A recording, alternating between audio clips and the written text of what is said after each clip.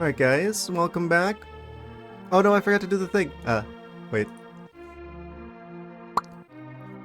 There we are. Welcome back. It's another wonderful stream of A Link to the Past. The Zelda game. Uh, so, when we last left off, we just did the last one. We beat the water dungeon. We beat the water dungeon, and now we're here in the Shadow Realm once again, and we've got basically the real Lost Woods. I just got into that dungeon the previous time. Oh, we're in our house right now. Yeah, I kind of made the mistake of dying at the Dark World, and that sent us back to like the pyramid, which means we got to go all the way around back to the dungeon, back into the evil version of the forest, the real Lost Woods. Yes. So basically, we're gonna go after the third crystal in this stream. Also, I'm realizing one of our bottles is empty, so I'm probably gonna grab a fairy really quick now that I know how to get infinite fairies. Basically, from our adventures near the water dungeon. Ooh. Yes. I'm surprised that they gave us the Master Sword so soon, but I guess, makes sense. Really. Very powerful sword beams. Oh, actually, let me switch this around so I can see you guys. Seems good. Hello, yes, welcome, welcome. Switch that just in time. Alright. Let's go grab a fairy and head back into the Shadow Realm. Yoink. And of course, wait. Oh, right, because I'm like, wait, we have all of our hearts, but I wasn't paying attention because we got the second row of hearts now. The second row of hearts. Also, where does that teleporter go to? Can't get distracted now. Too busy getting lost on my way to fairy shenanigans. It was near here. Yes, because we can go in here now. And there's like the guy who like flies around, and as long as we got a little bit of magic, we can convert the one guy into we can transform the flying skull into a fairy. With the magic powder. Oh.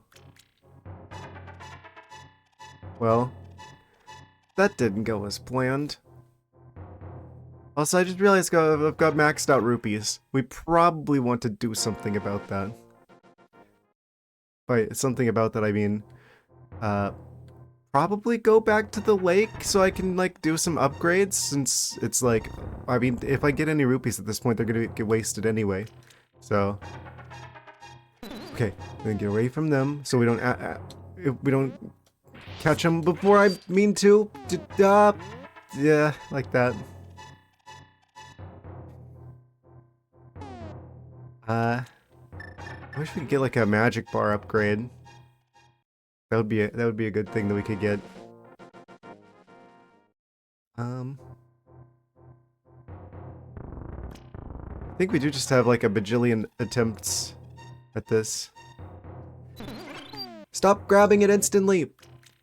I'm gonna waste all my magic. I'm gonna successfully hit it with the magic, and then the fairy's just gonna be like flying directly into me.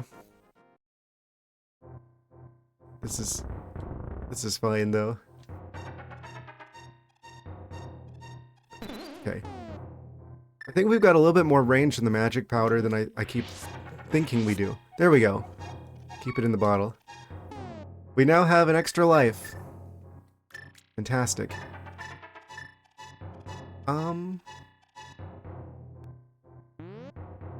Yeah. Yeah, this is good. So, we don't even have to enter the Shadow Realm to get that. I'm just gonna go south of our house. Alright, back to the forest. Actually, I'd probably want to go to town and like, wait, do I want to go to town or do I want to go to the lake? There's like multiple choices we got here.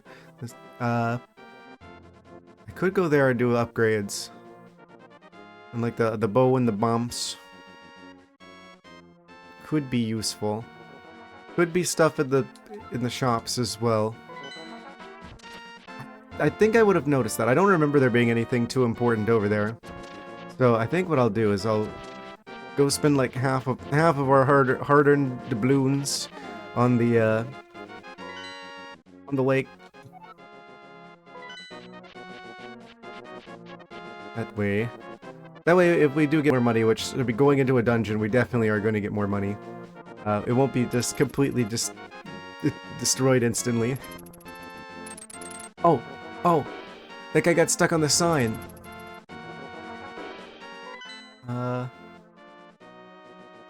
Yeah, south of here.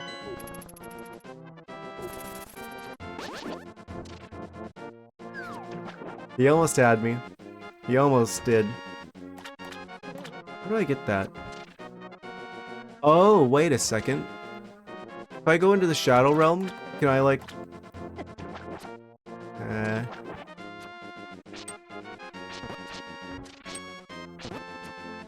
First, Zora. Yeah, wait.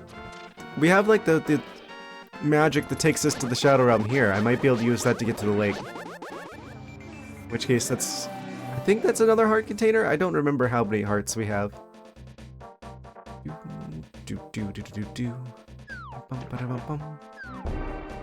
Yeah. The flying mushroom guys. Not a big fan.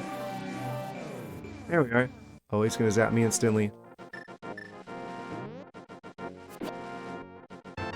Found a piece of heart. Your heart level increased. Yes, there it is. We're immediately starting off with a new heart container.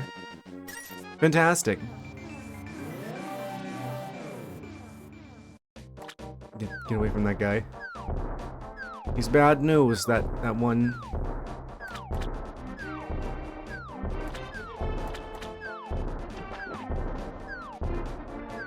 The entire world is out to get me.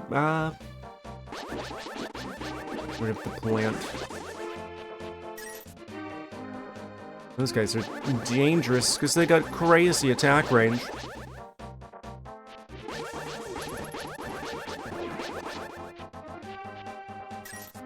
Yes. Did I go to the place where like our house is?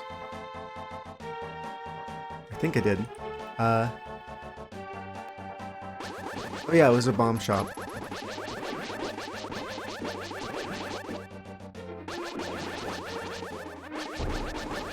Yeah, so it'd be kind of very strong in this game. Link has the plasma beam.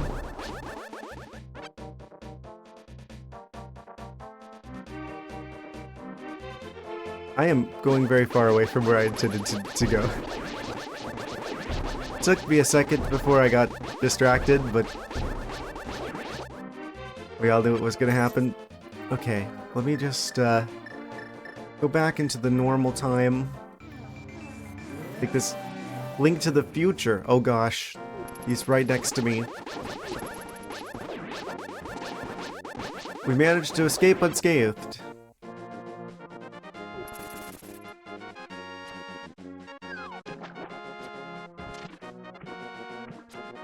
Alright, so now it's just a matter of heading over here, and we should be able to get the upgrades.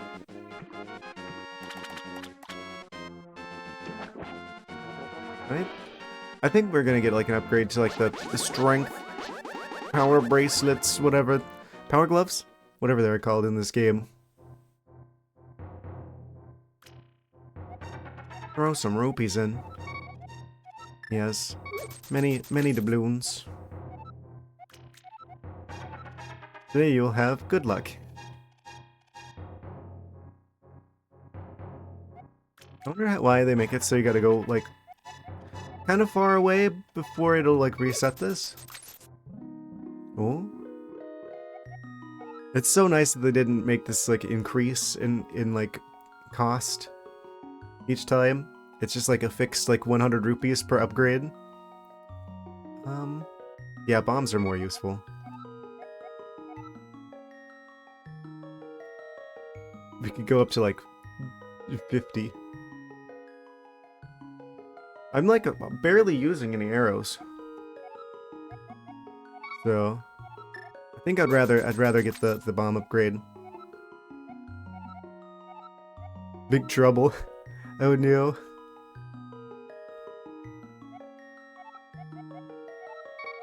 Gotta fix our luck.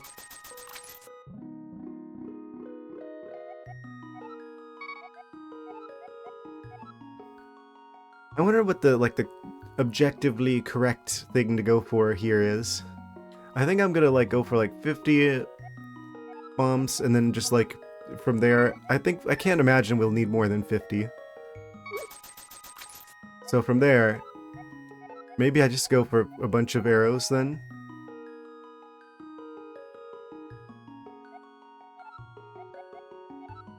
We just have so much money. We gotta spend it on something, right? And we're at 50. Many bombs.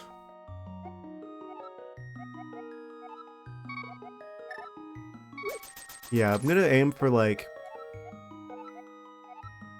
go under like 500 rupees. Give us enough room to collect more. But still keep enough that if the game like makes us buy something, we have the doubloons for it. Must be funny.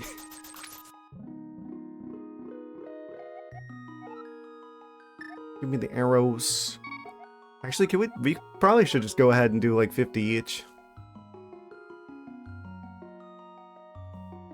I mean, money is no object in a lot of situations.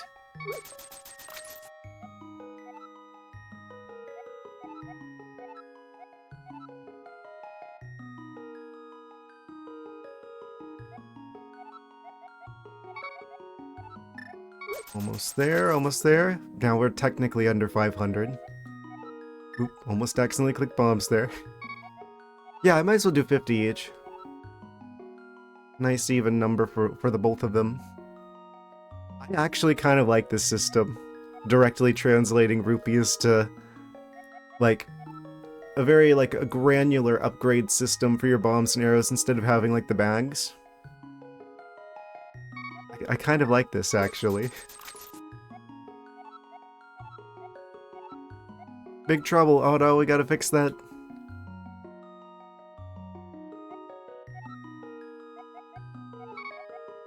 It kind of reminds me of like the upgrade system in Breath of the Wild. I think there's a similar one in Tears of the Kingdom, but we didn't mess around with that too much. Except in those games you need like crafting ingredients. I think I kind of prefer it this way. It's almost like, I don't know, Dark Souls-like, right? Where, like, the souls are basically currency as well as, like, experience points. Except it's rupees here instead that you can use for, like, upgrading your stuff. It's very, very interesting. I feel like that's almost like a better way of doing things, right? Just have, like, one currency in the game for everything. There we go. Still have like about 400, so I mean the last time we needed an item, it cost us 500. So I'm sure we'll get an extra 100 pretty quickly. And now I got 50 of bombs and arrows. Had to make sure I did that to like remove our laser sword. Don't want to be playing this on easy mode. Okay, so where are we? Oh, we're all the way over here now. Is this better or worse? I'm inclined to believe slightly worse, but we can leave the water there, which would make this slightly better. So let's go swimming. Except I can't go south of here because the waterfall is blocked. Stupid Zoras. River Zoras be like.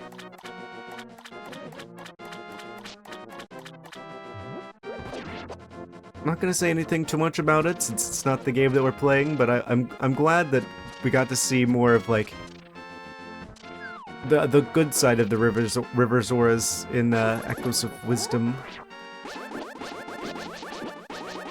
Because this is like a crazy thing, right? How it's like the Zoras are like have a totally different design in this game compared to other games. Also, hello, welcome, welcome. We're on our way to the 3rd dungeon in the Shadow Realm. The real Lost Woods. That's like the ArcticThwack version of a spin attack. Yes. Dark World. Yeah, I just upgraded the bombs and the arrows to be at 50 each. Because we had maxed out doubloons. I had to do something with them. Because we're going almost certainly go in the whirlpool. Okay. Because we're almost certainly gonna pick up some more money in the Shadow Realm. Yes. Item screen? Yes. Nice, so we're like frozen in time after getting hit by the getting hit by the Zora. Yeah, so we got the 2 bottles from the start of the game. I don't know where the other 2 are, but I figured out how to get a bajillion fairies from the water area. Because there is like that one guy, you know, like the skull guy who like bounces around the room near the switches that lower the water level. You can just hit him with the magic powder to get fairies, and it's like just south of your house. So it's like the real fairy fountain. Yes. So this is our current item situation.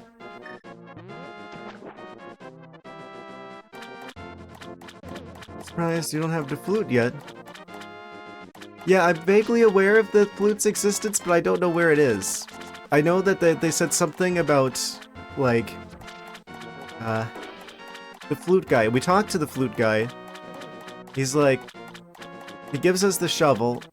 He tells us it's somewhere with like a grove with some animals or something. And I thought he was talking about the area where the Master Sword was, but he said he buried it with flower seeds. So I dug around like all of the flowers, and there wasn't any flute. So I don't know if it's like next to one of those or what the situation is with that, but I don't entirely understand where he meant. There's another. Okay, I had that suspicion. Yeah, it's not. Why did the grass explode? I think it's funny the inside of Link's house sounds like Kakariko.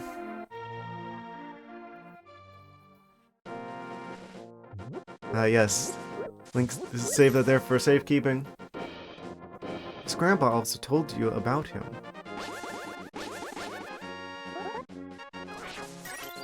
Oh, secret fairy in the grass. His grandpa also told him about him. So it's probably near wherever his grandpa is, wherever that is. It's the first playthrough. I don't know where all the NPCs are.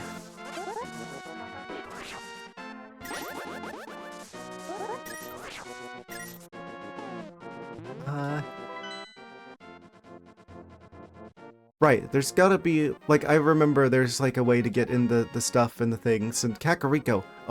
Okay, you're talking Kakariko Town. We're going there anyway. Can I go around this way? I'm gonna try going around this way, because it looks like I should be able to go around this way. I'm gonna laser the guards. Might be on the way. Perchance. More exploding grass. This is kind of grovey. I mean... Oh. Oh no, I scared all the animals away. Oh, he's a ghost.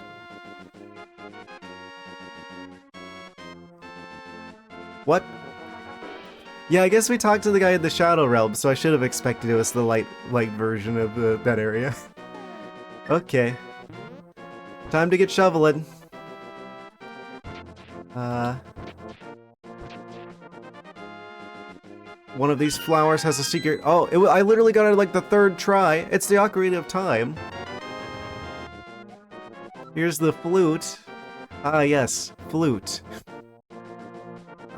Everyone knows flutes are shaped like potatoes and are blue. This music surely has some mysterious power. Tell me that isn't just obviously the Ocarina of Time. Because the wisdom has a piece of energy hidden in the exact same spot, which is so neat. That's amazing. I probably should have played this game before Echoes of Wisdom. I probably would have noticed a lot of connections between this game and that one. Ah, man.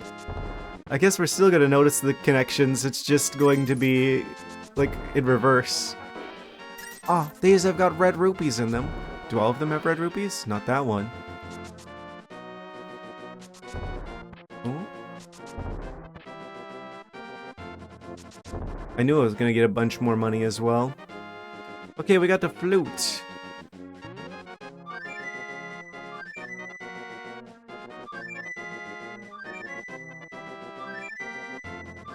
I don't recognize that tune that he's playing.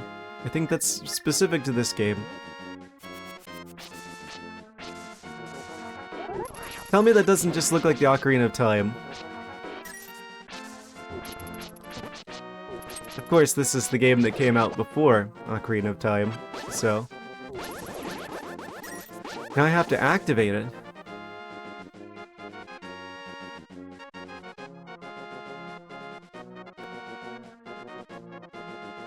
We're gonna have to go back into the past. We're gonna need a link to the past, if you will. Also, yes, this does connect. I think. Right? I can go from here to Cat Carico. Ariel held on to it or something.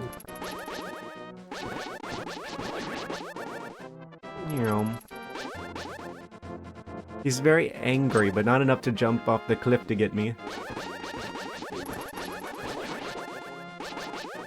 He won't. He's so eager to get me, but he won't climb down the ladder. Can I go around the library? Yeah. Kind of reminds me of like a dog barking at like through a fence. Like those videos that you see of like a dog barking through the fence. Like they're getting like acting all angry and stuff, and then you open the fence and they just get really quiet, and then they act like they totally weren't doing anything. And then you close the gate again and they start barking again.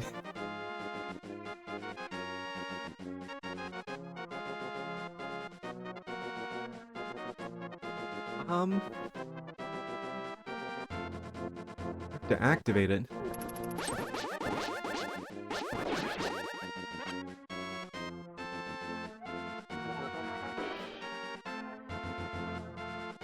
I'm gonna go back to the Shadow Realm. I think that would be a good thing to do right away, actually.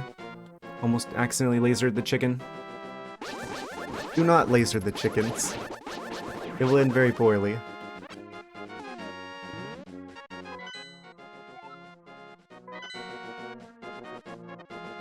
Yes. I remember there's like an entrance into the Shadow Realm over here. Poor chickens. Poor us. They are an entity stronger than any other in this universe. Ha! The guy thought he was being sneaky.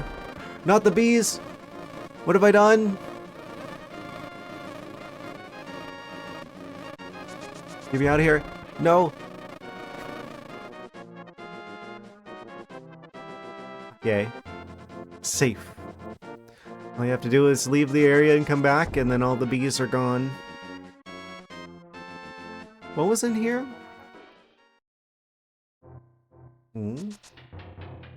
Secret cave. No fairy fountain music. Secret hideout. One of their ex-members is staying in the desert. I remember talking to you, but I don't think I ever found that guy. Oh yeah, there's a heart piece that was on the ledge there. I got it already. Okay. Yes. I'm assuming this is like a 20 heart container type game.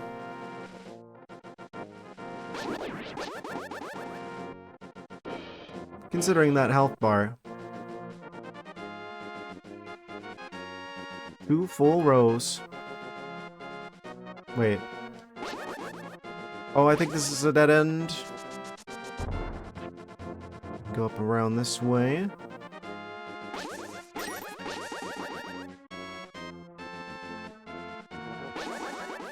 Yeah, the hearts are gonna come in handy. Bottles would be even more handy because that means extra fairies, which means extra lives. Which, it's really good that I figured out how to get a hold of more fairies more easily earlier on, because I can tell we're gonna need them. This game is not afraid to dish out a lot of damage. Okay. They just had to put that guy there, didn't they? He kind of reminds me of, like, because he's got like one of those hats like Link, but it's like a yellow one. It kind of reminds me of like the guy in Skyward Sword who has like the yellow hat. He's like the old-fashioned Link. Except obviously that guy's friendly. This one isn't. When all you have is a hammer, everything looks like whack-a-mole. Okay.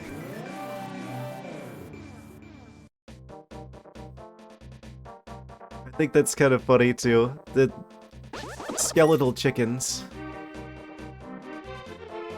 It's like implying that even though like Ganon got a hold of the Triforce, even his power wasn't strong enough to defeat the chickens. He could only turn them into skeletal chickens, but he couldn't destroy them outright. Not even equipped with the power of the gods and the goddesses.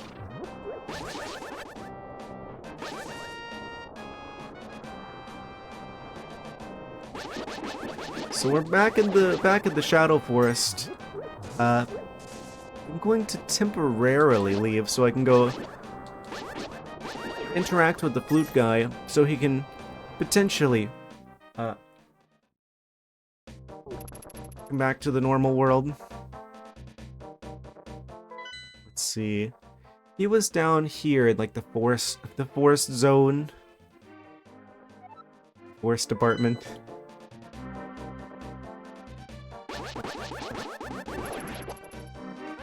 I swear, Super Nintendo games really impress me. Because it's like, whenever I think of like games that are in this pixel art kind of style, I think of like NES shenanigans, which was a lot more limited. It's like a thing where, like, whenever I was younger, in the actual like original like Super Nintendo times, I was kind of limited to which games I had a hold of back then, because it was basically my parents making the decisions with which games were purchased, and they basically just bought like you know, Disney like movie tie-in games and like games that weren't that good. Like the only like good Super Nintendo game we had was Mario All-Stars. But I missed out on all these games back then because they didn't know what a Zelda was or what Metroid was, so I didn't get to play those until like way later. So my experience with a lot of these older games was like the NES ones. So it's like the jump from like, it's like I expect NES quality games whenever I play a game that looks like this. So when I end up getting a Super Nintendo game that plays like this, I'm just like, wow, this is way better than I thought this was gonna be. Right? Because it's like, I don't know. I feel like Metroid's a great example of that as well. Where like Super Nintendo is like Super Metroid is like leagues better than the original 80s one. This game's at friends' houses in pieces. Lost a lot of friendships, but it's worth it. Yeah.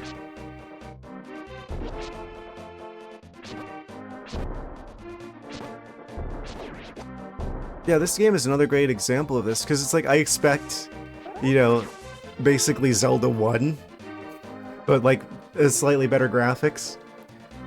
But then I get something that's like basically a modern Zelda game.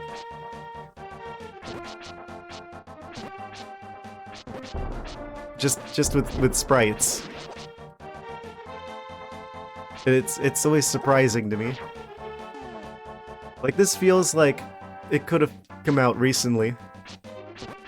If you just like updated the graphics to look like the Link's Awakening remake or something, this totally could be like a game from current year. These games age so well.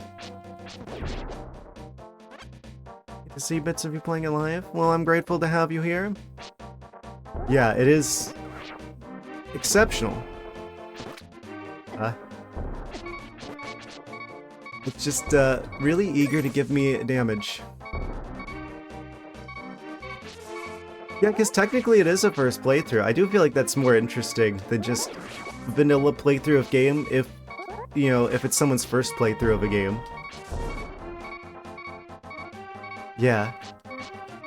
I think some people also use like these videos as like walkthrough kind of guides as well on YouTube.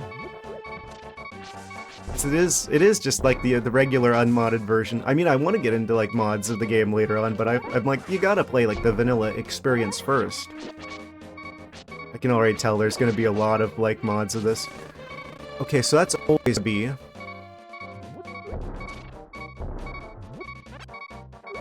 I don't want to waste a fairy. These guys always... I was just about to say, these guys always hit me. Well, there goes our fairy. And the enemies are even still here to make sure that I get damage. Also, that's not enough to... It's not enough to bring our sword lasers back. So, I guess the fairies heal for 8 hearts in this game. That's good to know. I'm just gonna go back to the dungeon. We still got the potion. We're right here. I have to break that block of grass to get through, but if I do that, then the bees get released. Oh.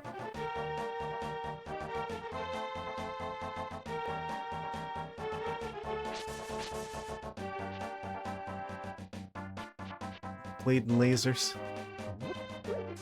Amazing. Where does this go?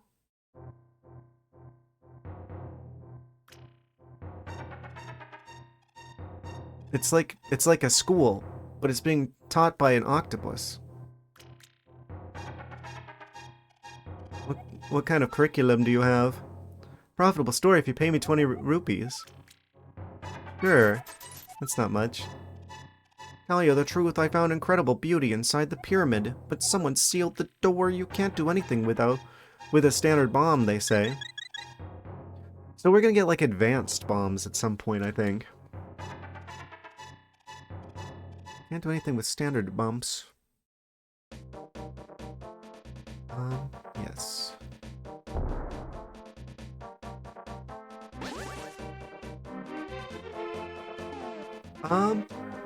So if I go south, I'm trying to get to the forest. Trying to find the forest through the trees. Because yeah, we need to activate the flute shenanigans. Freed the guy from the Shadow Realm, I believe. Yeah, that's a good idea too, because then if we go back, then we could grab another fairy along the way.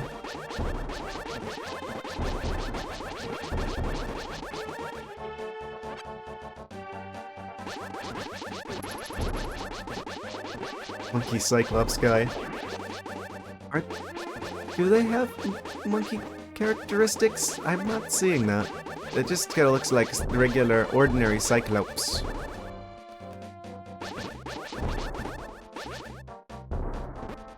Ha! He got hit by the Cyclops bomb. Okay. I can't... this is the wrong way. If I go around through the stairs there, then I could go around that way. Is there a closer place I could...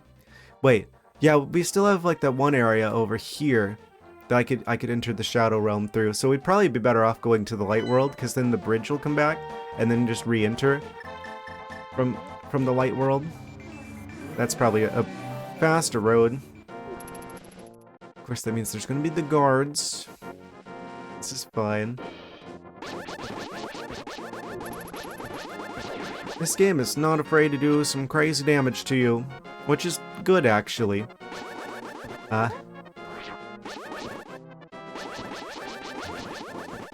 feel like some of the newer Zelda games err on the side of being a little easy.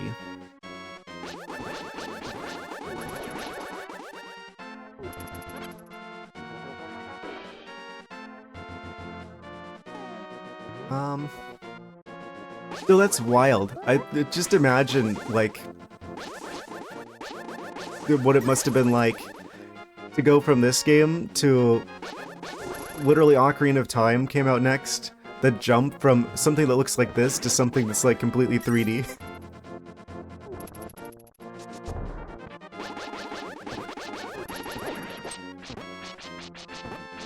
Are we ever gonna have, like, technological leaps in video games like back then? It's hard to imagine that there's any more of those to happen. I mean, I feel like the jump to even, like, VR won't be as, like, insane as going from 2D to 3D. I mean, you say that they're aged, and yeah, I mean, it's true, I guess, but I feel like the visuals hold up really well. Does this hold up better than Ocarina of Time? Because I feel like Ocarina of Time was going for a little bit more realistic take. It's like the more realistic you get, like the faster things age. This is always going to look like A Link to the Past, though, because it's so stylistic. Like Wind Waker's gonna, like Wind Waker ages really well because it's so heavily stylized. So it's always gonna just look like Wind Waker.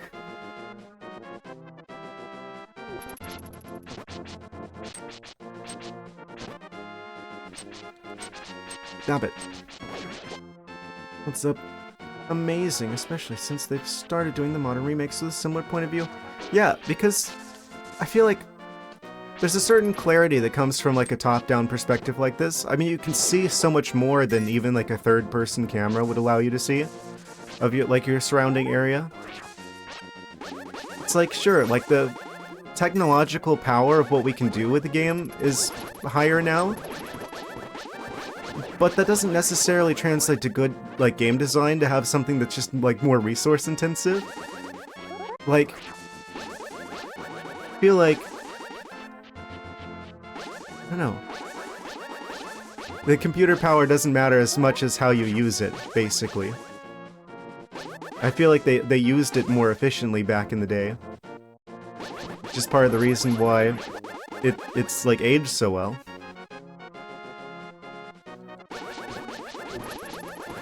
To a certain extent, it's like, it doesn't even matter if you have like a more powerful system if your games are designed worse. I can't help but think of like parallels with like the sci-fi, how it's like, oh, they used to have to rely on good writing. So like stuff from back in the day was like really well written because of the limitations of what they could do, like special effects wise. But then at a certain point, they started just like going crazy with special effects, but the writing suffered. And basically the result of that is that I like the older stuff better despite it looking worse, because the writing was better. It's like there's like almost like a video game equivalent of that going on here, where it's like, okay, yeah, this game isn't... Like, the Super Nintendo obviously wasn't as advanced in terms of what it could do as modern stuff, but they used what it could do way more effectively than modern stuff. So... oh, the older games are better still.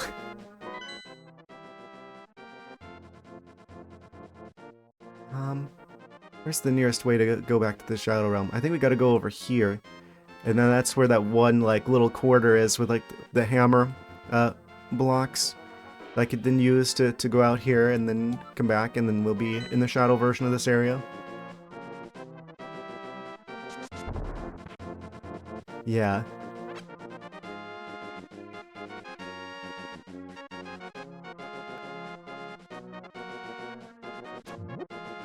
So it kind of makes sense that they're now starting to like design things, because at a certain point it's just like, okay, yeah, you could have like Legend of Zelda game with like ray tracing and like all of this crazy stuff if you wanted to. You can make it look really good, but if it doesn't play well, right? I feel like with like more simplistic graphics, there is like there's an argument to be made in terms of like visual clarity of like communicating stuff to the player. Because like if it's like really super realistic, there also might be so much detail that it could be tricky to keep track of what's even going on. Wait. You stole my shield! Come back! Like, simple also means easier to understand. I think that's something that's very important, and I feel like indie developers especially understand this, and why doing stuff in this sort of art style is like becoming so popular even with like modern like capabilities. So flashy, it's like, what's even happening? Yeah, exactly. It's like keeping things simple is like a great way to like communicate to the player what's actually going on in the game. Like, not just like overwhelming their senses with like a bunch of like superfluous information that looks very flashy and fancy, but doesn't really contribute to making the game better, and even in some cases makes the game worse. Even if it is more technically impressive. At the end of the day, it doesn't matter how technically impressive your game is if it's not fun. This game is fun. No, there isn't ray tracing on the Super Nintendo. But it is but it does have well-designed games, though. And that's what matters. Yeah, exactly, the Star Wars prequels. Yeah, I kind of feel fortunate that I never got too crazy into Star Wars. I have a friend who did, though. I feel sorry for him. This is like, okay, yeah, the first, like, three episodes, 4, 5, 6, it's like, oh, sci-fi, space opera, hero's journey retelling. Very interesting. Then you get the prequels, and it's like, special effects show. And then, you got the new ones, which I haven't even seen, the two most recent ones, where it's just like, Disney doing Disney things. Is this guy like an elephant, or like a magma, or what is he supposed to be? All I know is that there's a point where, like, I think Anakin's drinking, like, weird, like, green alien milk or something. That's about all I know. I saw the first of the new 3 ones, and it's like, it was basically like a fan fiction with, like, a Mary Sue character as the main character. Thank you, Lank, but it looks like I can't play my flute anymore. Please take it. If by chance you go to the village I lived in, please give it to the tired old man you will find there. My mind is getting hazy. Let me hear the sound of the flute one last time.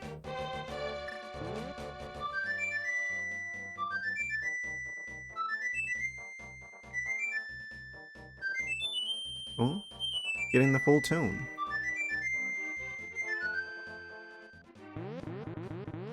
Oh?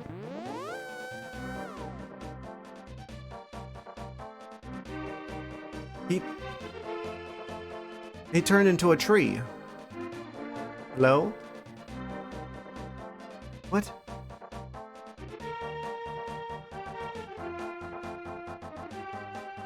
Okay, so this is insane.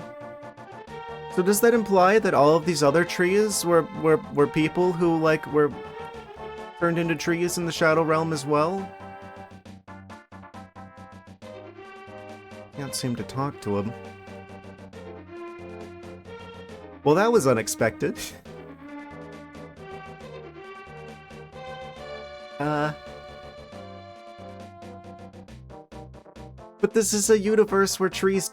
We've got, like, the Great Deku Tree, who's, like, a tree that talks to us, so it's not like talking trees are, like, out of place in the Zelda universe. I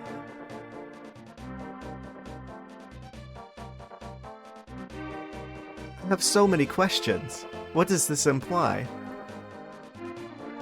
So, we've seen that there's like eyes on like some of the other trees here. How about the moonstone? You can't resist the shape.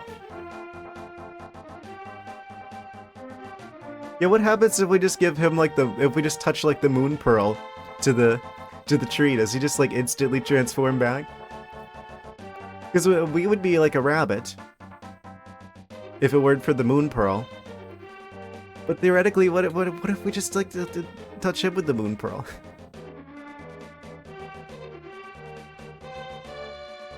Then like what happens if he like loses contact? Does he just instantly go back to being a tree again? Could we just like both be holding the moon pearl and then like leave and then he'll be fine because he'll be in the light world? I feel like this is a situation we could have prevented. We probably still could fix. Adventure Time, there's an episode of Lumpy Space where you have to sit on a ball to not be lumpy, so some of them sit in a circle and trade it for fun. Interesting. I never did see that show. It was a little bit after my cartoon watching time, but I feel like I would probably have appreciated it. Link is a villain, he doesn't care. Of course. Plot twist. We were actually playing a Shadow Link the whole time.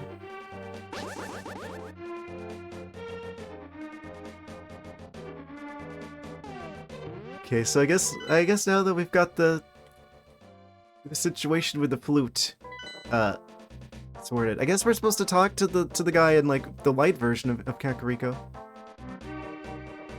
Didn't you post that? Maybe? I'm not sure what I don't know what you mean.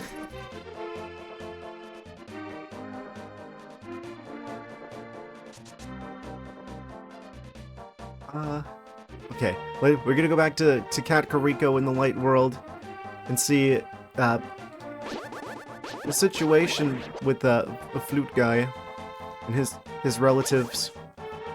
I don't know how they're gonna take the news. Like Link's wearing like a doctor's outfit and he comes out of the other room, he's like, I don't know how to say this. So I'm just going to tell it like it is. I diagnose your grandson, nephew, with tree.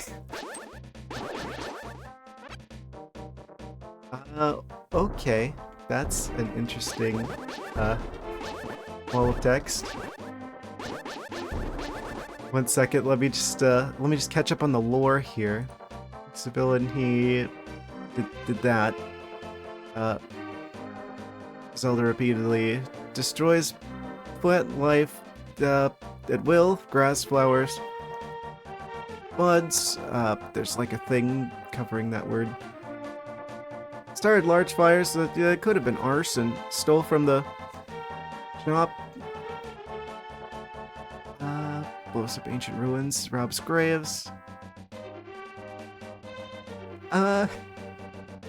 Houses and breaks their pottery. There's explanations for most of these things.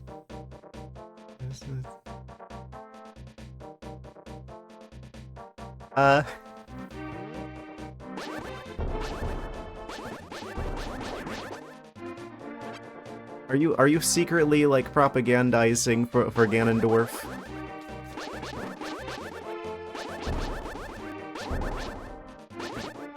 I feel like if I saw you in real life, it's just like a Bokoblin type this.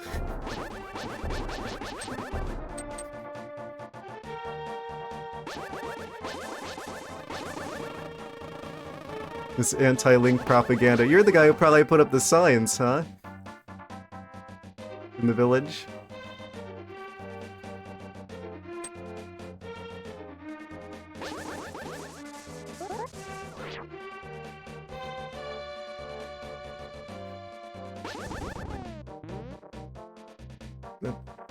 Okay, we're gonna dodge the glowing skull there. Okay, so I think it would be easier to just go back to the light world and then go around. They really didn't want you going from like the right side of the map to the left side of the map without a bajillion steps in between. Okay, I'm going to, because the bridges reappear if I do this. I'm going to go back to the future.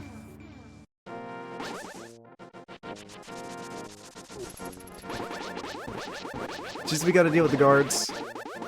Yeah, the mirror sounds great. I feel like the sound design in this game is spectacular. There's so much detail. Like, I knew the second I was hearing the rain on the outside of the castle, when you're inside the castle at the start of the game, I'm like, oh. Oh, this game is gonna be next level in terms of, the details. Because I feel like that's... I don't know. That's a level of detail you don't really see from Nintendo anymore. Like... 90s Nintendo was something else. Wait, you can move, like, objects, like, entities from, like, one screen to another like that? I'm, like, shocked they allow you to do that.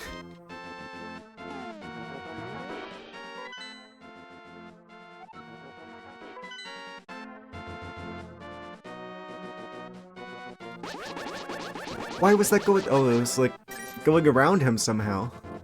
Okay, where's Food Guy's house? Yes, I think you're the guy who made these signs. Okay, where's the individual? Mostly like not out of caves or buildings or stairs, I think. You've changed. You look marvelous. Please save us from Aghanim, the wizard. Yeah, fun fact for anyone who plays Dota, the item Aghanim Scepter is actually a reference to this game.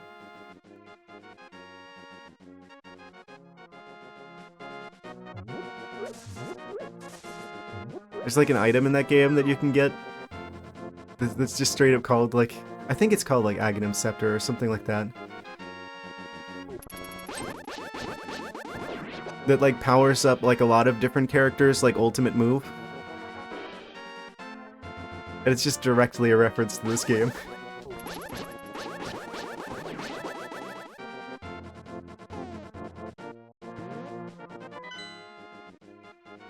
Okay, so where's the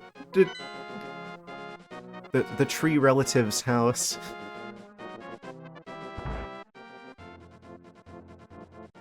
Not here. Free that chicken from prison? What kind of monster is keeping the chicken in the jar? Get him out of there.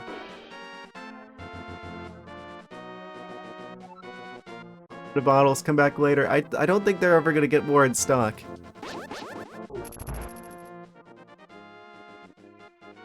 Okay. This house belongs to the chickens.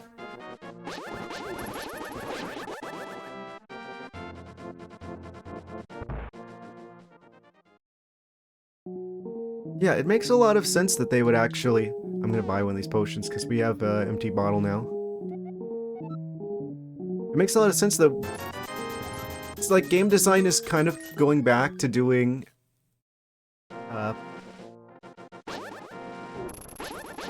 doing what these older games did with like the top-down stuff and the more simple kind of layout of displaying things to the player. It's like people associate this sort of thing with like being older, but I mean the clarity of conveying stuff like this, I feel like... how do I put it to words? So let me try and find the flute guy. This young lady at the waterfall at the Wishing Hills of where the river begins. You should meet her at least once. I'm sure you'll like her. Ah, yes. The upgrade system. Yes, I've talked to her a few times.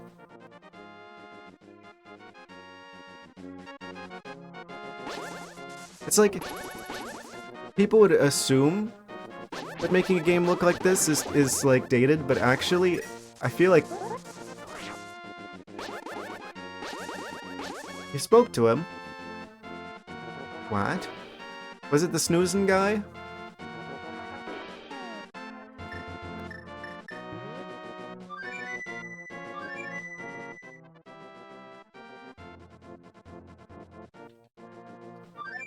Mumble, mumble. Oh, this is my son's flute. Did you meet my son? Yeah. I forgot.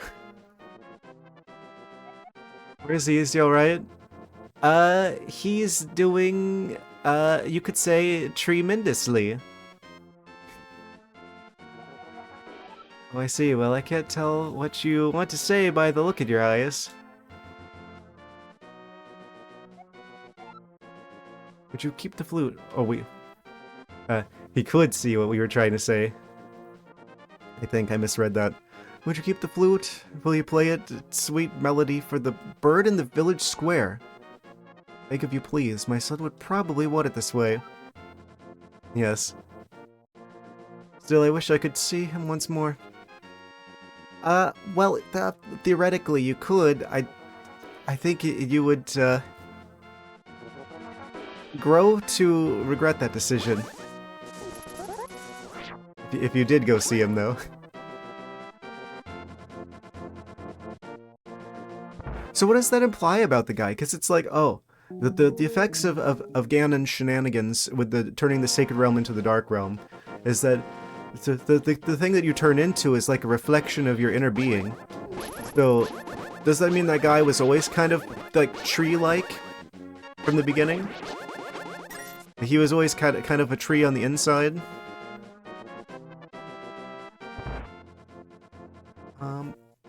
Oh, wait.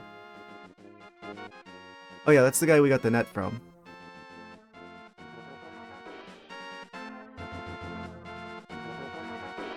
The bird in the square. I think they mean this, the wind vane? Okay, we're playing the whole song.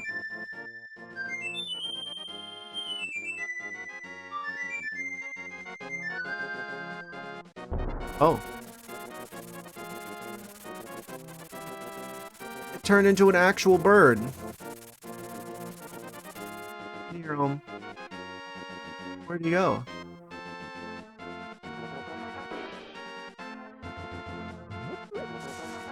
What chain of events have I just set in motion?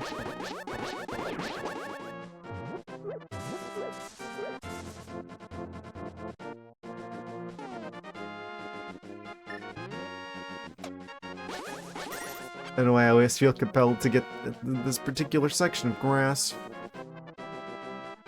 Where did that bird go?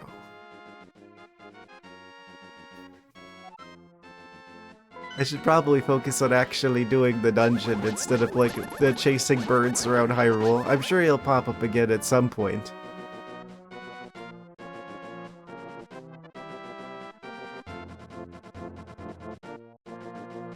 Yes, let's go back into the forest. Oh, you know this is going to be really convenient when we get the option to remove these blocks. Because I feel like it's got to be just like a matter of time before we get, like, the item that we need for moving this out of the way. And then we're going to have, like, that very easy access to the other dimension straight out of Kakariko Village. But for now, we gotta go around the long way.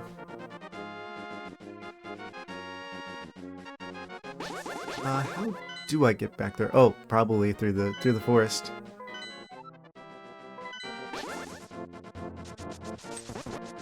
Oh, I set myself up for that one. It's so weird that the bird turned into a bird. Yeah, I called it Karaoke Village. I mean, it does look a bit like Karaoke Village.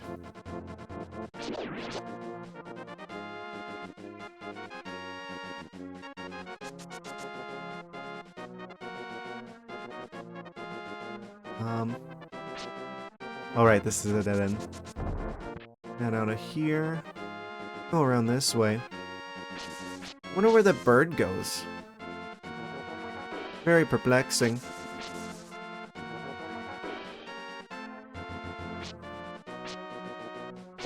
Oh, this means we're gonna have to go past the forest, the thief guy again. I tried to get around him. He stole my bombs. Good thing we had extras.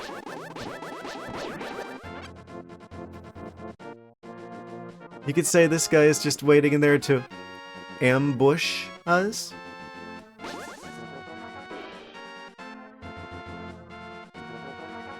You're getting attacked by the trees, getting attacked by the bushes. We got the whole garden center against us.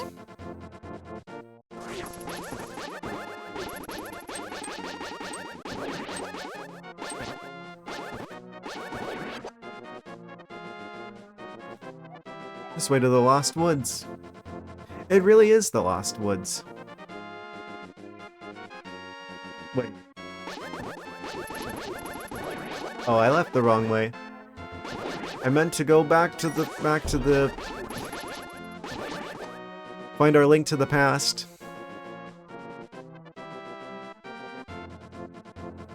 Are we traveling through time?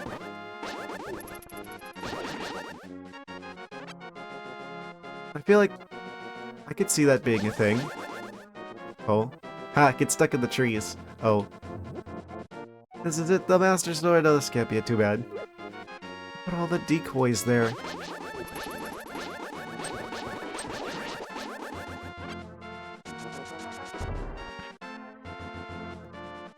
And then that leads to the Master Sword dimension. Okay, Light World versus Dark World. It's so weird, like, the parallels between, like, the Dark World here and the Dark... Like the adult timeline from Ocarina of Time. It's like, oh, evil has prospered and has turned the world into a shadow of its former self.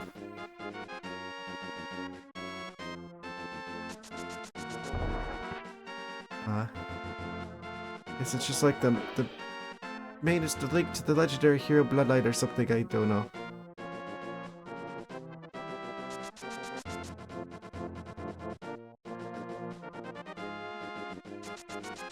How the heck did I get back there? Confused. Much confused.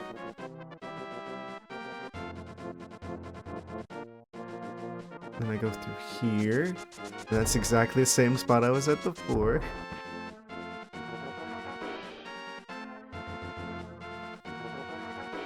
Oh yeah, this is some serious Lost Woods shenanigans.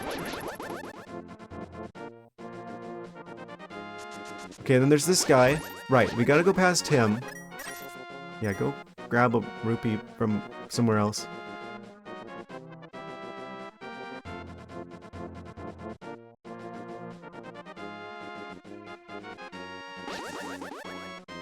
Right, then we go through here.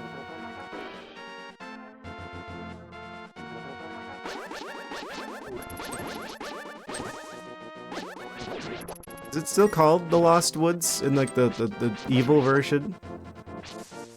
Battle World version? It's just like the extra Lost Woods. Check out the center statue. Ah, yeah, I played the flute. There must have been like an ad going on or something.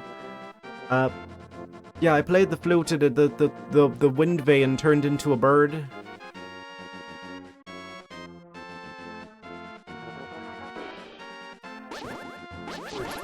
And they flew off over to the east.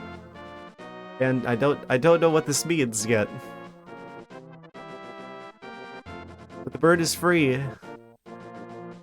Why did I come back here? My brain is doing dial-up noises.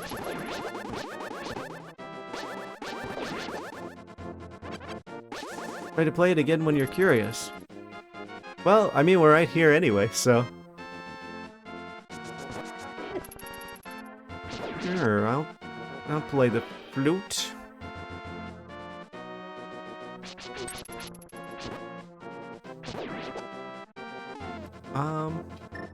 The flute. Yeah, not an ocarina. What? This is a fast travel system.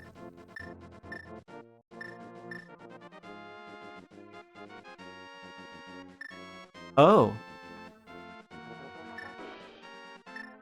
That's where the bird went.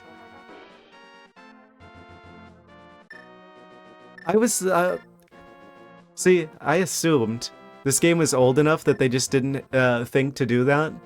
They just didn't think to include like a fast travel system, because games back in the day, you know, it's like that's kind of like a new concept.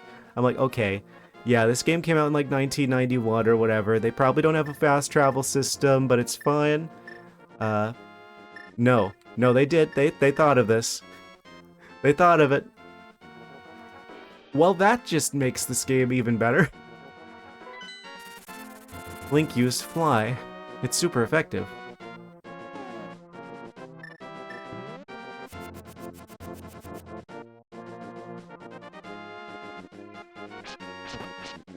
Oh man. I genuinely did not expect them to have a fast travel system in this game. I'm genuinely pleasantly surprised by that. That's gonna make getting around the world so much easier. Oh man. I had no idea.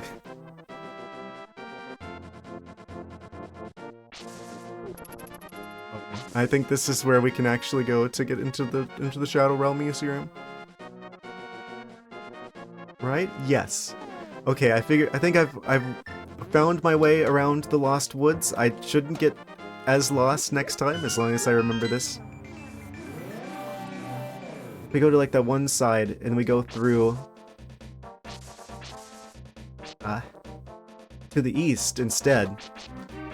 I think that's the fastest route to get back into the Shadow Realm. Let's get back to this dungeon, shall we?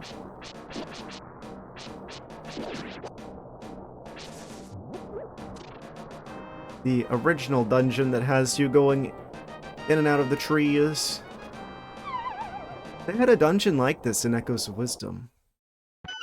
I wonder how close this dungeon and that one are, design-wise, to each other.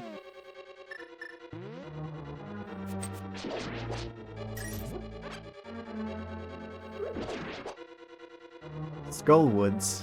Ooh. Well, that would make sense. A lot of skeletons all over the place.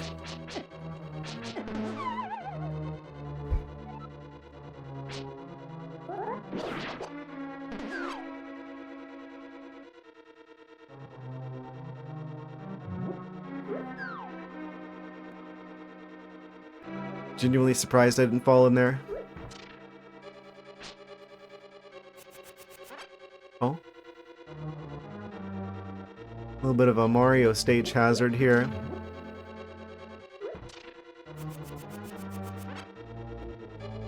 Right, so we don't have a key. We're in the dungeon, so I should be able to check the map. Skull Woods. I wonder where you would find that out. I mean, there isn't like anywhere. Would that have been like in like the game manual or something? It looks like there's only 2 floors. Do I have the map for this area? Yeah, I've got the map and the compass. I just don't have the big key. So,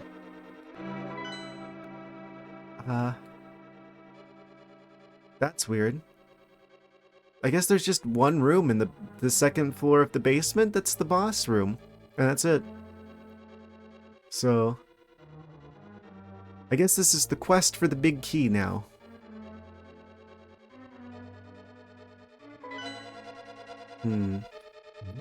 Someone in my chat in the previous stream said I was going to be a bit confused with this dungeon more so than the prior one.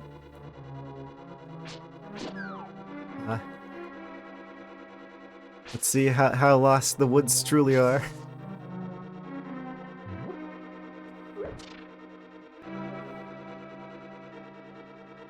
This is a very suspicious area, because it's like, oh, okay, there's like obviously one correct path to get the chest there. Why are there 3 other paths here? I'm gonna get all of these guys, in case one of them is secretly holding a key as well. They might not. Ah! I forgot! There's like the ceiling guys. He had the element of surprise and he wasted it.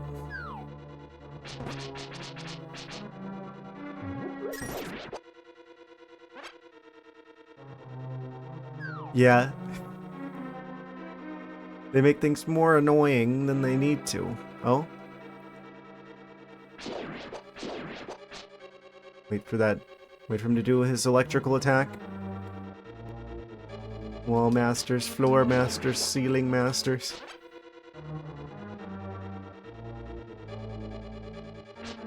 I mean, I guess when you think about it, ceilings are just walls that are sideways. Then again, so are floors.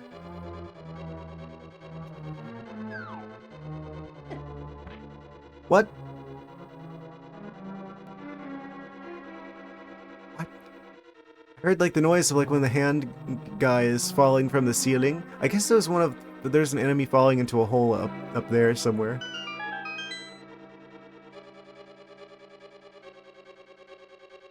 Where do we go from here? Oh. Tried to get me. Keyword tried. You're gonna have to try harder than that?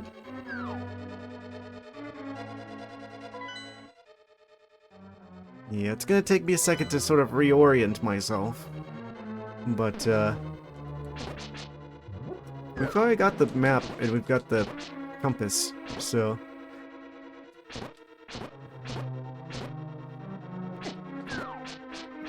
Of course.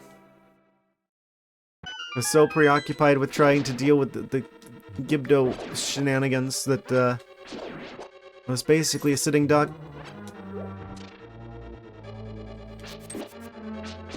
Yeah, just like lure them here so that they get bounced. Get bounced, idiot. I think he likes it.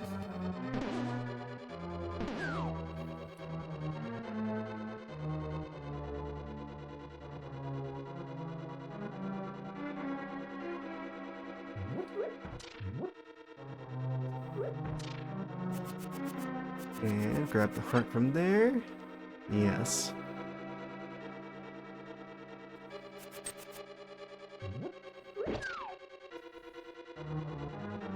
Very satisfying. Oh, the fire hit him? Or maybe that's just the effects of the skull. But he just happened to be next to the flames. I don't think that they're affected by the fire.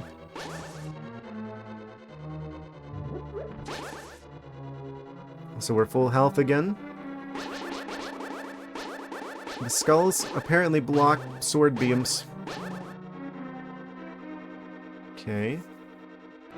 We want the big key. We can get into that particular chest right there, which presumably contains the dungeon item. Big question, of course, is how do?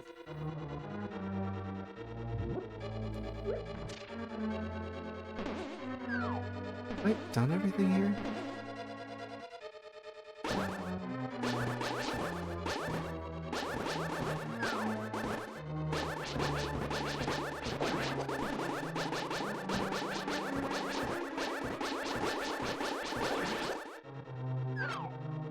Okay. And then I think this has... Yeah, they've got heart and magic pickups here. No! Okay, this is fine. I don't think there was anywhere else I could go in that room. Necessarily. So that's fine. Maybe I need to enter the dungeon from another entrance? I knocked me in there. Eventually they were gonna get me. What? Oh, I can't see myself.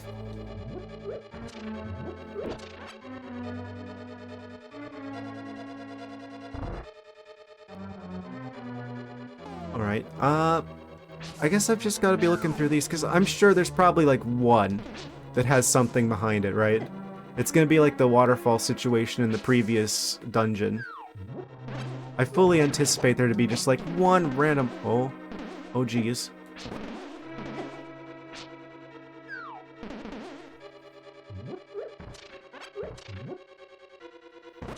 There's gonna be just, like, one random wall that has, like...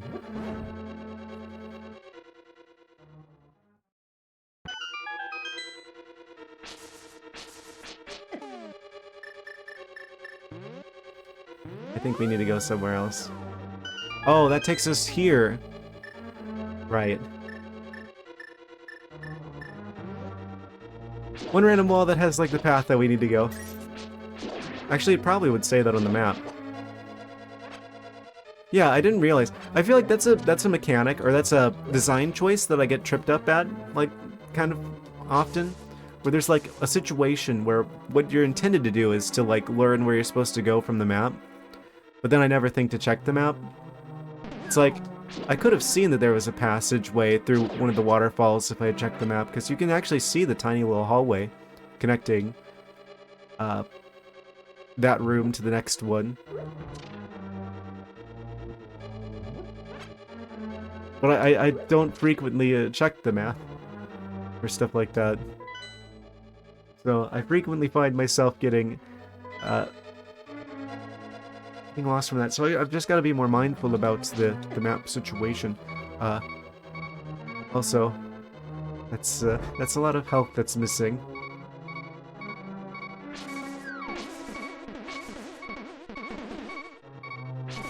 I think I already checked. Didn't I have 2 hearts? Does that guy do 2 whole hearts of damage? I think that guy does 2 whole hearts of damage. All the time I've seen countless ways people get confused. Yeah, I feel like that's what I have a high probability of getting confused from. I have a very bad sense of direction, by the way. Yeah, Gibdo's hurt a lot. Because I'm pretty sure I had 2 hearts of health and he did both of them instantly. So it's a good thing medallions become really useful in this in some later levels. Oh yeah, I haven't tried using the medallions that much. I should probably do that whenever we go back in that room. I think I remember one of these being like a screen clear. And oh, they're frozen. What? Well, I didn't expect that. That boy frozen in time.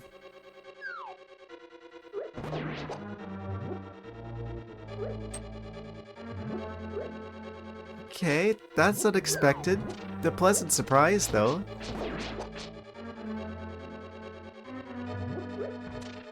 That's worth the magic. I don't really have much else. It's not like I have, like, fire arrows or something that I need to conserve magic for.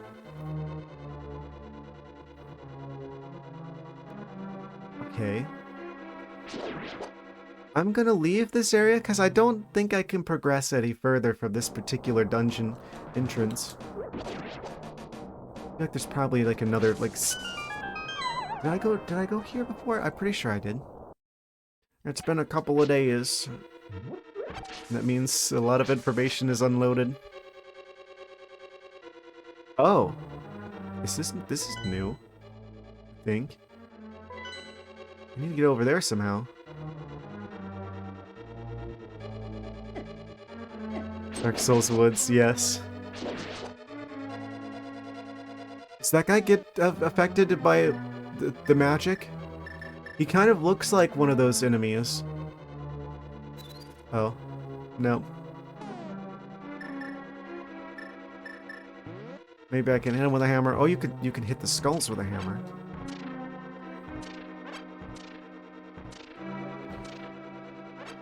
Very surprised he didn't hit me there. Oh, never mind. Wait, this is the top of the area that you need the. Well, I'll get stuck. This is this area. Okay.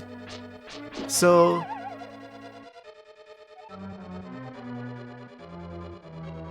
Oh. Oh. You're supposed to hit one of the switch thingies, and then that causes the floor to. Okay, I am so glad I just accidentally found that, because if I hadn't, that would have taken a while. Oh no, I was supposed to go over there first. Goodness. Okay. Oh wait, I've already been here before.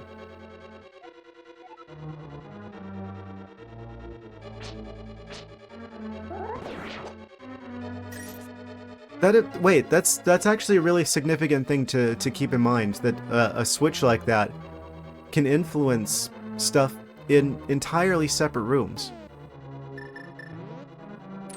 I feel like we've dealt with the situation before. I just had to. I had to come over here to see what was inside these skulls.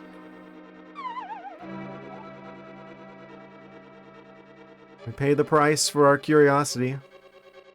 I guess I particularly should be careful around being a little too curious.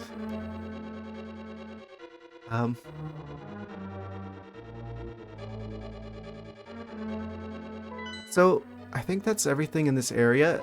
We have to come back here to get the key, or to get the big chest. Once we got the key. That guy's gonna do electric stuff. Jellyfish Chew preparing his attack. He's not gonna do it until I actually try to swing at him. Ah. Oh, of course. Well, get me out of here. It's like it took like a year the first time. Not these guys. Okay.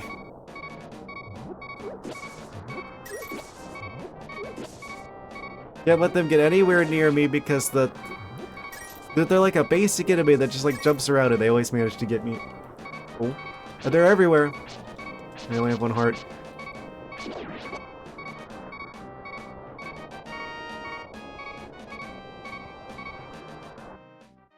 Just gonna hide away in this random skull's mouth, apparently. So we need to go north of here. We need to go into that room. Now, you know what? I've only got one heart. I want to figure out this room situation, so I'm just gonna use that there. I feel like this is a good opportunity to do that. Ah, it doesn't even matter because that guy's there. Oh, try the hammer? Oh, good call. Give him the old Metroid treatment.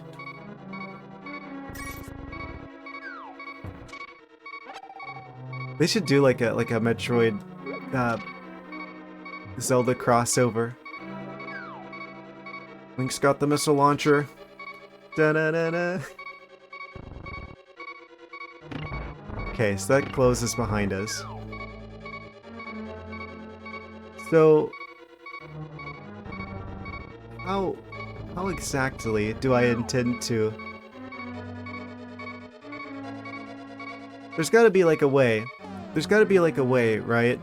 Where I could somehow manage to get the statue onto the switch here. But still be in front of it.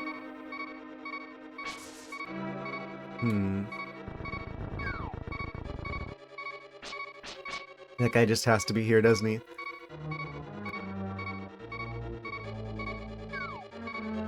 Can I, like, grab it and, like, pull it somehow? We can. Okay, that is a mechanic.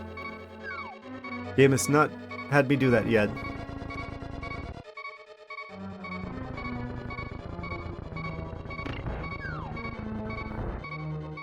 Kind of surprised he didn't grab me there. Wait, what? Okay, we got it.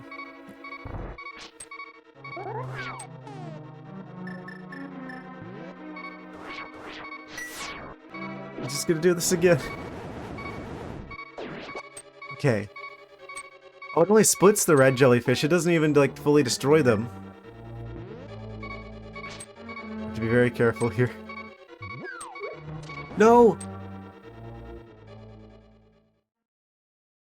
I was right there! Okay, time to do a little science experiment. Okay, so if I move this, now it's like kind of off center. If I leave and come back, does it reset the position of that? Wait.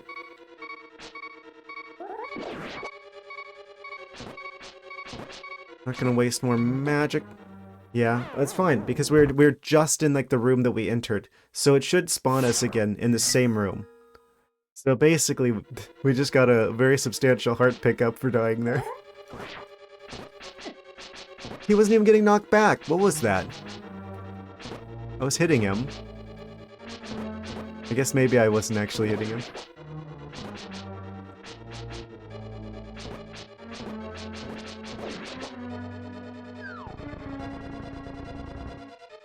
So then if I leave and come back, does the statue stay in place? No, it gets teleported back. Okay. Good to know. I am going to use magic again here. Waiting for the hand to drop. I think they just keep spawning infinitely. Wait. Where's the hand at?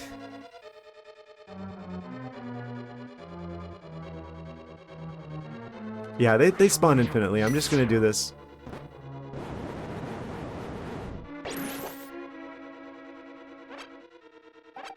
Gave us a little bit of magic back.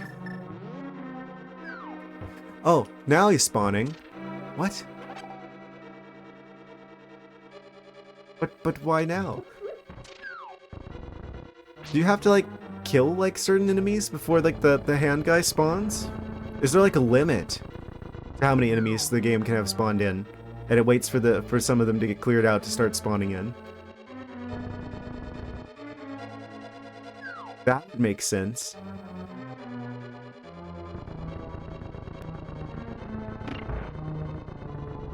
Oh. Ah, okay, we got in here. I'm going to go straight for the chest. We got the big key! Hooray.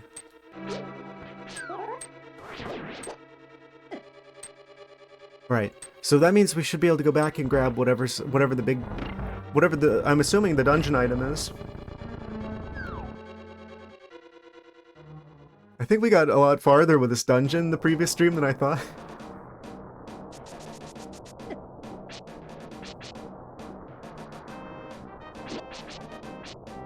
I may want to use a red potion. Okay, yeah, if we go down this way, then that means we can pretty easily get back to the area with the big chest. Yeah, it's like south of there. I just have to activate the switch once. Or one of these little star guys.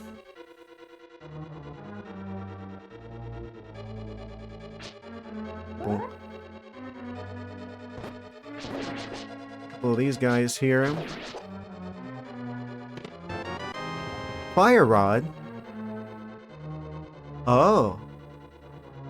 Oh, this is we found the fire rod.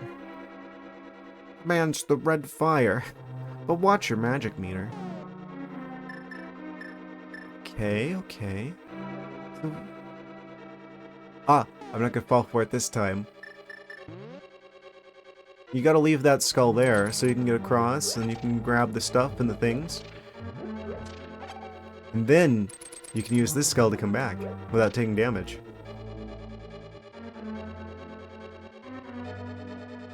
So, fire rod, huh? Where was the situation where I needed the power of flames?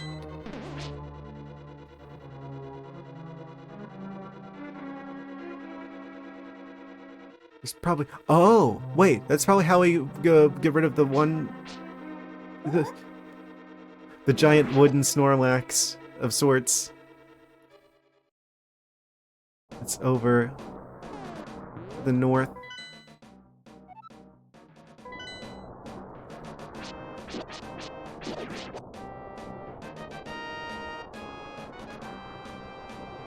Where was that? Flammable items beware.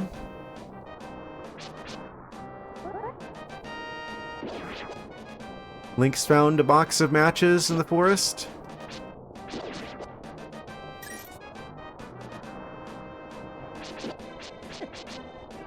You stop that right now. He's way more range than I do.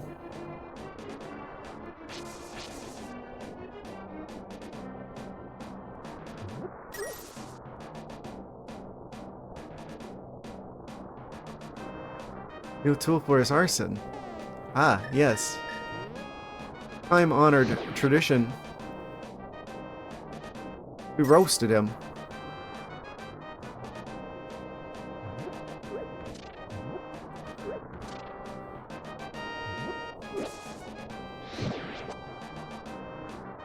It's kind of messed up how the sound that they make whenever you shoot flames at them.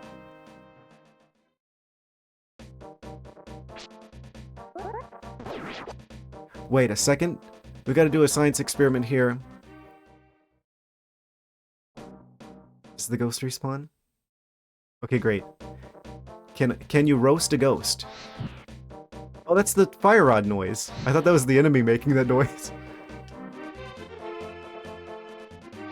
Oh, of course, that time he went down instead of up. You can roast my ghost.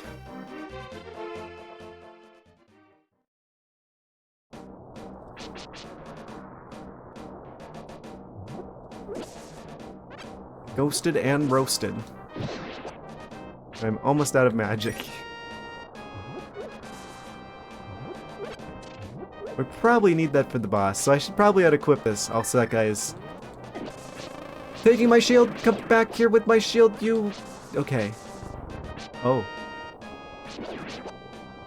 I mean, it makes sense that it would take a lot of magic. Link has a flamethrower.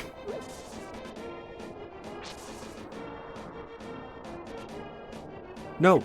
Of course, the very first thing he grabs is the shield, and now I've got to fight him, and I'm hopefully not going to die before I get my shield back. Okay, got it.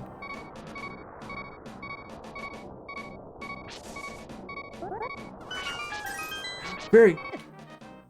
How cruel. They taunted me with the fairy. I went to grab the fairy, and then he killed me. He used the fairy as bait. Oh, and now we're back here. Ah, but this isn't an issue now. Wait, can we fly in the Shadow Realm? No. Okay, the bird only exists in the light world, but this is fine. I'm so glad we have fast travel now. Wait.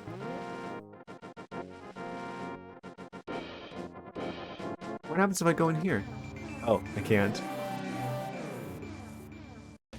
I'm just like, wait a second. I thought we were not allowed to go back here again. Since it's like every time we try to enter the castle, it teleports us instantly into the pyramid dimension. Oh, it's just locked. Agadam's just like, go away. No solicitors. I'm not buying any Girl Scout cookies today. Go away. Okay.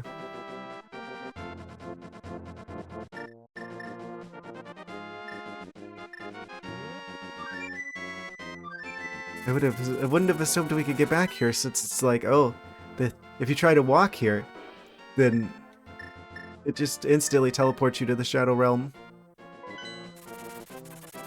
Here, and just like that, we're back in Kakariko. Wait, this is actually particularly good, because that means we could just go buy more, like, potion stuff from the store. Well, I don't need any, but if we needed some, we could. And now there's also a... Oh, thank you, I'll take 20 rupees. Not this way. If only there was like a way I could quickly get magic back. That would be perfect. Actually, where all can we go with this? I'm hoping we can cancel this, but even if we can't, we'll just go back to Kakariko. Where else can I go? The potion shop? So we could just like fast travel over and grab blue potion whenever we feel like it. The water area to the south, which has like the fairies that we can easily put in the jar. What's it 8? They actually picked really convenient locations.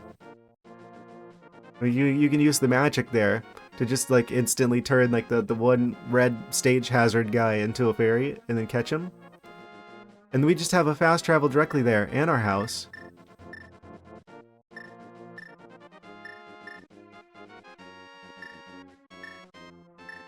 That's... Wait, can I go back? Do I have to? It's an 8. If I hit B, will it automatically fly me? It will automatically fly me. Okay, so if we use the flute, there's no backing out of the flute. Oh. Why here? That's a curious choice. Oh. Dodged. You can dodge the bird. Oh. I keep trying to dodge the Zora flames. I thought that was the Zora projectile again. Might be something nearby. Probably.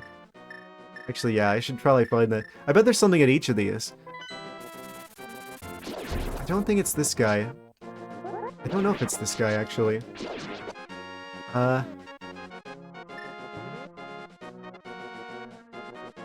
This is a very peculiar location. Why'd I grab the net?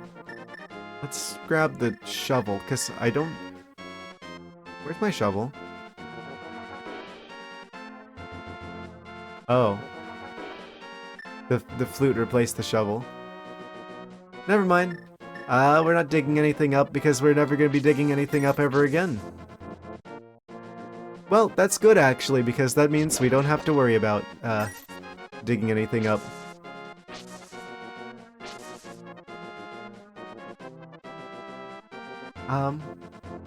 Well... You know, that's actually kind of for the best, really, when you think about it, because... Oh, that guy is Electric E, I forgot. I forgot.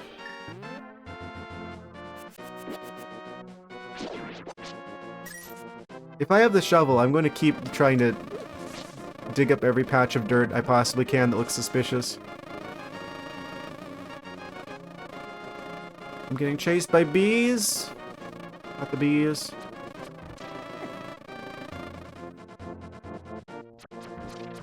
I don't know what's useful about this area. I kind of want to just go back to the dungeon. Actually, we're almost at this other fast travel place. Might as well just dodge this guy. And then go here, and we can grab the ferry really quick. Stop. Oh, but this is gonna take magic. Well, hopefully we get this the first try. I mean, I'm not really looking to catch the fairy, I'm just looking to get the fairy for the heart replenishment. One missing. We can fly back to our house.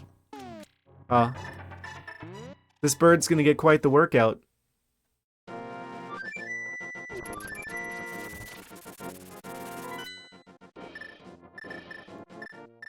So, actually, what's at 6 in the desert?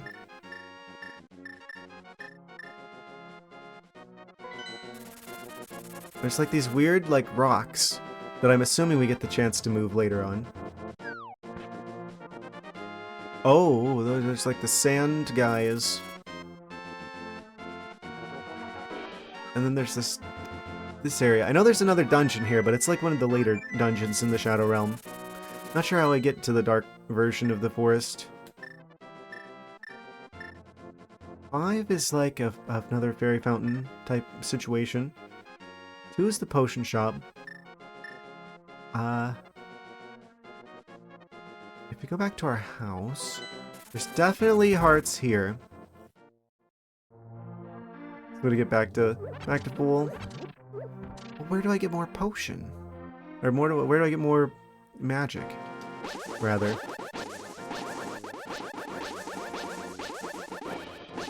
Any magic pickups here in the bushes? Just bombs.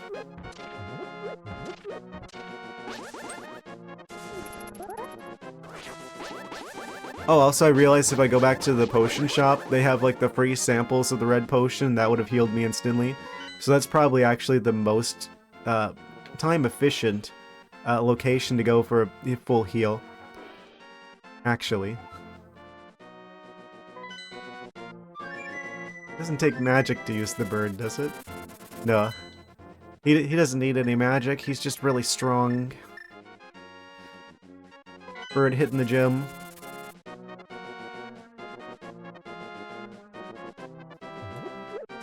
how does a bird do push-ups? I guess they just kind of like... What? Did they like they push themselves up with their wings?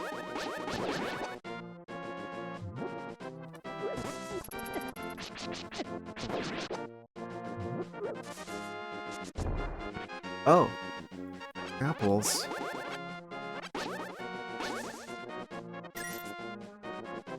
Don't mind if I do. Yeah, and then we can just go through this way to get back to the Shadow Realm, which will take us right back to the dungeon. It's like, where does dungeon end and the forest begin? Right? Oh, this always gives us a magic thing. Oh. So we can just go back to Kakariko and go around that tiny little loop of forest. And then we just have infinite magic as long as we get back to here. Okay, so now we got full everything again. So this game just got substantially... I don't know if the easier is the right word. More convenient, I guess? The tree is alive.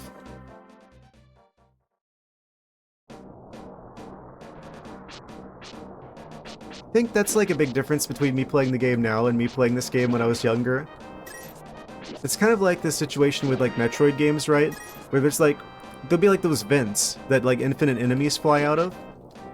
And what you're actually intended to do is use those to basically like farm like health pickups and stuff whenever you get like lower on health. But like a younger me didn't realize that's actually what the developers intended. It wasn't like expressly stated to me, and it's like one of those things you kind of have to, you know, it's there to take advantage of, but only if you realize you can do so. I feel like this game has stuff like that in it, where it's like, maybe this game isn't as much of a challenge as I previously thought, because there's a lot of stuff like that that's there to be that you can take advantage of in the game. Just didn't realize you could use. We've already found a way to get basically endless fairies, endless magic, endless like full healing. You go back to like the potion shop, they've got infinite free samples of the red potion. It's like, this is like a Pokemon Center but for Link.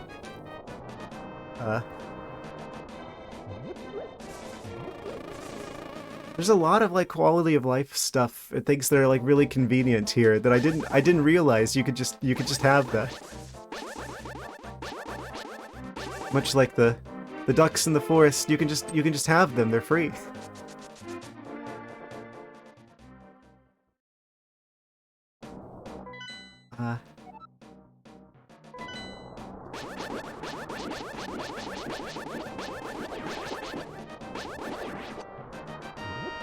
I actually really respect that about this game. So whenever you figure out you can do this stuff, it feels like you figured that out. It isn't like the game put a thing there and then specifically told you about it. It's, you feel like you're clever for figuring out that you could do that. I feel like that's a very careful, like, balancing act, though, between things that make you feel clever for figuring them out and, like, bad communication. But I feel like this is erring on the side of, like, putting cool stuff in the game that makes you feel like clever for figuring it out. I'm very concerned about the bees.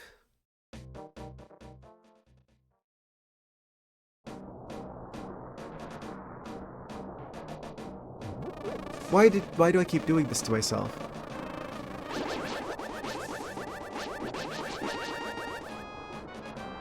Oh, that didn't deal with them. Okay, got him. Yeah, I actually respect the heck out of this game for doing this.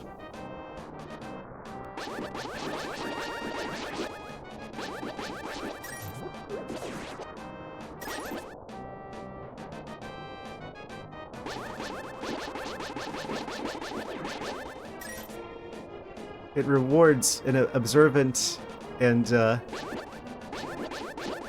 crafty player.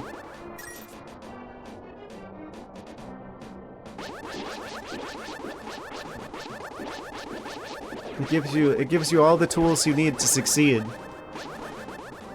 But it doesn't hold your hand in taking you to them. It lets you discover them on your own.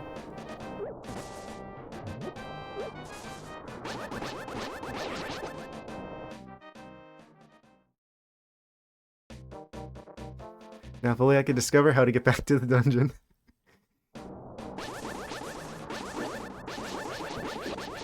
Can I just, like, go through, like, the wrong entrance?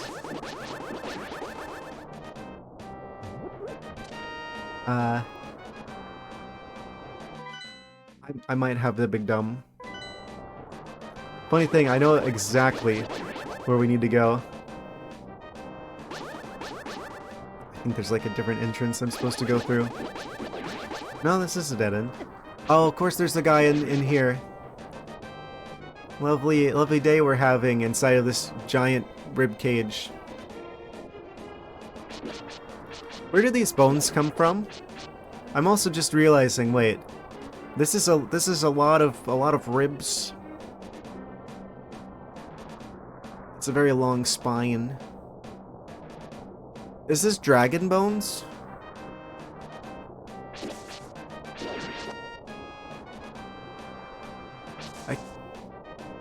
I can't help but think of, like, the bones that you see in, like, the underground area in Tears of the Kingdom. I wonder if these are related somehow. That's not like a spoiler or anything, it's just in the environment. But, like, are they related somehow?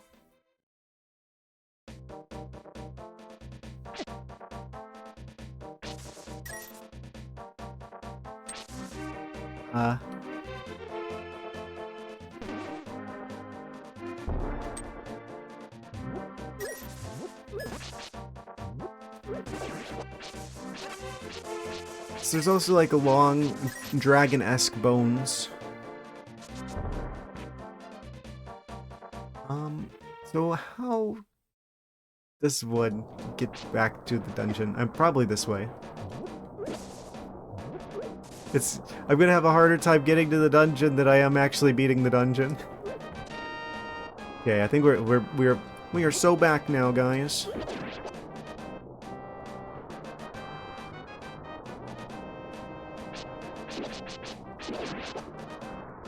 Yeah, I just need to find that one area where there's, like, an obstruction in front of the dungeon. Is there, like, another way out of here? Yeah, there was. So if we go back out here... There! That's what I'm looking for. The weird giant insect creature. I bet it's flammable.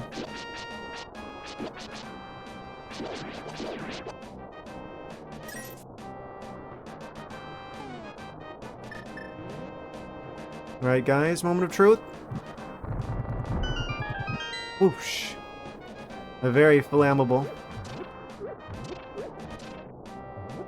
That's probably the last section of the dungeon. Ooh.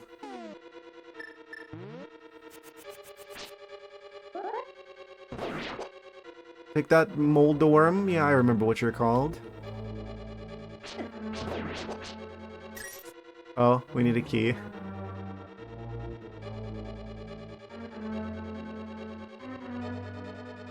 Oh boy, what's one? I need to play that game.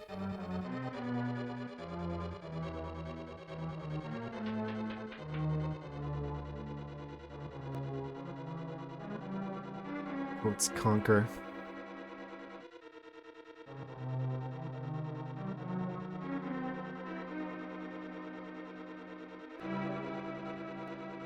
Wait, is there a wall here? Yeah. Oh, I guess we gotta go through the door. Never played Conker's Bad Fur Day? Sadly, no. I never had a Nintendo 64 growing up because my family couldn't afford it at the time. So I pretty much went straight from Super Nintendo to GameCube. Because things got a little bit better by the time the GameCube came out. But yeah, I never actually got a chance to experience a lot of the Nintendo 64 games during the actual Nintendo 64 era. I didn't get to play like Ocarina of Time and stuff until like the Virtual Console for the Wii. But yeah, there's a lot of like classic Nintendo 64 games I just kind of missed out on because of that.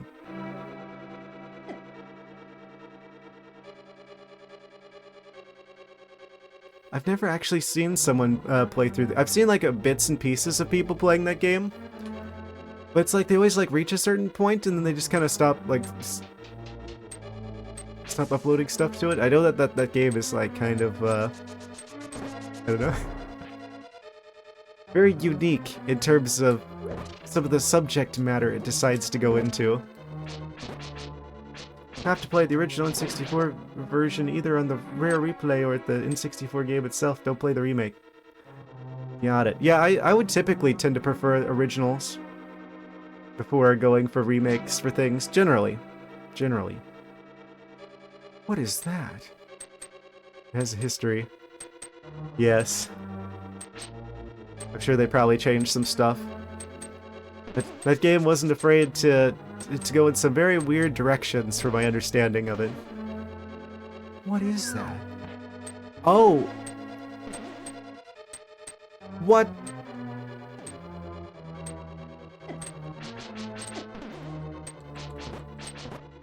So there's an enemy that just like chases after you and undoes the Moon Pearl shenanigans temporarily and turns you back into a rabbit.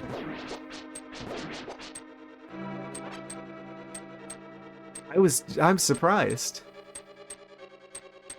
I thought we saw the end of Rabbit Link. I'm kind of pleasantly surprised. That's like, I can already feel myself being like, okay, this game is 11 out of 10, but needs more Rabbit Link though. It's like my takeaway from, is gonna be like my takeaway from this game. So, it looks like we actually do get more Rabbit Link. So I'm pleasantly surprised twice now in this stream. Where it's like, I didn't expect there to be fast travel, and I didn't expect to see more Rabbit Link, and we got both. We got both of those.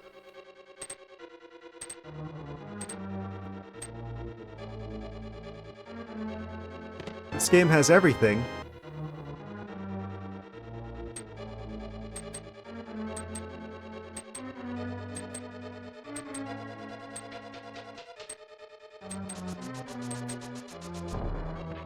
Then, where do we go from here? Ooh, probably to the north. I'm glad they stopped with the grabby hand shenanigans as well. It was getting kind of old. I'm sure they'll be back eventually. Maybe I should consider a potion. Here we go, more lore. Basically, Rare was going to make a new 3D Conquer game like Game Boy and Game Boy Color games, a cute collectathon, etc. And I think E3, don't quote me on that, they unveiled what they were working on. They're booed and laughed off the stage for people saying that'll never sell, etc. So, yeah, they like changed their mind like somewhere through development, I think, where they're going to make it more mature audiences.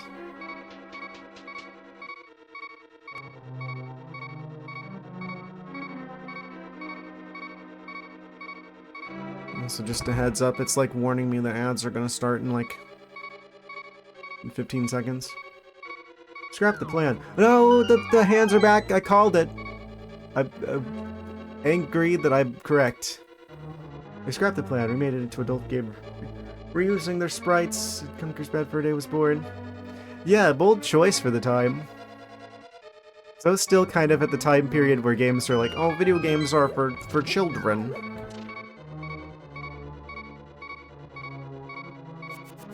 It's always annoying whenever people are just like, oh, you're not allowed to enjoy a particular medium. It's for one target demographic and one target demographic only. It's like animation was the same way.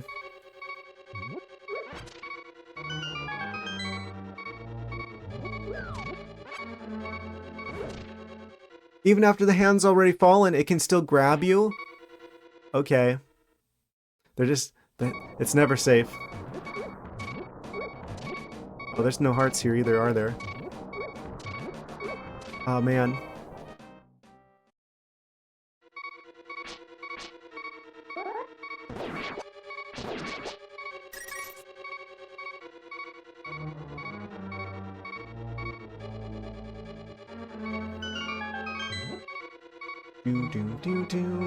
Do. I was moving. I guess I didn't move fast enough. Out of here, miniature hamburger train. What happens if I use the ice beam on the fire guy? Oh, nothing. You waste your magic, that's what happens. I had to check. Between things like those volleyball games and Killer Instinct and stuff, and they took it to a new level then. It's even to this day unique. Yes, that game definitely has a reputation to it. I'd be excited to check it out at some point, but I don't know if I would stream it necessarily. I don't know how weird things get. I'm surprised that didn't count as him picking me up.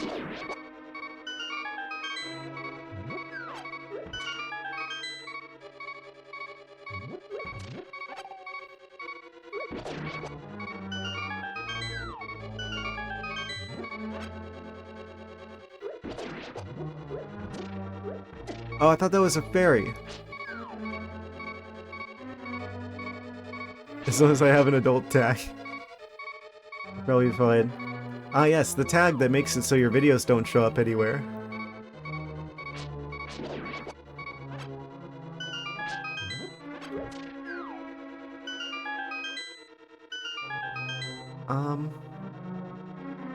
I guess that's fine.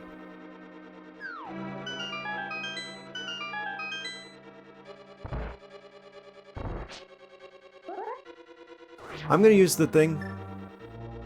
I'm gonna use the medallion. It is adult content. It sure is. Probably, from what I know about it. Oh, that doesn't light these things? You have to use the lantern? The fire beam doesn't... or the fire rod doesn't work on that? Okay, that's just like an oversight on their part. Fire rod doesn't light the torch things. 0 out of 10, literally unplayable. Oh wait, I just missed? Oh. Never mind, not unplayable, it's just a skill issue.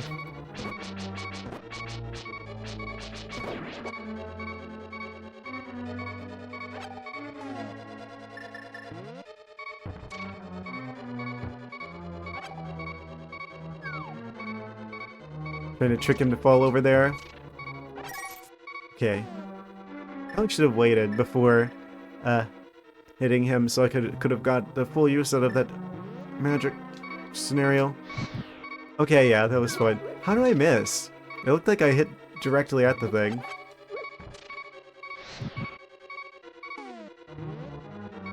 I wonder which one requires more magic. Oh, right. You actually have to do that here.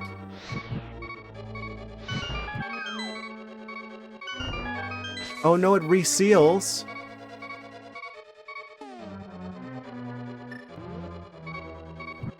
That probably uses less magic.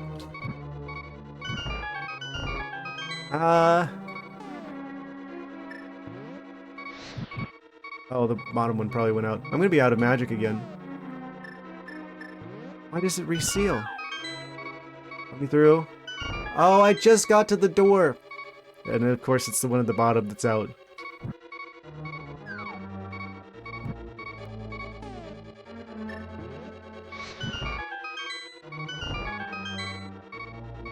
I don't have enough magic now. You know what? I think it's blue potion time. There we go. Back to full everything again. To be fair, that is like ideal usage of that. Okay, I'm gonna wait till they're all out, and then I'm gonna try and like light them all like right, like, rapid succession.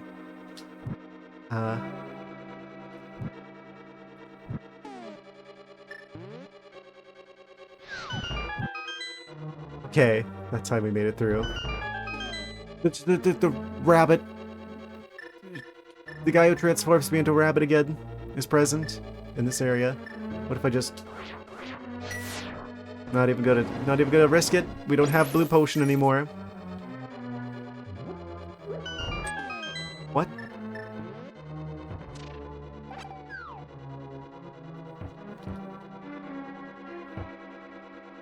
Hammer doesn't have that great of range. Ah, I knew it! I knew there was gonna be like a doorway behind like the vines at some point.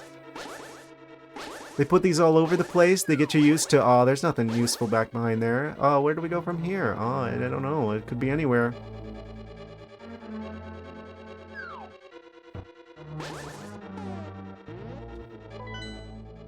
Yeah, it's on the map again. So if you didn't think to do that, should it be obvious from the map situation as well? Give me that. Oh no, I should have caught it. Why did I? I'm stupid. I have big dumb.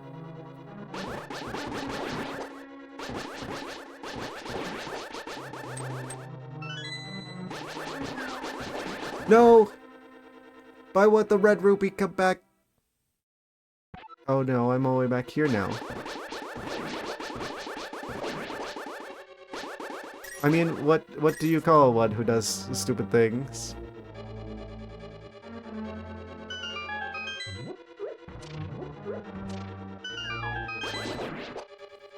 They just have to put the hands everywhere. I am so surprised. I was about to say, I'm so surprised I didn't fall there.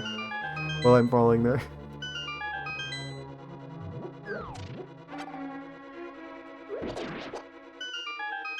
Human? Maybe you?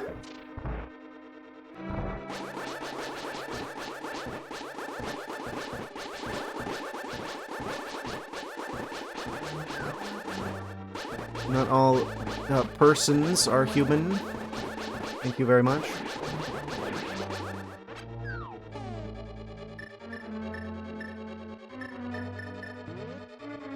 No.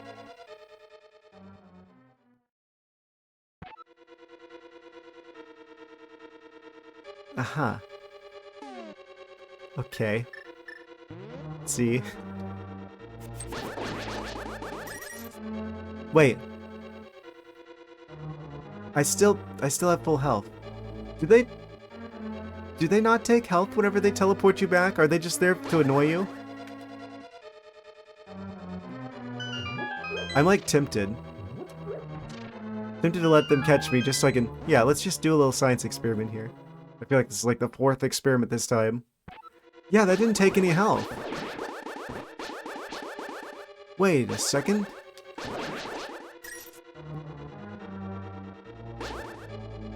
They're just there to annoy you. They don't actually damage you.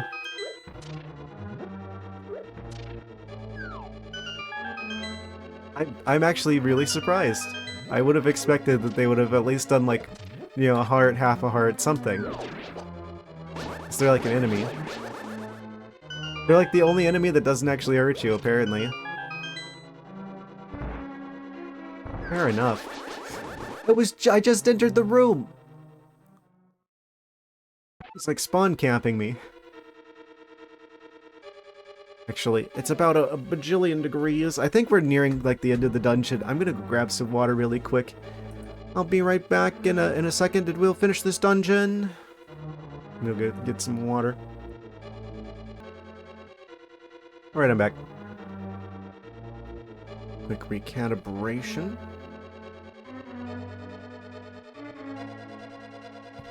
Move this microphone a little bit. It should be fine. Alright, back to the dungeon. Yes.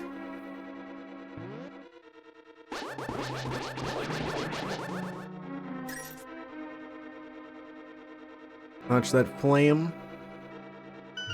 Couple of jellyfishes. I didn't realize The forest was actually jellyfish fields.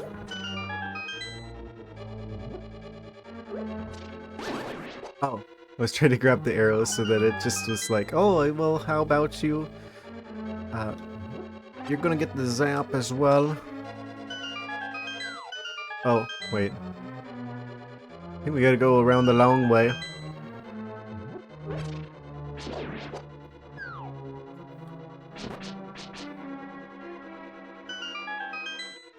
Simple jellyfish scenario. Does that kill him when he's that small?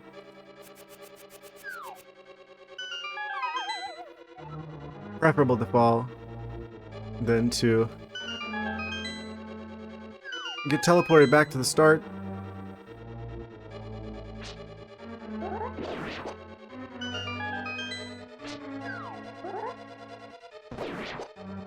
I feel like strategic spin attacks are something I should be doing more.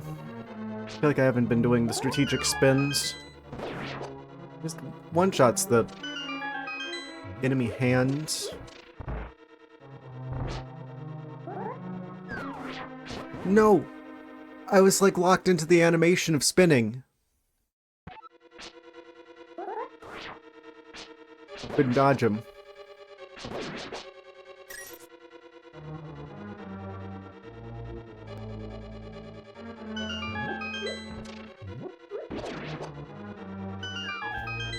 Eventually I'm going to make my way through this room.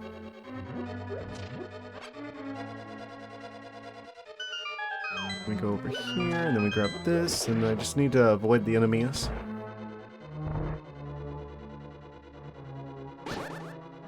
Hands are just waiting. Waiting to strike. How come sometimes they like attack immediately? And then other times they wait like a year. Like there was one time I entered this room and they got me right out the gate.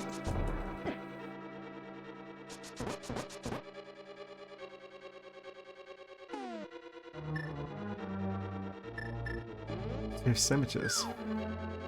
Very nice. Maybe. There are a bunch of Gibdos here.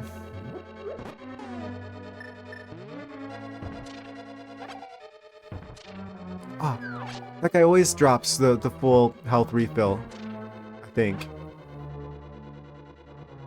So it's always worth it to use the medallion here. The ether.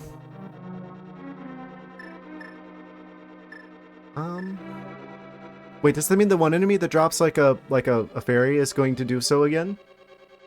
I've got to keep an eye out for that. And with the hammer, when he's frozen, I think higher chance to drop full magic. That's good. No! Okay, so you have to remove both of these jars in order for there to be, like... You have to be in the middle in order to be able to hit that. Okay. So we go through here, and then we go through there, and then I need to bring out the fire rod, and... Should be able to go through? Yes. Okay, we're doing this thing again. Let me use it before he attacks.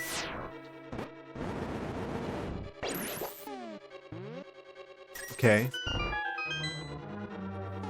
So now, if I use the hammer, do you drop a fairy?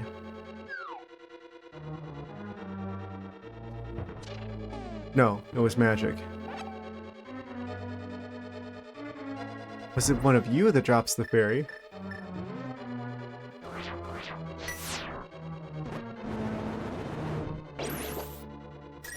Oh, they're all strong enough to withstand being destroyed instantly. Hoping one of them drops the full magic. They do. Okay, they don't have a fairy though. Have the key. Yeah, let him just drop there. Okay, we're doing it, guys. I think that's the boss room down there.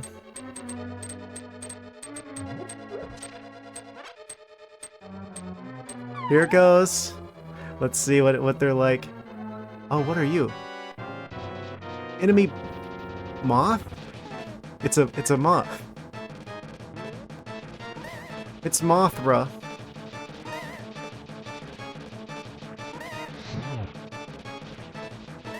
A little bit of a moth to the flame type boss fight. I didn't know there was moth boss fight. What? Huh? Does that do 2 hearts of damage?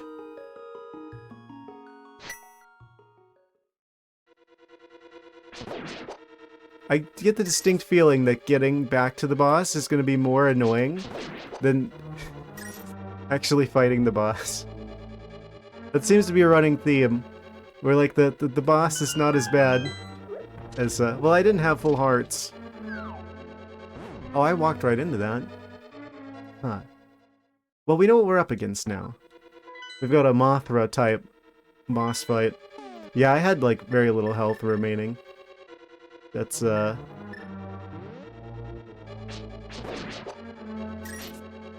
issue. Do not fight Mothra brokenhearted.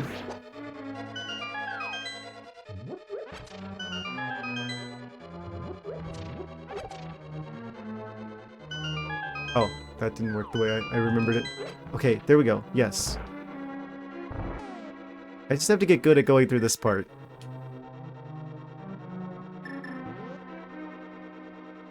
I get them to group up, get them all on the screen. Yeah, I think this boss is probably only going to take a couple of attempts. I just need to figure out, because there's a lot of stage hazards. I feel like that's the big issue with that particular fight. Ah, that one's got the full health. Okay, or full magic rather.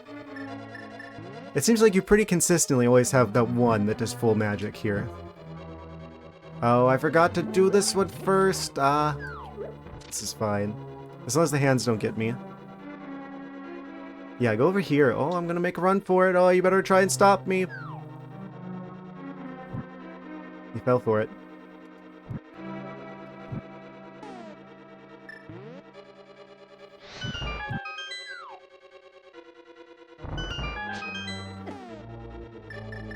Yeah.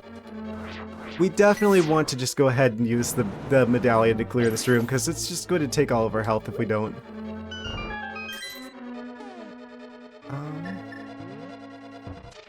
Hammer on him. Oh, this is already open. Let's just go through. Okay. And then these... I bet these always have magic. Oh. Maybe not that one. Okay, Mothra Part 2. Can we use bow and arrows? Because we've got 50 arrows now. We've got lots of... We've got many projectiles here. Oh. They are immune to arrows. Yeah, it looks like it does have to be the magic. The fire rod.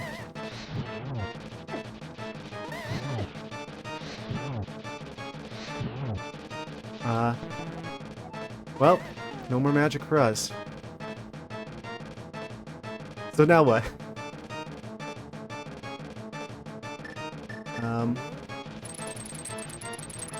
Not that.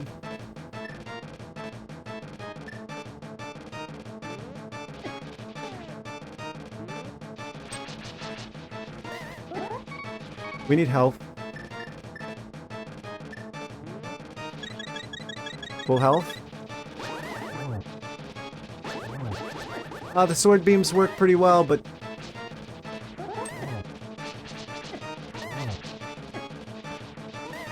Holy stage hazards.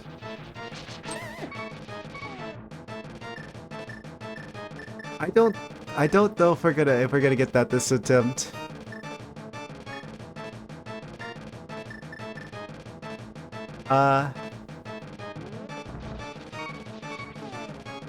Did they really have to make it conveyor belt floor with all this stuff going on?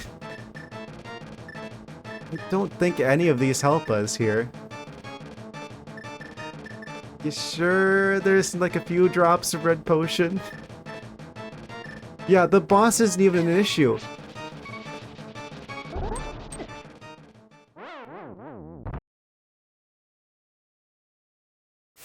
Roll 4. Okay, well, so this is starting to look like a health, like, check. Basically, like, can you take enough damage to be able to, like, have the chance to do what you need to do to the boss before they kill you? Because you're going to take a bajillion hearts of damage here. There's no way around it. Like, there's between the moving floor, the like spikes are like the walls that move out from the walls to get you while you're also moving around, and then the boss firing like the lasers that fire in 3 directions that do at least 2 hearts of damage simultaneously. And, don't have to be fair. They should be fair though. If they're not fair, then that's bad game design. I will firmly, I will die on that hill. Don't have to make sense. They should make sense internally. Do I look at how hard you went to Palace of Darkness boss, but you did fine with that one at the end? Yes. Yeah, I don't think the boss themselves is difficult. I think the issue, we need blue potion. We need specifically blue potion so we can actually get our magic back. Yeah, these aren't even the real. These aren't even the real attempts. Yes. Wish I could fast travel in the Shadow Realm. What happens if I go back to the Light World from here? Yeah, I'm sure there's probably like a fixed pattern. Yeah, well, I'm gonna go grab some more blue potion. Fortunately, check this out. We can actually just leave the magic that goes back to where the like that room is here. I don't know how hard it'd be to get back here.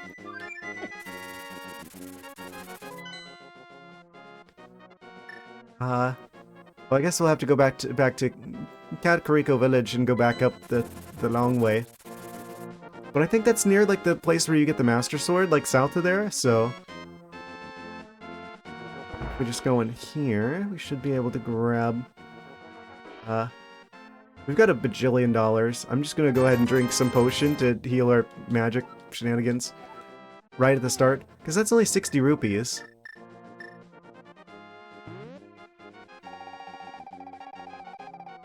And then I'll talk to you for the sample of red potion. Full health, full magic, only costs 60 rupees. And now we can just buy 2 blue potions.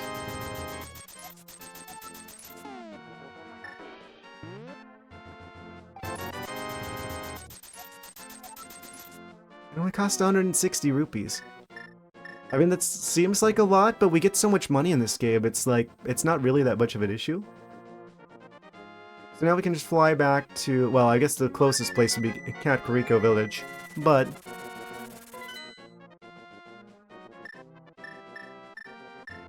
just a matter of going north from there.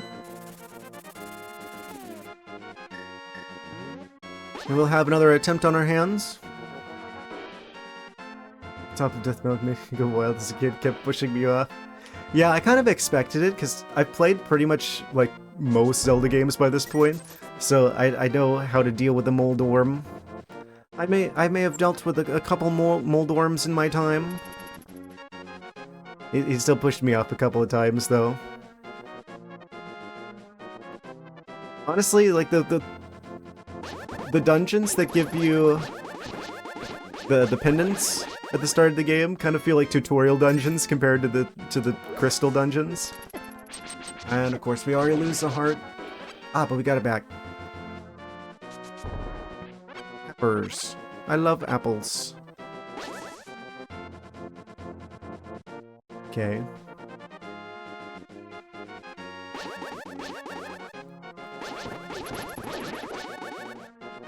So where was the magic portal? Ah, it's north. I wonder how hard it is to get back there. Don't do it! Oh, it's literally right here. Okay. And just like that, we're back full of everything, full of magic. The 2 blue potions. Ready for another attempt. Still have my shield too.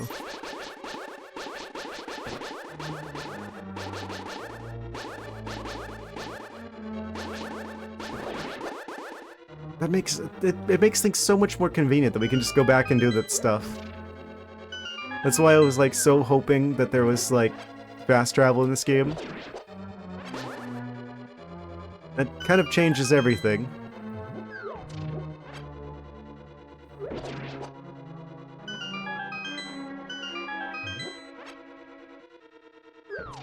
And back to here. Try and get them all on the screen at the same time. And one of them should have the magic drop. I'm going to ignore... First off, we're going to get rid of the skulls. Okay, wait, that isn't like a problem with like there being too many enemies on the screen. Because there's still the same number of enemies. I guess if they're frozen, maybe they don't count? Like actually making them move around, maybe? Costs computer power. We can just dodge them. Okay, that's always gonna be arrows. I don't need arrows.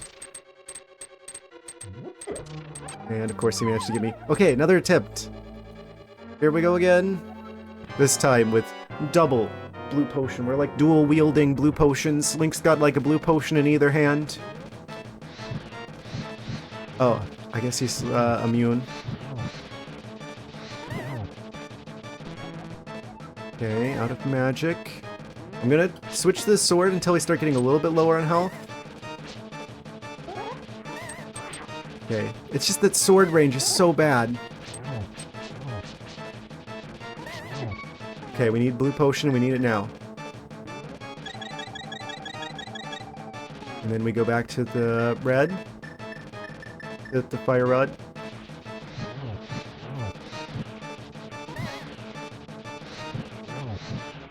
I'm missing every shot because everything blocks the attacks. Okay.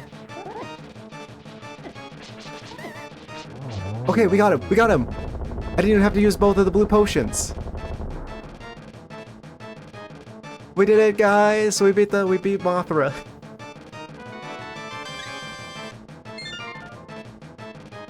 Fantastic. Yeah, I knew that was going to be the challenge, was just staying alive long enough to beat the boss. The boss themselves wasn't that bad. It would be a lot easier if it weren't for the moving floor and the spikes on the walls. We got him. We've destroyed the moth. Zilla wasn't even present. I mean, there's always the next dungeon. They could show up at any time. Who's inside of this one?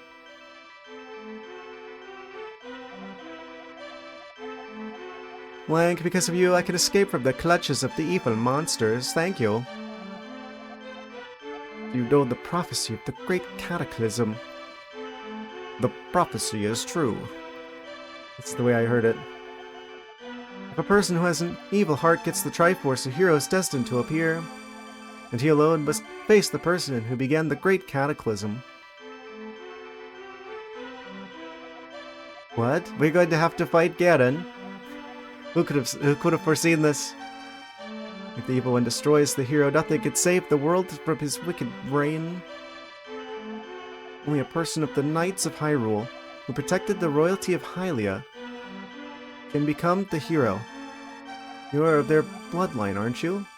And you must rescue Zelda without fail. You understand? Not at all. Yes. May the way of the hero lead to the Triforce.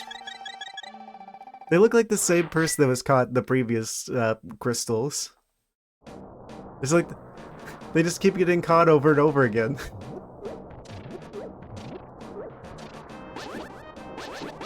All right, that's the Lost Woods. I guess we can call them the Found Woods now. I guess the next dungeon entrance is in Shadow Kakariko.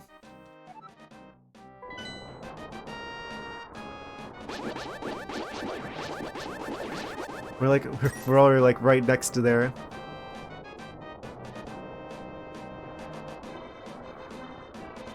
And the adventure continues.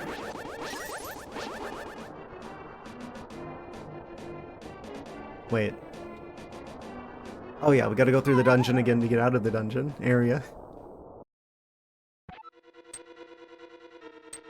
I think. Right.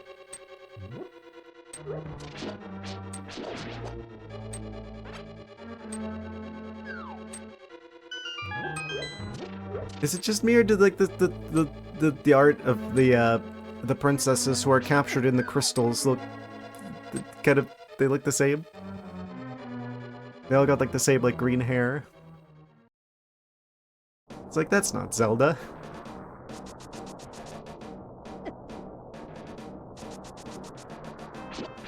We're sorry, Lake, but the princess you're looking for is in another castle? Another dungeon. Oh, this has gone full circle. Okay, I need to go the other direction.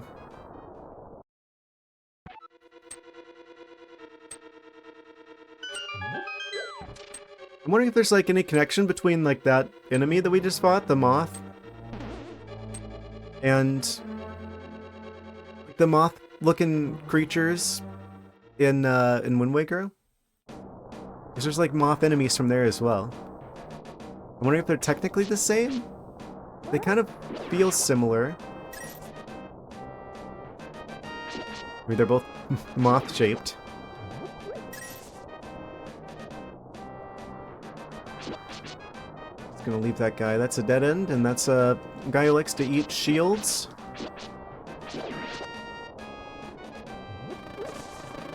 Not the bees? Okay. Yeah, okay, this is fine. We just go down here to avoid the bees.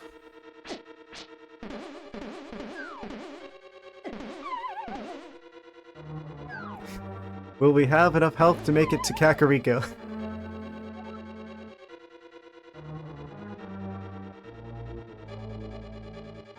Not even gonna go for that heart there.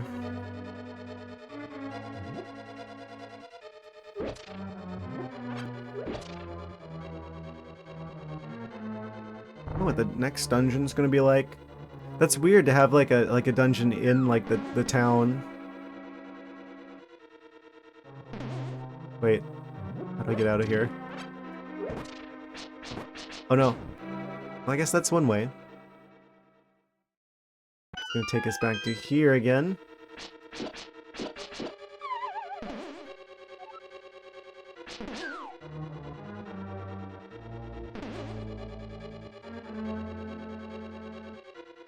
The Lost Woods isn't, the woods aren't done with us yet. Of course.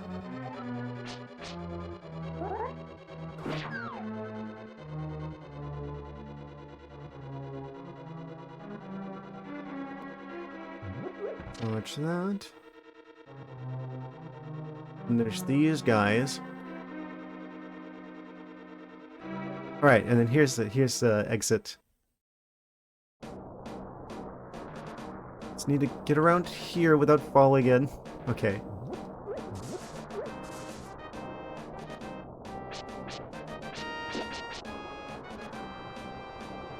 Is this gonna be related to like the well in like Ocarina of Time or something? No, this game takes place after that. Chronologically. In universe. I wonder how far out in advance they planned like the timeline shenanigans. Like let's be real. They didn't probably intend to have an official timeline until after the fans came up with the idea.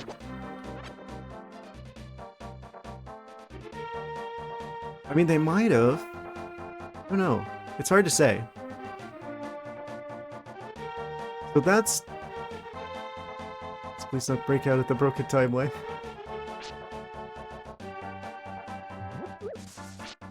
So this is the entrance to Dungeon 4 in the Shadow Realm? No. It's to the south still. Oh, it's the statue guy.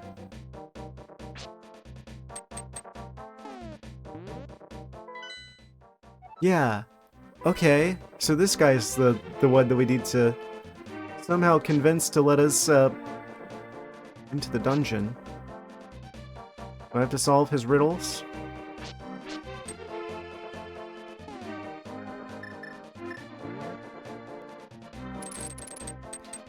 Oh boy, here we go.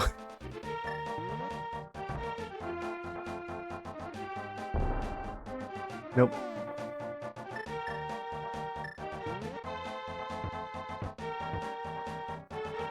Hear ye, hear ye. Stop having the dungeon be closed. Stop caring about timelines ages ago. This encompasses a lot of things. Star Wars, Zelda, DC, Marvel. We'll break down the entrance one stone at a time. I mean, the Star Wars timeline's messed up because Disney got a hold of it.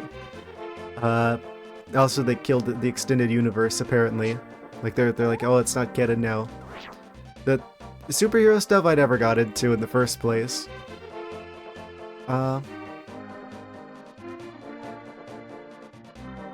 Zelda, though, that's more of like a fan thing.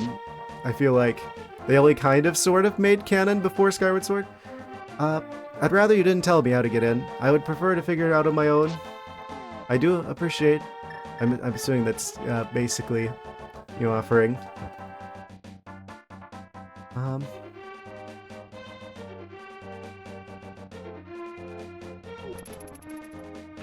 Okay, good.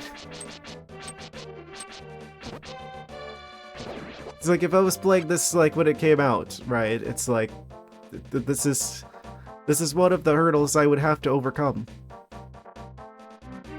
I'm assuming that there's okay. We can't dig under the ground because we don't have the shovel anymore. I don't know if we don't have an item that probably opens this. I have to imagine. Is the ghost a hint? Is he telling me to go to the graveyard? There's probably some sort of switch, some sort of secret thing that needs to be activated. Oh. Or you can just pull on it. Yeah, bombs don't work, but you could just grab it and just... I was expecting like a whole elaborate like puzzle involving the entire town, and you gotta go to the graveyard, and there's gonna be some sort of mechanism. Then you gotta go through the broken house, and there's gonna be like some switches or something, and it's gonna be you know, a Zelda puzzle shenanigans. No, you just pull on it. Okay, that works. Is Spyro? He's like walking upright. Oh no. What have they done to him? Overthinking much? I feel like that's like...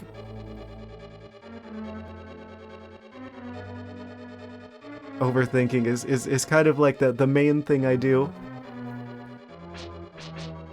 It's like the default state of my mind is overthinking. But probably in a direction that doesn't actually help me.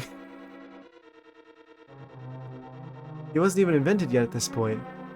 True, it wasn't like the first game for like PlayStation 1. The only games I played from like the Spyro games are the GameCube one, and there was like a DS one that I didn't finish. He's like a purple... I guess it's a Lizalfos, right? I guess this might be like first instance of Lizalfos. He's got a cape.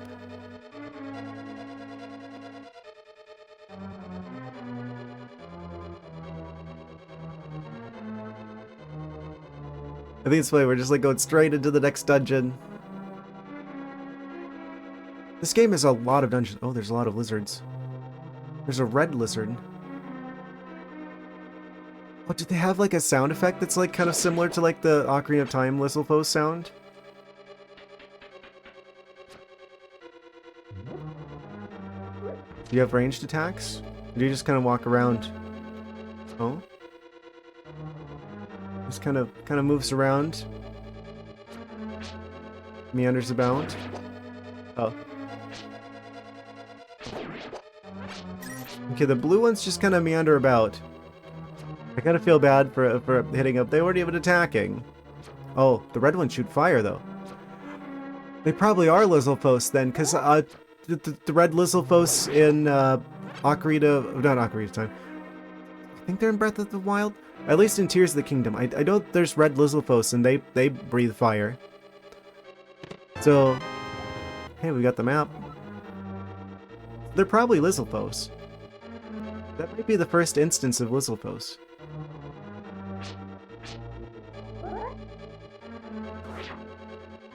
Don't know about the first two games. I never played through the first two games. Could have dread the idea of playing the second one. Oh no, what have I done? Rabbit mode. Oh, that doesn't last very long.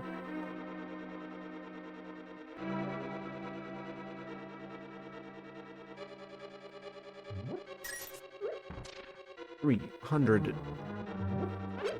hexagonal doubloons. Okay, so we gotta enter this room from below to get that chest. Door shut. I'm assuming this is probably like a way to come back from the other area. Oh wait, no, I can jump down here.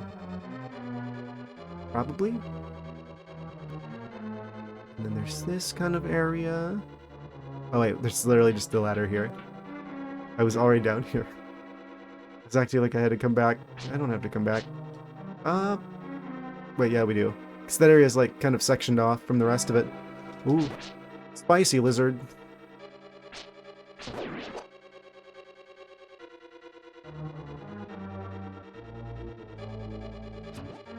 Oh. Spontaneously turned into a rabbit.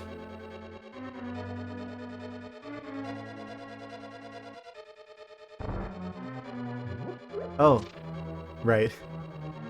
That is a one-way. One-way.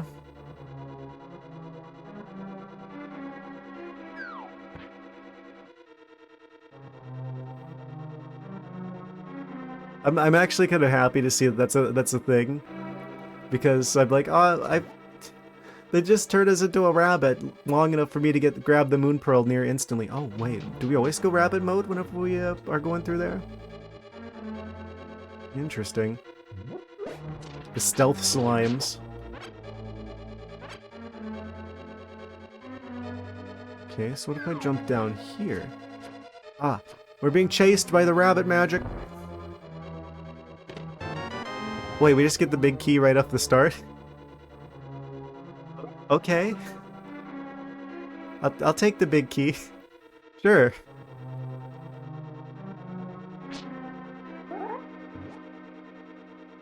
Oh no, now we're much more susceptible to lizard attacks.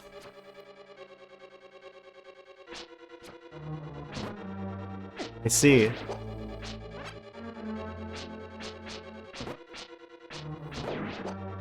The lizards are hungry for some rabbit, it appears.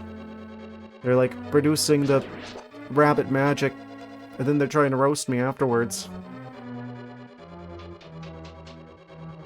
I see your strategy, lizards. Compass. Wow. Okay, so we've already got all of the dungeon items. Just like within the first two rooms.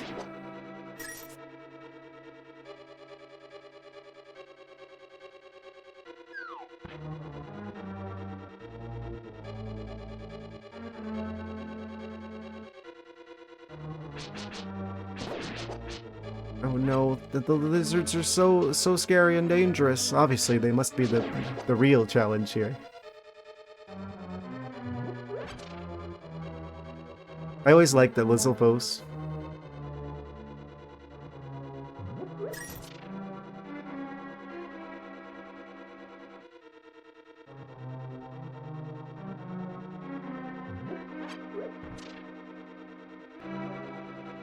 Is there anywhere else to go here? Oh.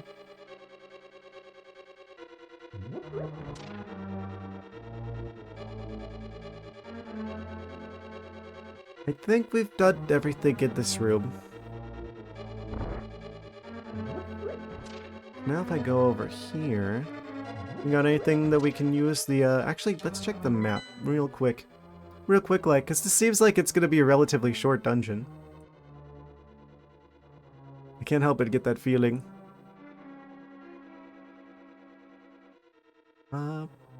It's got 3 floors, allegedly. Looks like the top one's mostly just for crossing over from one area to another.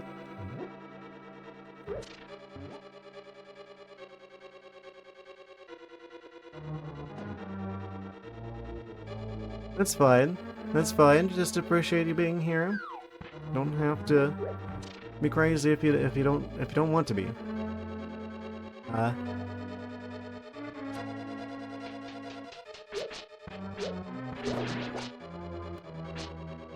Let's see. There's a chest here. How do I... Oh, we can just walk over and grab it. This seems like the easiest dungeon so far. I'm kind of, like, concerned. Because it's like... This is too easy. There's gonna be something going on here. I'm not watching Eurovision.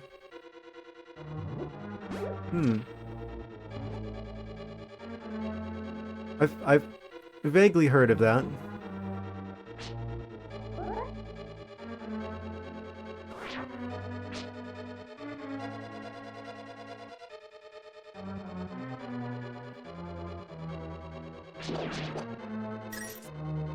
It's like a big thing culturally in the Europe. Allegedly.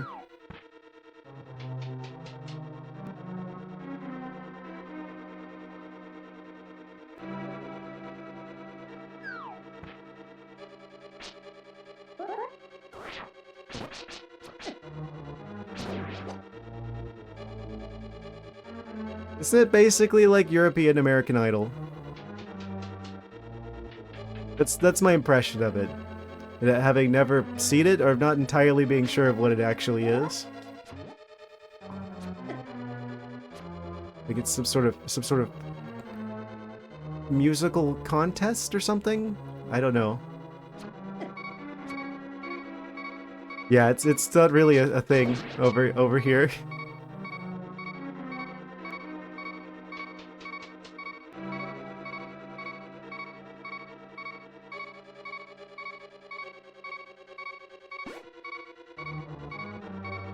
Okay, so there's a door.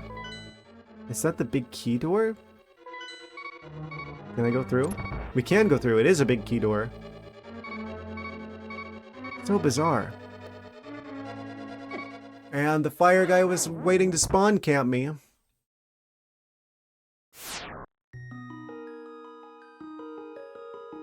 Say called Zazaku. That's probably the Japanese one. They aren't Lizalfos.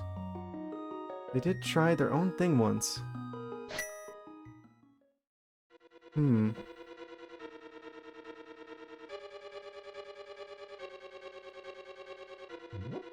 did see like a wall with some cracks in it as well back there.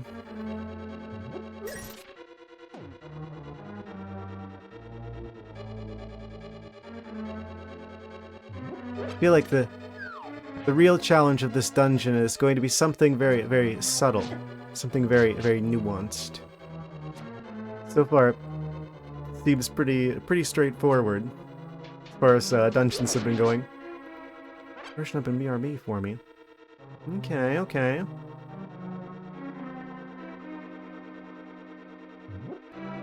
Go get some water. Don't want to neglect the hydration.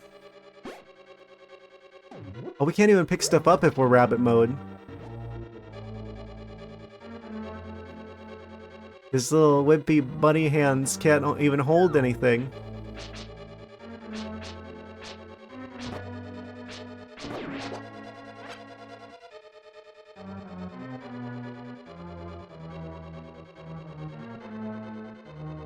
Dungeons. Illinois are 3, 5, and 7.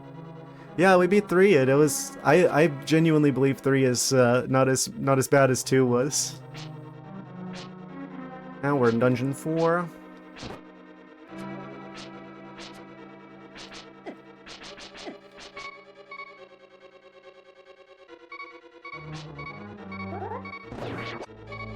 Yeah, I actually kind of like the dungeons that are like going in and out of the dungeon type dungeons. Kind of a refreshing change of pace.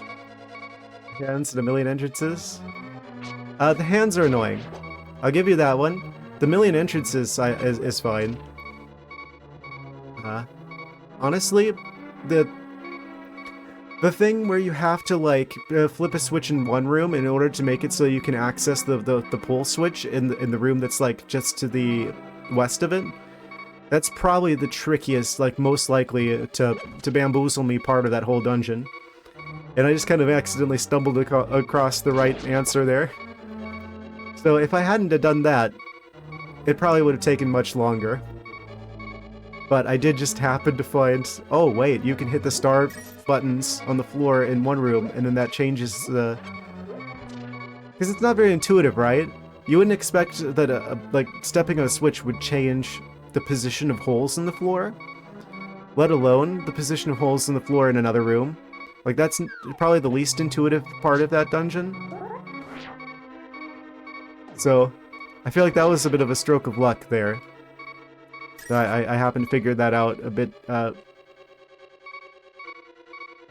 easier. Stumbled across the solution relatively quickly.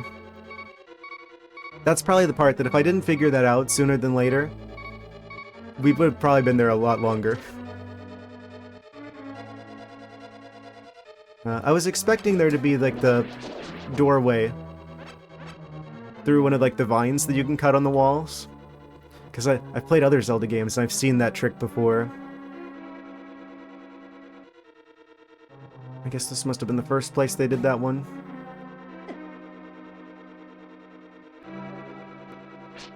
Okay, so I guess we have to go through this way. I did see like a hole in the wall in the other area, but I don't know how to get there. Okay, there's a key. Wait, do I want to use the key here? I'm going to assume I use the key here. It's confusing when you have to do a specific thing that happens only once in the game. Yes. Especially if it's one of those things that's not really... I want to say telegraph, but I know that's not quite right. Like, there isn't any, like, environmental, like, cue. Like, the conveyance for what you're supposed to do in one particular area, it just isn't as good as it needs to be to make it, you know, intuitive enough that you think to check it right off the bat. I mean, not even right off the bat, but, like, at some point it's like, oh, wait, this is a thing that I can do?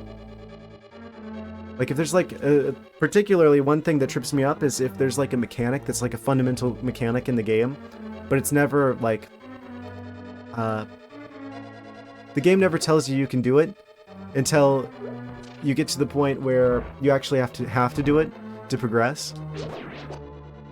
That sort of thing always kind of trips me up.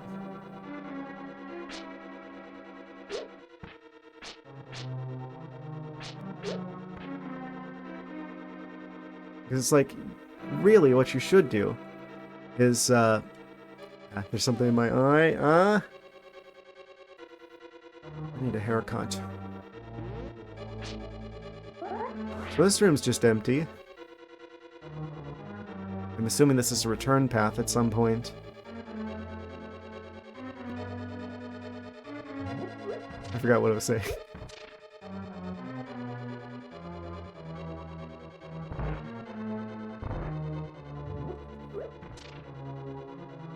Attack of the killer flame centipede.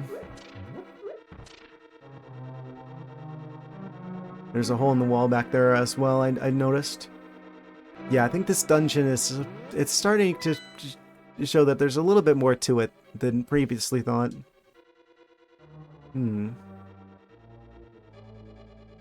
Yes. Oh, that's gonna be annoying. Okay. We're good though. I probably gotta check the...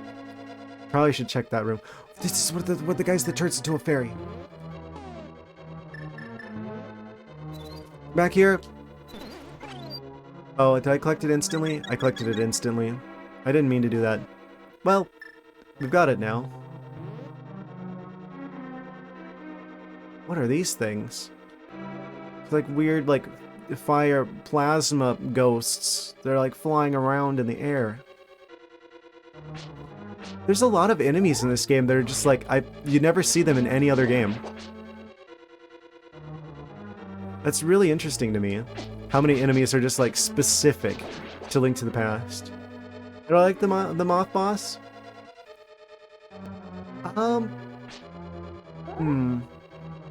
That's... How do I put it? I feel like the boss wasn't really the boss, it was the stage hazards. Like, most of, like, the difficulty with that boss was the room that the boss was in.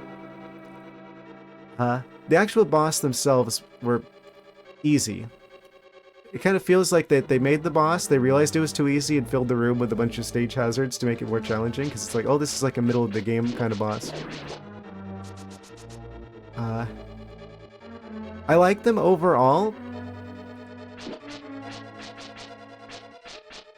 I like their design. I do feel like, I don't know. Did we need all of the stage hazards simultaneously? Because it does kind of eventually boil down to, if you do that right, where you just like fill the room with like stage hazards like that, it becomes more of like a health check that you have to pass. Oh.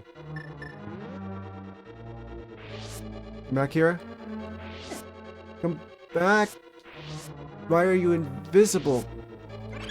Oh, I accidentally touched it. No, there's realistically speaking, with the control that the game gives me, what we have to do is basically just have enough berries and potions and stuff, and have collected enough hearts up to that point in the game. Otherwise, it's basically like, you know, dodge everything.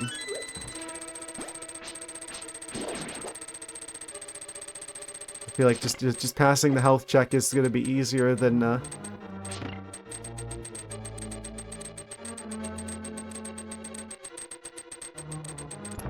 dodging everything. What is that? Weird grasshopper looking guy. Crawling around the room. Very, very high speeds.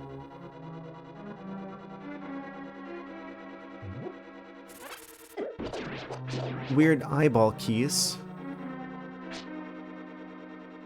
Really? I can't get that? I'm like touching it. Okay. Rabbit mode.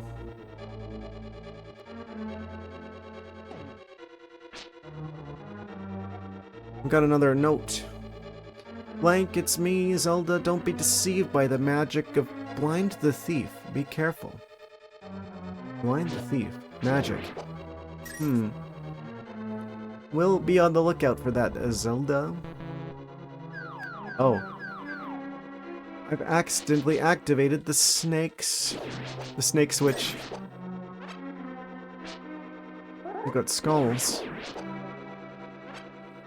Skull snakes.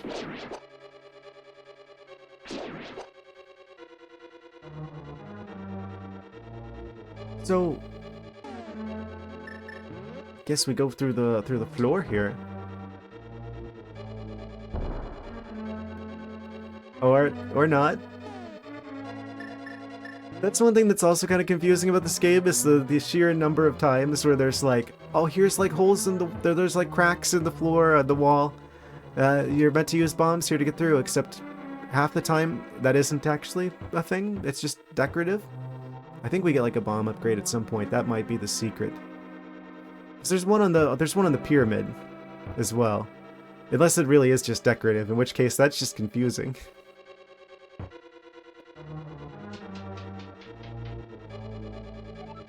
Yeah, you have to keep trying, because what if that is what you need to do? You can't not check.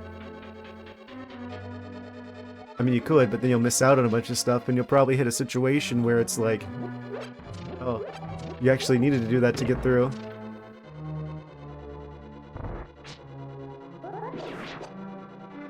Here we go again.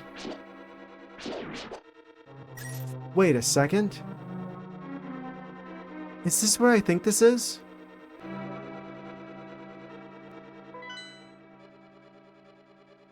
Is this like that one building that doesn't have an entrance in the village?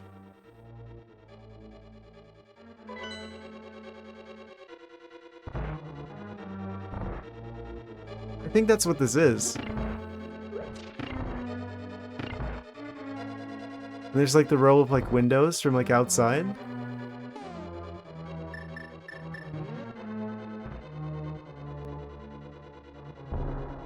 Okay, that one doesn't open. I think we're inside the one building that doesn't have any doors.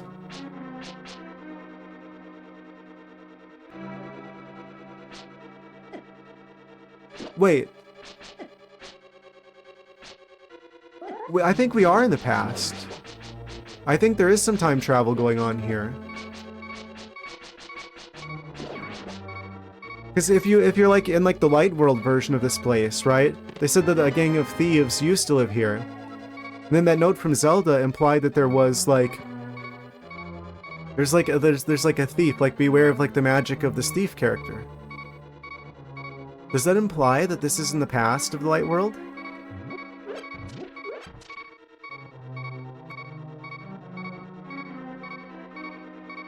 I mean, the game is literally called A Link to the Past. I feel like this is literally the past of the Light World.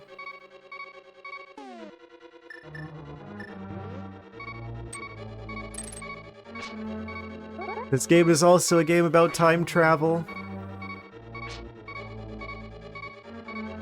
I don't know if I can get in there. Well, we gotta try it. That time it's actually the thing that we need to do. But I can't get over there.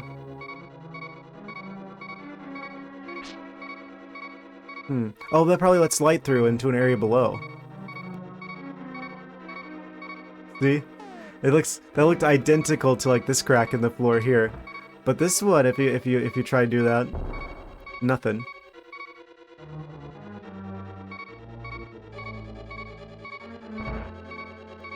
And this is why I invested in getting a bunch more bombs at the start of the stream. I knew we were gonna need them, probably. Yeah.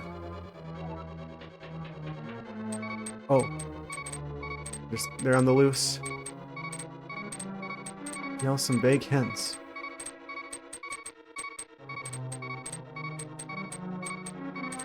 Fortunately, they will not be required this time. Don't know which one of these I want to be active. But yeah, like if I go back up here, they definitely were like, oh, this area used to be the hideout of... Yeah, let's go ahead and be a rabbit now. Oh, I can't read either?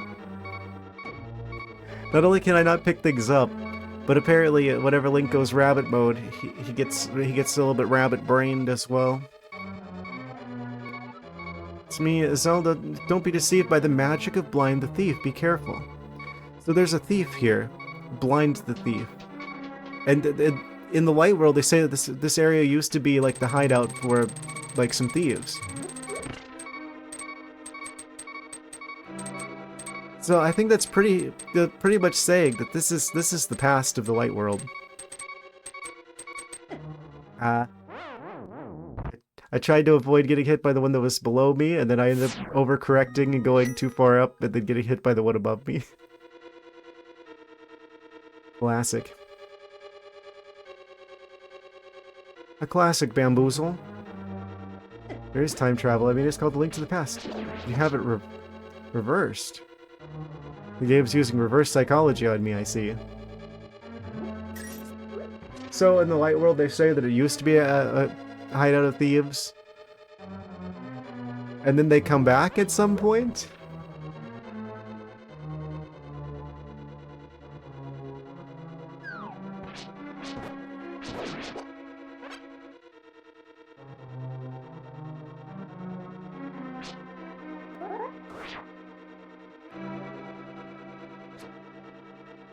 Used to live in Kakariko. So they were dragged into the future.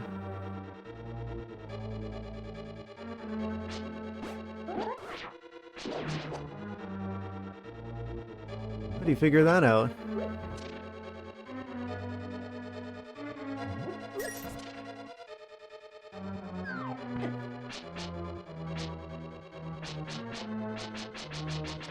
Oh. The red lizard is expertly dodging my every sword swipe.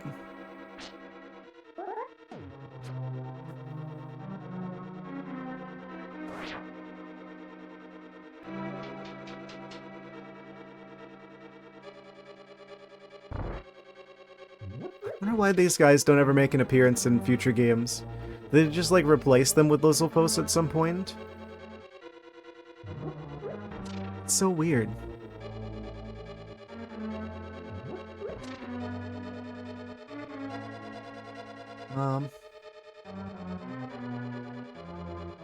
So, why else would draining the water in the light world affect the dark world, and why would the flute boy in the dark world say he used to play in a grove? Oh. It may have been more than heavily implied. I thought someone told me there isn't time travel. I'm just like, confused. Flute boy in the dark world, he says he used to play in a grove.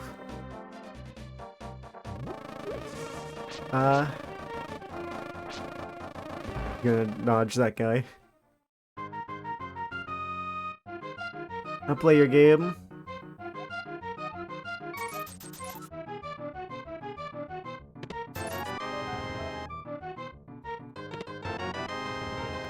Most expensive. Those are the arrows that we're going to use to win the game. So it's actually a good deal. In Dark World, I feel like there's a lot of like weird like translation errors here. Maybe not errors, but maybe like creative interpretations, right? Like them calling the sages wise men instead of sages like they do in the other games. I know that the whole dialogue, I've seen a YouTube video about the dialogue with the uncle at the start of the game, how it like means something totally different in the Japanese version versus like the original English translation. Like in this one, it's like he's like talking about Zelda. He's like, Zelda is your ... in like the English version.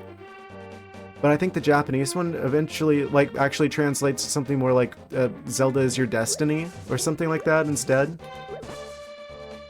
So it's like people playing the English versions would be like, oh, are they saying that Link's like related to Zelda somehow? Oh, like Link, like Zelda's your sister or something like that. But the original Japanese version didn't imply that at all. Famous game in Japan, but it's not a Link to the Past, but Triforce of the Gods. Well, that makes sense. Oh. We can break this. We can break the stacks of stones with the Pegasus boots the whole time. I just randomly tried that and it worked. Fairy, give me. I want you.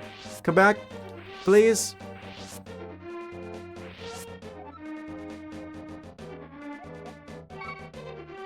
Got the fairy. A little bit of a surprise inside. I didn't realize that that's what we do to break the... There's probably a bunch of areas that I could have gone through, but I didn't know I had what I needed to do so. To this point.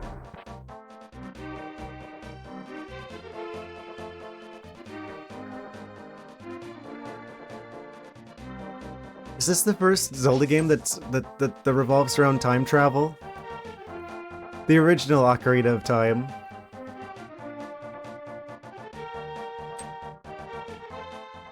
I feel like that's another instance, right, of weird translation shenanigans. That's not a flute.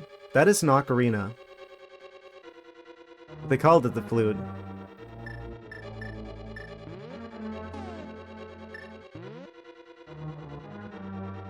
I feel like that's another, like, if they were to translate this game now... Might pass out, but best of luck. Well, thank you. I'm going to need it. Uh, but yeah, if you do need sleep, sleep is important and stuff and things, and I probably should get more of it. But it's fine. With the story of this dungeon, you'll understand later on. Might as well be called Ocarina, the Japanese version.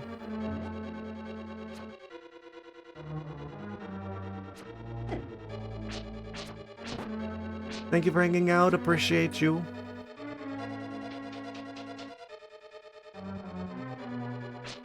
Great time as always. That wall has a crack in it.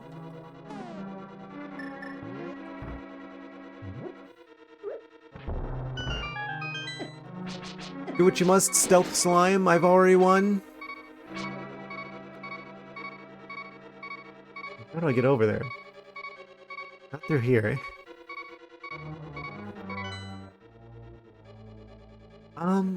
Okay, so if we could probably go through from the other direction. Scratching my eyebrow if you're wondering why they can't go in crazy. I was nowhere near him. I was like a mile away in another dimension. But okay. Oh, there goes the fairy. Of course.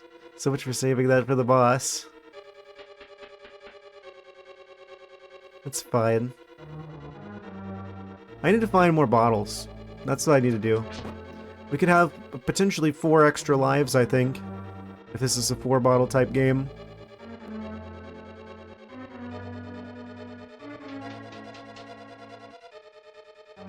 Story of this dungeon, by the way. You can open those with the... I don't even need the bombs. I've been wasting bombs this whole time.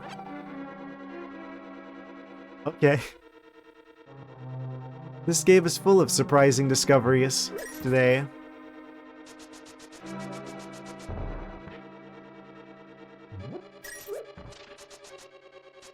Just like starting to try and use this to get around the dungeon faster because there are a lot of like long stretches of like open road.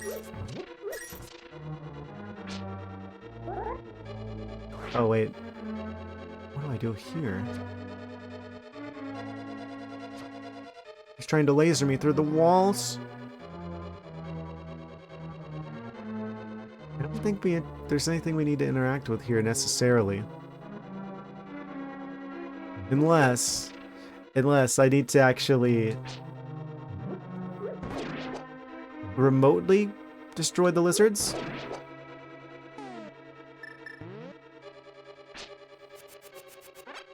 And then what? And what's the plan? What's the scoop? Oh, we can't use the hookshot over here.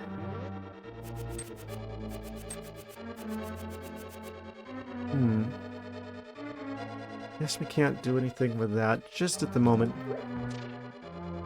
I probably should have realized this game is time traveling. I'm trying to think of all the implications of this.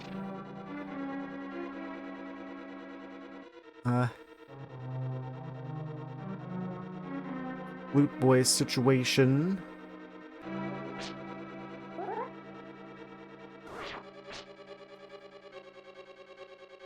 So the Dark World is the future.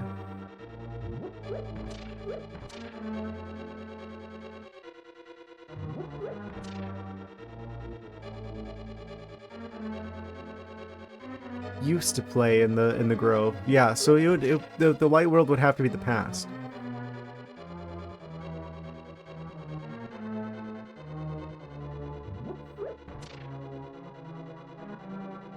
So how much of a time skip are we talking then? This is very similar to like the Ocarina of time travel situation, where it's like the future is like the Shadow World of that game. Did they like spell it out to be more like the future and the past in the Japanese version of this game? There isn't really like a light world or a dark world at all. There's just like the past and the future.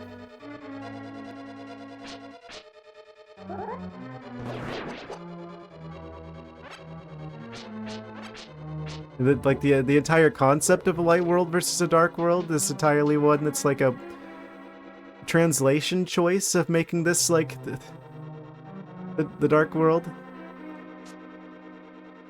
But really, it's just the future world. It's like the same world. Suppose it's the other story. And Zelda 1, Ganon abducted Zelda to get her Triforce piece, but she split it and hid it in dungeons to go save her. Killed Ganon. Zelda 2 was a wizard, but the sleeping spell on Zelda took the Triforce and hid at the Great Palace, placed the crystals and other palaces to break the seal, beat the wizard, wake her up. Now your blood will revive Ganon. That's a lot of information all at once. Give me a second to absorb the information, to like parse this lore.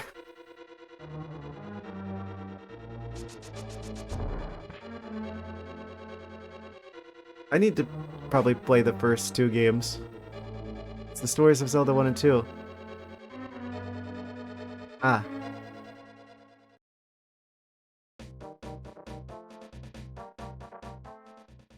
That might be slightly spoilery, isn't it?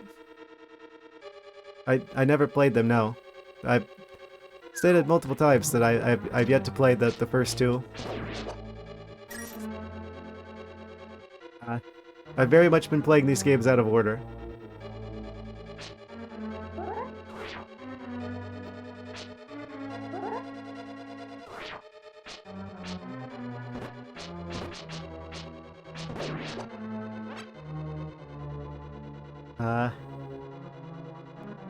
To be fair, I haven't actually absorbed the information yet.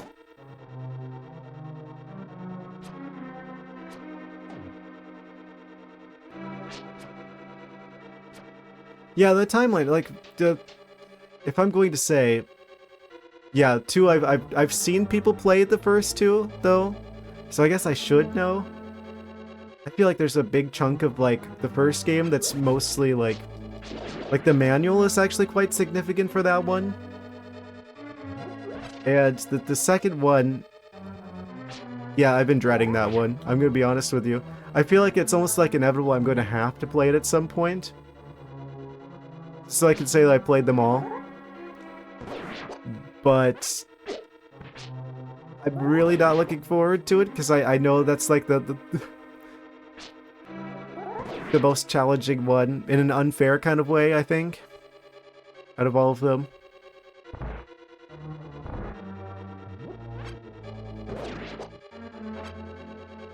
I know about the Thunderbird boss. Rest yourself, we'll watch this later. Good luck with the dungeon. Yes. I'm gonna need it, I feel like. This is getting a bit bamboozling, a bit perplexing. But yeah, I do obviously the VOD will be on Twitch for like, probably, I think 2 weeks. And after that, I usually try to get like recordings of my streams onto YouTube before the next stream, at the very least. Like, that's like the deadline I set for myself. It's just to get the stream recordings up onto YouTube before the next stream. So, it should be there as well. In the span of the next 2 days.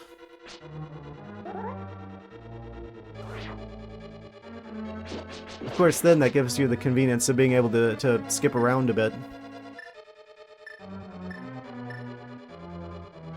It's below my stream. I have a link directly below my stream that'll point you right to my second channel.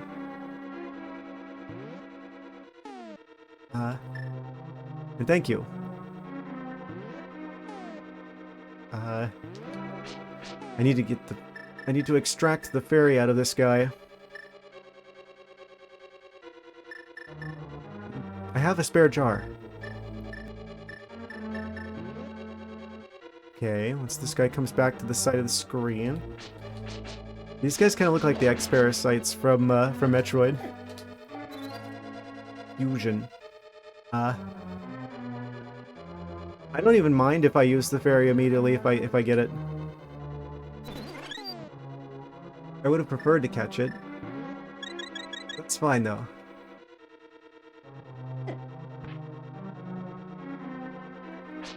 These orbs. Is this one of the situations where I should have flipped the switch upstairs? It's like a bajillion light years away. So I could get through here easier. They're not going to provide me with a closer switch to interact with that. Oh wait. This way's down though. Which means I'm probably meant to go this way. Let me through. Let me through. Oh yeah, this is the Switch. The Nintendo Switch, if you will.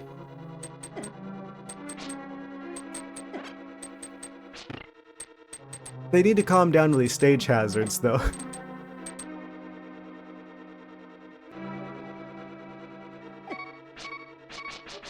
Okay, hydrate for heaven's sake. Also, before Metroid Fusion, if anything, the X-Parasites look like them. True. Yeah, because Metroid,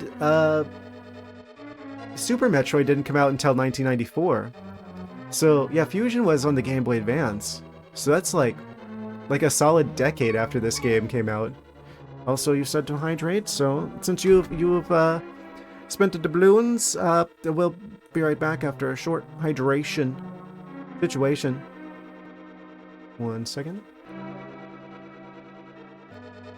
And I am back and freshly hydrated. Drinking so much water, I will be making all of the Zoras jealous. They'd be like, well, drink so much water it caused like a real estate problem for the Zoras. We're back.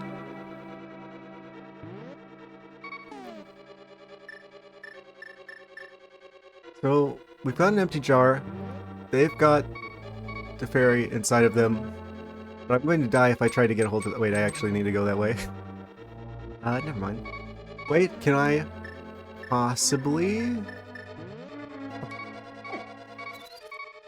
I hit the magic powder button and it didn't do the magic powder. Maybe if I do this, then they'll reset the room and then they'll come back. I did it again. It doesn't let you use the magic powder in the doorway. Apparently. Okay. That's fun.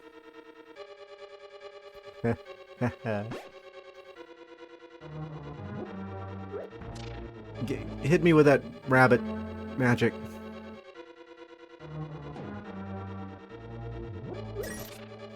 Yes. Okay. So I have the boomerang equipped in case I need to remotely yoink any items. Oh, don't want to mess with that. Do not hit the select button on accident. Goodness. Okay. Situation. This is... We haven't been to the basement yet. There's gotta be... I think that's...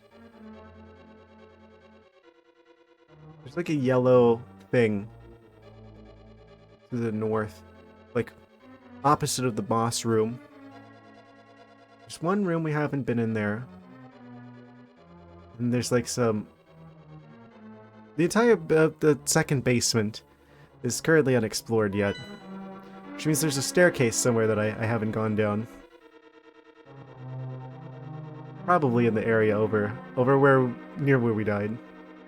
Well, where I died.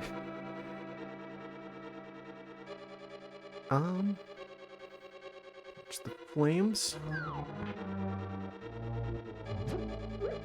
Yeah, this first part of this dungeon isn't so bad, but they kind of go crazy with the stage hazards. I feel like that's kind of like the thing that makes the game a little bit more challenging, a little bit more perplexing than otherwise would be, is the stage hazard situation. Yeah, we mentioned Metroid games. At some point I should probably play the second Metroid game, because that's the one I haven't played yet. I played, I think, all of the others here on stream. Well, I didn't play the original one, but I did play Zero Mission, which is basically the the same game. Like the better version of the first Metroid game.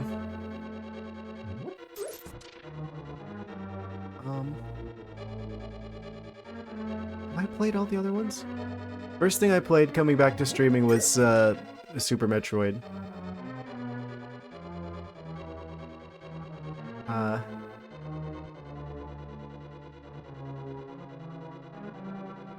We played Fusion. We played Zero Mission. And we played Dread. I guess that's all of them except for the second one. I didn't intend to play them out of order. I did realize that Super Metroid was... I got it confused with Zero Mission in my mind. For some reason. You didn't like Dread. Interesting. I felt pretty good about it overall. I could kind of see why you might not like it, though. I am kind of curious, though. As somewhat of a game designer myself, it might be a good game.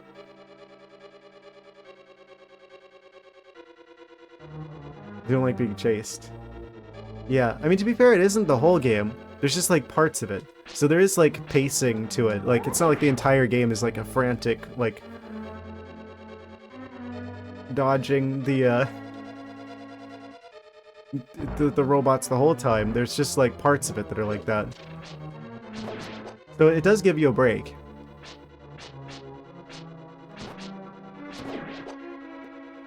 The only Metroid game you haven't played? You don't play unofficial games. Is Metroid Dread? It's on your wish list. Space Pirates and Zero Mission. Yeah, kind of.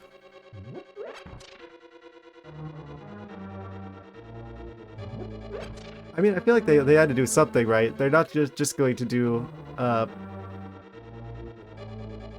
with the same game over again. They had to do some sort of twist. I guess that aspect of that game was the twist for Dread. So I doubt they'd probably do that again, but it is interesting for like one game to have the chasing shenanigans. Can you use the magic on the guy? I'm like almost out of magic. Okay, we got him. And now, do I have an empty jar? I do. So we'll fetch this. Yes, we got it. Okay. Would you like to give Fairy a nickname?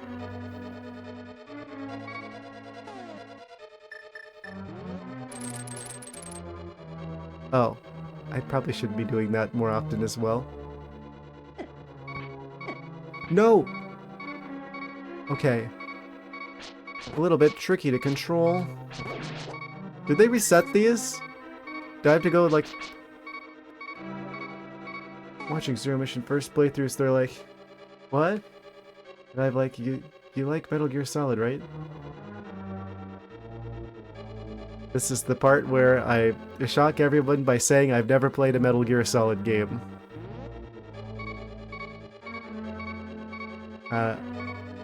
Probably should.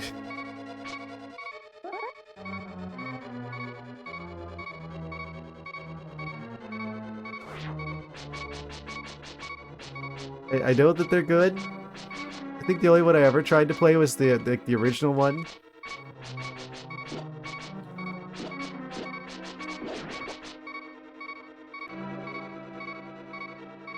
Sorry. There's too many games.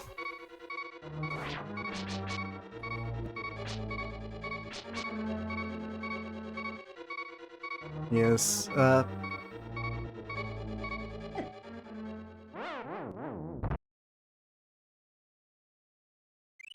probably would have preferred to use the blue potion there.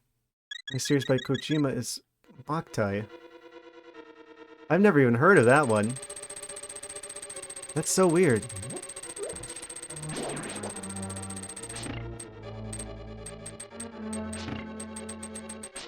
Can I get them all on the one side?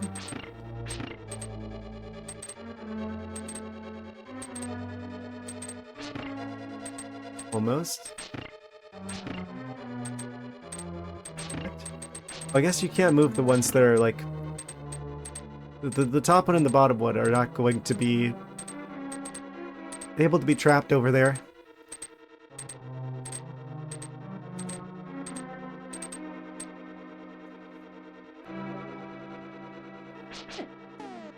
You're still in a stealth game where you're supposed to try to sneak around for boss fights, otherwise you get detected, it'll be spawned, shoot at you. GBA games with solar sensor built into the cartridge, you have to use the actual sun to defeat undead. Ah. That's a cool idea. Game Boy Advance games with solar sensor built into the cartridge. Built into the... Yeah, that's another great example then of like the reason why Nintendo stuck with cartridges for so long was they could do stuff like that. You put like weird, like specialized hardware. Kinda like Kirby Tilt and Tumble had like the tumble sensor in there. Stuff that you just can't do with modern cartridges or modern like discs and stuff. Yeah, I guess I don't know how to approach the Metal Gear games because I tried to play the first one. And it was just like, I don't know. Maybe if I played it again now, it would be different, but I don't know, I just didn't stick with it for some reason. I'm sure it could be one of those situations like people who are like really into the Final Fantasy games will tell you, oh, you don't have to start with the first one. They're all like self-contained. You should start with like one of the later ones. Maybe it's one of those situations. Can I just like chuck bombs at them? Yeah. I've never been that crazy on stealth either. I don't know, maybe I just haven't played a good one. So you can't use bombs in the doorway either. See, that was what was tripping me up before, because I was like, oh, why can't I use the magic on the fairies? You can't use anything in the doorway, apparently. Still can't use the bombs. Okay, now you can. That's weird.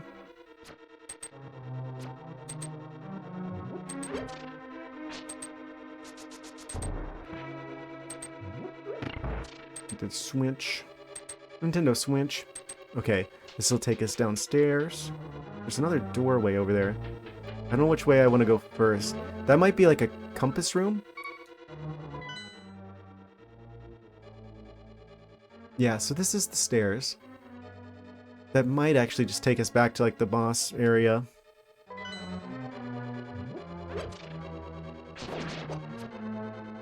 That's a giant block. Is this where we get the ability to move the larger and heavier objects? I think that might be it. I think that might be what this area is. This particular dungeon item might end up being.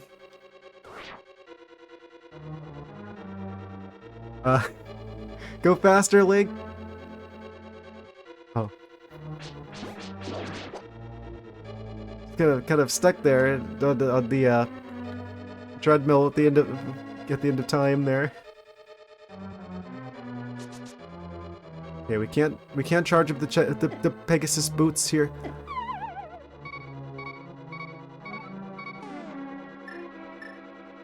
I think we have to use arrows here to not die.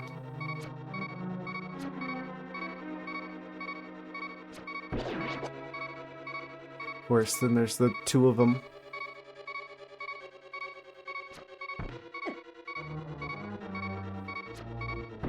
Okay, I heard it.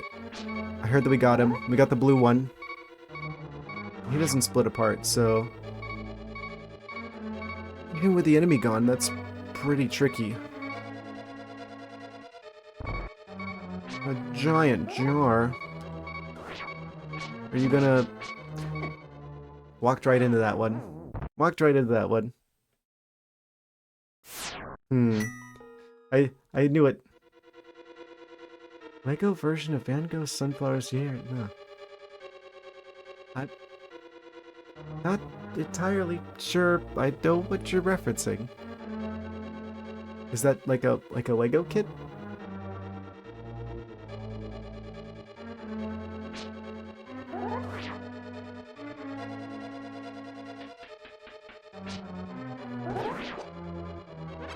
I'm not sure. There's a Lego set. So does... I mean... I have Starry Night. So it's gonna be like a flat version of...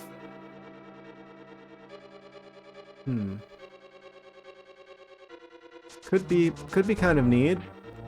Especially if you're someone who like collects Lego kits. The rabbit magic will get us eventually.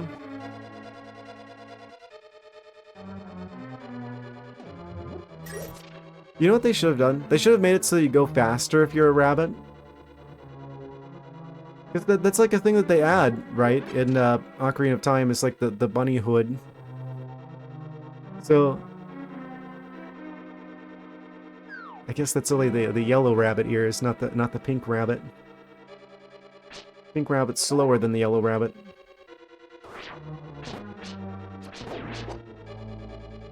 That's probably neat. The Lego situation. I could imagine that looking pretty interesting. I'd have to see it.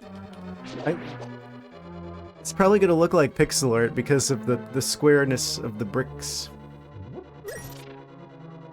But that could be interesting from like an aesthetic kind of perspective. Like, I'm just imagining it would look kind of like a Minecraft painting.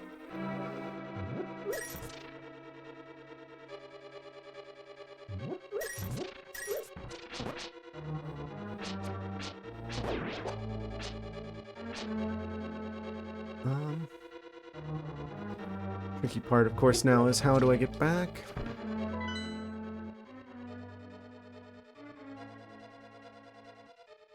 That way's not passable, so I gotta go around from here. Oh. Dodge the magic guy who's like flying around. Quite three-dimensional. I'd have to see. I'm just like imagining that you like position the bricks like a 1 block wide kind of like panel or something. That would be kind of neat if it was more of like a diorama of diorama. How do you pronounce that word? Not a word I've said in a long time. If it's like three-dimensional like that, where it's like a whole scene. That could be interesting. It like looks like the painting if you look at it from like one perspective.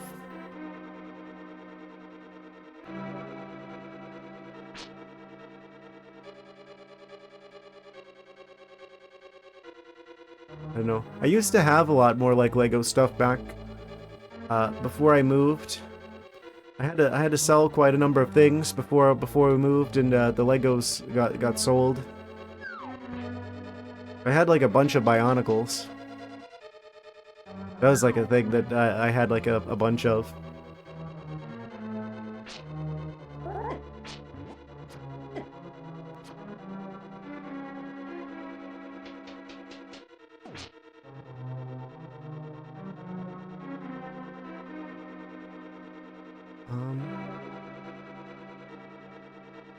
How do I get back to where I was? Take me back to the past.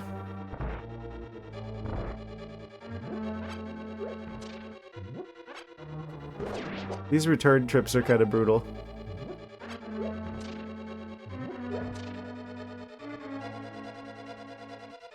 Okay, so we're back to this room, which means... Why'd I do that? Wait, where... Oh, because they steal your magic. Of course they do.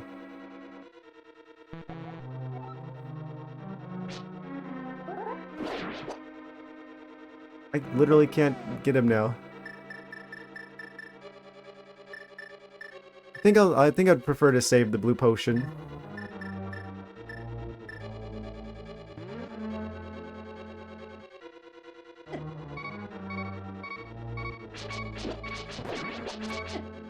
Of course. Okay, so maybe this is another situation where I should potentially leave the dungeon and gear up and then come back. Wait, that's actually really straightforward because there's literally a shop here that sells red potion. So I could just be in front of the thing and then we just grab the red potion and head back in.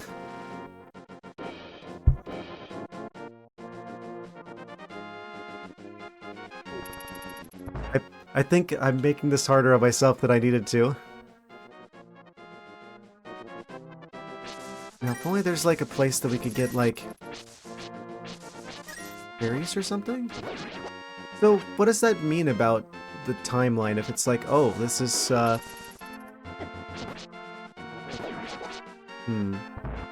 So the future, I guess Ganon's back. Which means in this part of the timeline, it's like, okay. Aghanim's doing shenanigans. He wants to revive Ganondorf. I mean, relative to the Shadow Realm.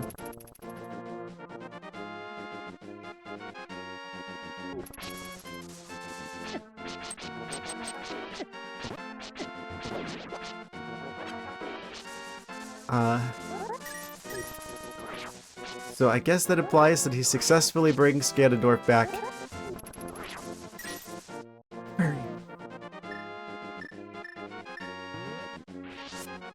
Okay, we got him. Perfect. Keep it in the model.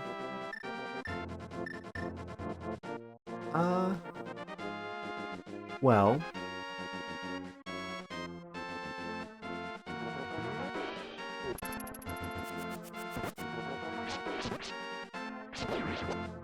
Future is after Ganon got the Triforce, took over, but you're changing stuff, but I don't know the biggest paradox. Yeah.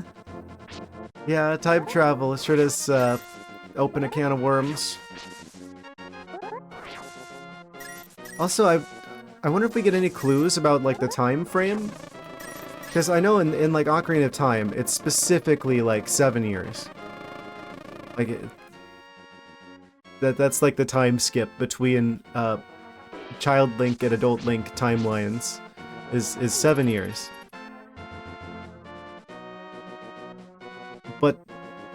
But in this one, I don't think we're told like how much time is between them.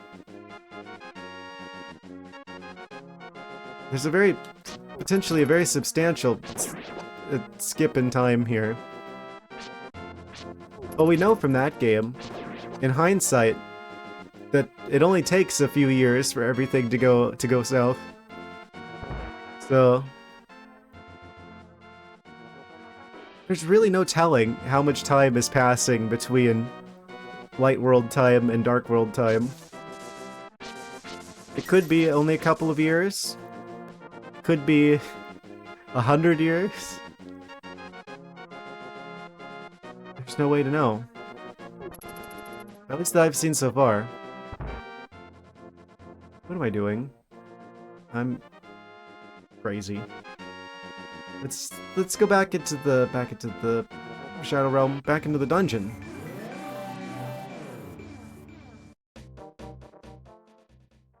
Because I've got the jar full. I've got the jar full of fairy now. Wait, we can just fast travel here. I can just go back to grab the red potion from the free sample.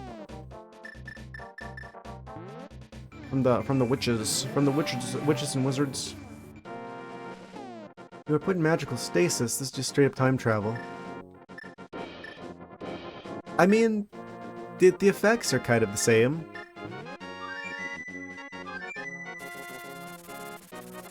It's always kind of like crazy whenever you realize, like playing the Zelda games, how much of the series revolves around time travel.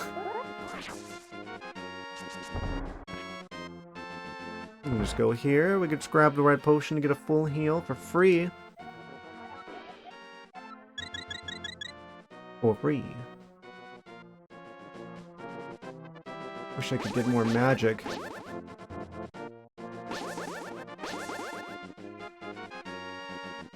I can lift the big rocks.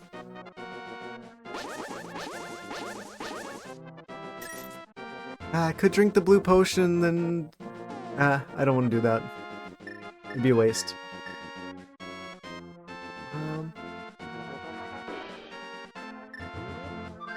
Play the flute. Release the bird.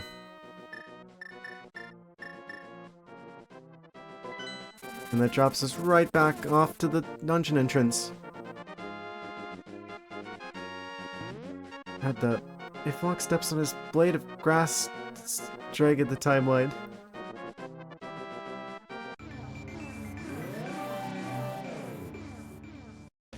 I mean, they might at this point. I mean, I'm gonna be real with you. After Tears of the Kingdom, it's pretty clear they don't respect their own timeline. I'm not gonna spoil anything for people who haven't played it yet, but there's a lot of things that do not seem to line up.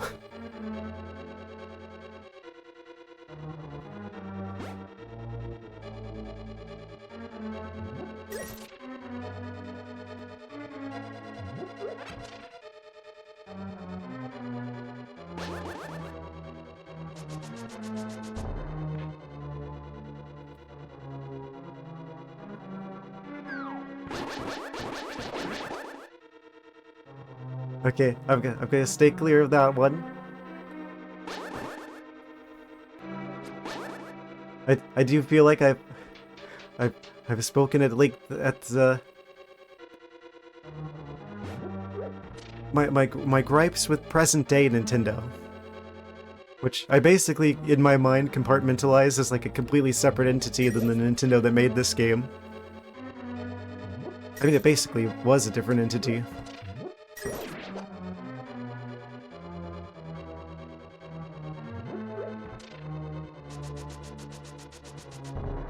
I mean, I know that not technically, but... How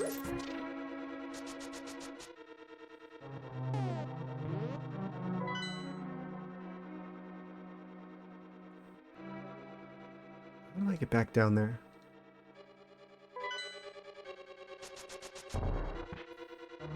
Yeah. Yeah, Reggie's a great example. Because it's like, oh, here we go again. He was the only reason why we got the Wii Sports game as like a well, not the only reason, but I know that he like fought with Nintendo of Japan about making Wii Sports like an included title with the Wii. So you just know he's upset about this. I'm gonna stop. I could feel the Switch 2 rage. It just like climbing.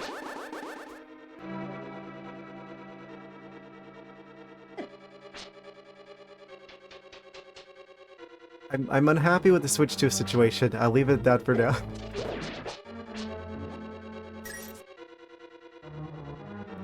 Well, Miyamoto was wrong. I'll say it. Reggie was right. That was such a huge thing for the Wii, to be able to demonstrate, oh hey, this is what's cool about the Nintendo Wii. Hey, come over to my house, we'll play Wii Sports together. Look at how cool the Nintendo Wii is. Wow, this is great, I'm gonna get one myself. You can't do that with the Switch 2 because they're making you pay $10 for what's effectively like a tech demo that doesn't even have that quality to it. It's stupid. It should have been included for free. If everything about it, it looks like it was meant to be included as a pack-in title.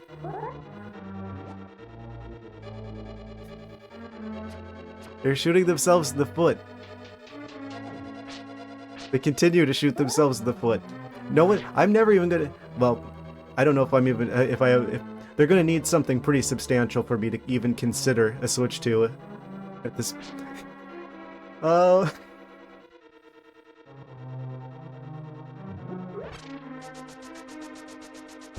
I gotta stop. I've gotta stop. we... I have to imagine everyone's just like, it's like that scene from SpongeBob where everybody's like, all right already. I just imagine that's you guys' reaction to me going on about the Switch 2 again. You pre-ordered Switch 2? Certainly not buying the demo thing. Yeah, honestly, I feel like, okay, fair enough. If the only thing that they were doing was making the console more expensive, I mean, that's still bad. Because they're charging more money than the base model of the Steam Deck, which is actually like current generation hardware. Oh, we're gonna get, I guarantee you're gonna get Joy-Con drift. They didn't fix the controllers. You're gonna get Joy-Con drift if you buy the Switch 2. If I ever did make the decision to get a Switch 2 at some point, if they ever did somehow tip the scale in favor of me getting it, I'm gonna go straight to buying a third-party controller, because I do not trust their Pro controllers after the Switch 1, and they've already made it very clear they're not fixing the potentiometer problem. So, they cheaped out on the control sticks again. It's going to get Joy-Con drift, mark my words.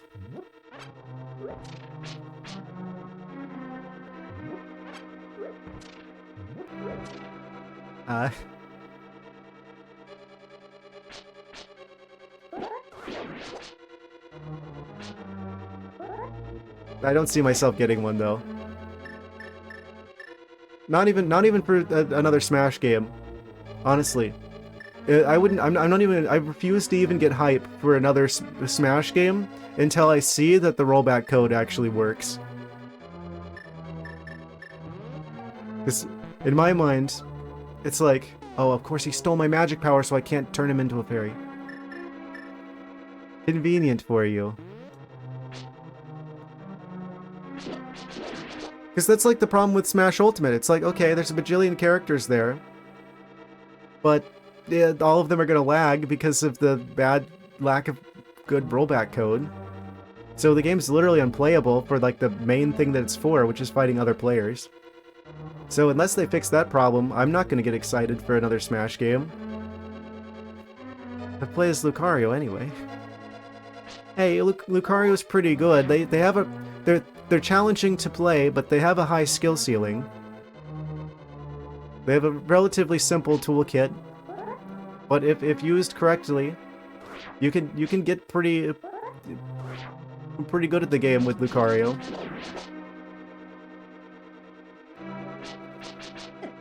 Of course, the fire centipede attack.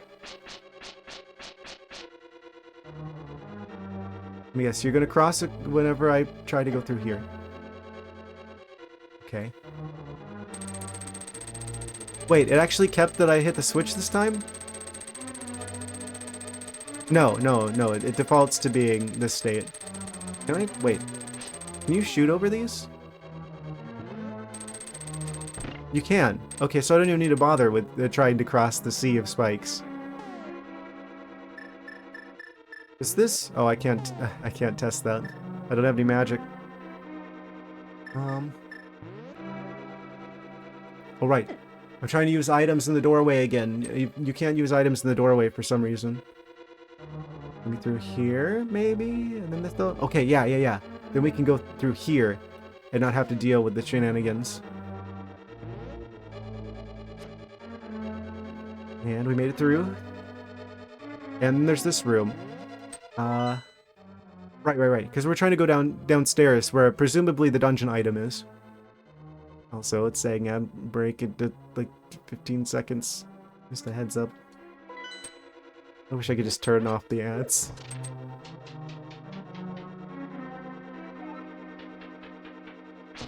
Like this lizard.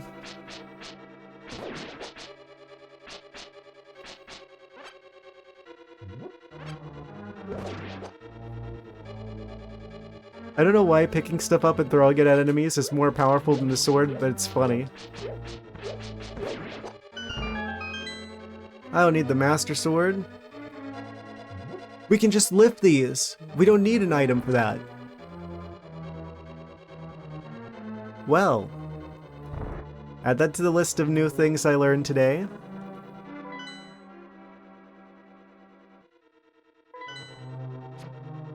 Can I lift this? Can I lift him?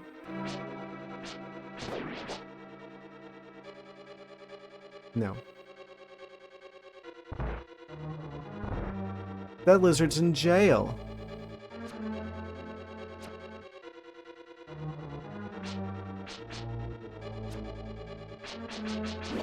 What sorts of lizard crimes did he commit?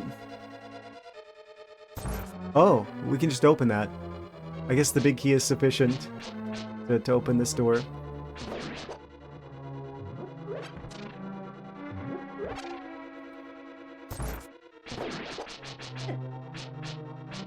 This is like the dungeon equivalent of when you make your password the same on every website.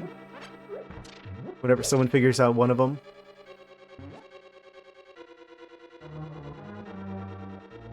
Wait.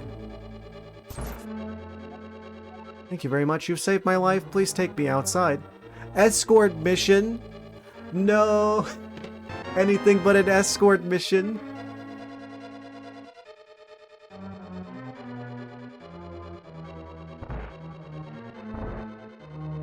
I've unlocked a new fear. How do I get out of here? Does anyone like escort missions? At least they go at the same speed as us. It isn't like one of those like World of Warcraft escort missions where the NPCs go just faster than your walking speed, but not as fast as your running speed. So you're like constantly like running, stopping, running, stopping, running, stopping behind them to keep up with them. Release technical specs and is more powerful than a Steam Deck when docked. The real issue, and it's going to be really bad. Well, you say that it's more powerful than the Steam Deck when docked, but apparently they're allocating a bunch of the resources specifically. Now this is just a rumor. For the chat, for the built-in Discord button.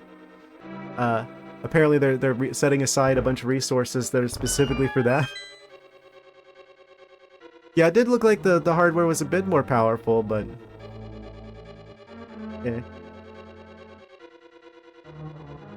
Express cards are a real issue because the only current 1TB SD card is $200. Yeah, they did just release the specifications. Oh, this is gonna be a situation. So what's the best way to get out of here? I predicted this. I predicted that there was going to be some sort of situation involving this dungeon, and there being some shenanigans and tomfoolery. It was too straightforward from the start. So if I die while I'm doing an escort mission, does that mean that they're just going to go back to the start? I'm assuming I can't just use the mirror to warp out of here with them. They'll probably just be like stuck here. Get me out of here, get me out of here, get me out of here. Okay, we'll just go through here. Don't do it, don't do it, don't do it. Okay.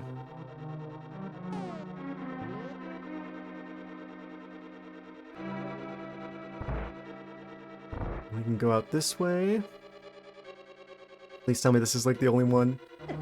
And we're both getting roasted. Oh, she's just like hanging out in the flame. She's fine. Teraflops. All the teraflops. Teraflopping around. Switch 2 is much closer at 1.7. The Steam Deck also is based on older tech. Researching this. Yeah, but there's going to be a lot more games for the Steam Deck that aren't $90. It'd probably play the Switch games better than the actual Switch hardware as well. It's really more of like a full-on like gaming PC in like a Switch form factor. But it's gonna be able to do a lot more than just a regular Switch. Yeah, I also feel like the situation of the games not being $90 is pretty significant. I'm gonna use the blue potion here. We could just buy more red potion, and we're like out of magic, and I need help at the same time. So, not the worst time to use that. If I jump down, will she go with us? Yeah, that's the issue. I don't think if it was just the console being $500, then it's just like, okay, this is bad because you're now competitively like trying to compete with like the PlayStation and the Xboxes of the current generation, which obviously you're not going to be able to do in terms of raw power. But it would be worth it for, you know, that to be a one-time thing for the next like 8 years or however long the Switch 2 is going to be around. I feel like the real issue is them charging like $80, $90 for games. Like, literally, Breath of the Wild, an 8-year-old game, they're gonna charge you more money for now, and you don't even get the DLC. KW is 80. Is available in a bundle if you don't need physical. And they said they are basing it on a per-game basis. First up, there is no such thing as physical because they're giving you a card in the box. They're not actually even giving you physical. You're paying $10 extra for a plastic box with a redeem code in it. So there is no such thing as a physical copy for at least nearly any of the third-party titles, except for Cyberpunk, apparently. Cyberpunk, you're getting a full version. Here for every future stream. It would be listed silver. I think it's funny that Microsoft, of all companies, was like clowning on them with releasing the Oblivion remaster for $50.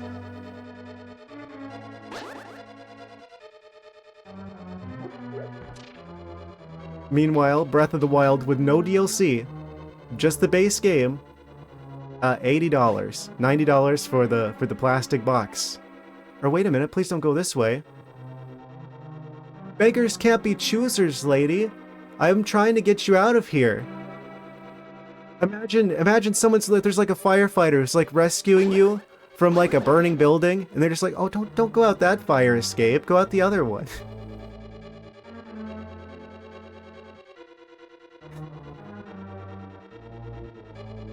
Great.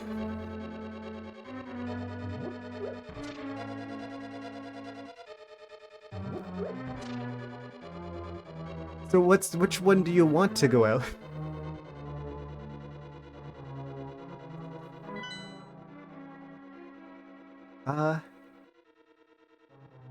What do you mean you don't go out that way? That's like the exit to the dungeon.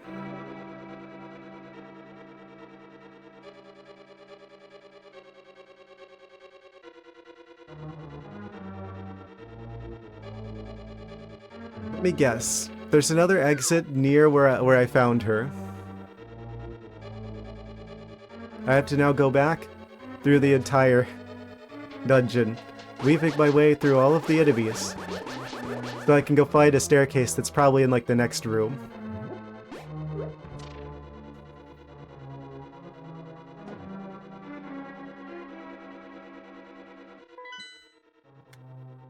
Yeah, no. I'm not completely ruling out the possibility of getting a Switch 2, but for the time being, I see no reason to do so. The new Donkey Kong new Donkey Kong game looks good. Kirby Air Riders is a long-awaited title for me, since Kirby Air Ride was like a big game in my childhood.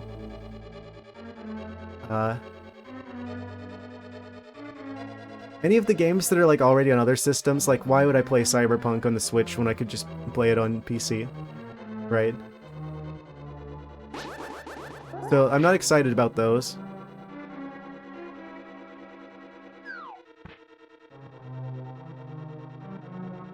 I feel like there's another game. Oh yeah, the FromSoft exclusive that's going to be on the Switch 2 is probably going to be interesting. But altogether, it's not $500 worth of interesting for me. Not at this point. In addition to the online service. It was truly getting ripped off. It's Sweden. The Switch 2 non-bundle is a conversion from Swedish krona is over $700. And Mario Kart World is over 100. Yes.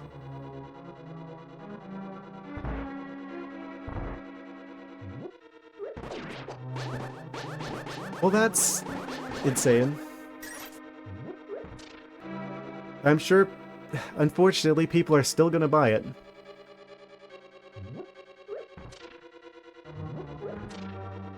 Yeah, I feel fortunate that Prime 4 is gonna be on the Switch 1 as well. So, honestly, the only two like Nintendo game purchases I see happening in the next year are gonna be Pokemon Legends ZA and Prime 4. And even that I'm gonna feel bad about. European Robin is pretty bird, you know? Stream follow in Sweden said you can't afford it. Yeah. Completely understandable. That's ridiculous. They're supposed to be like the... Here's the thing. They have the reputation of being like the budget-conscious family console. But they're literally going to be just as expensive, if not more so with the game. The PlayStation 5. So it's like you might as well get a PlayStation 5. If you just had one piece of gaming hardware. Or a Steam Deck, if you just had to have something, you know, portable.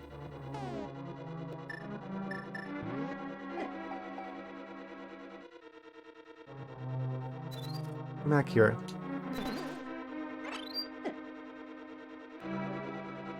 Like, here's the thing too, it's not even the OLED model. Like, they gave us an OLED model of the Switch 1. They went back to, like, the regular LED screen for the Switch 2. So you just know they're gonna wait after like a year or two, and they're gonna release a Switch 2 OLED model to try and get you to buy another system, as well. Or you could just pay 50 bucks more now and get like an OLED Steam Deck. Don't go this way. Where do you want me to go?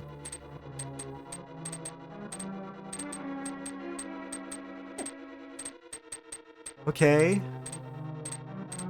You could give me some hints about where to go instead of just being like, you made it through the entire dungeon, but I don't like this direction you're going. Go somewhere else. I think this is why they locked her up.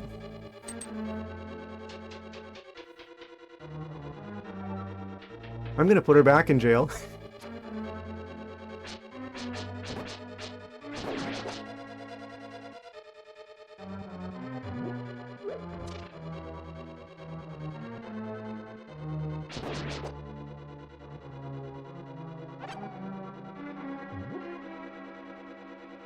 Get over here, skeleton.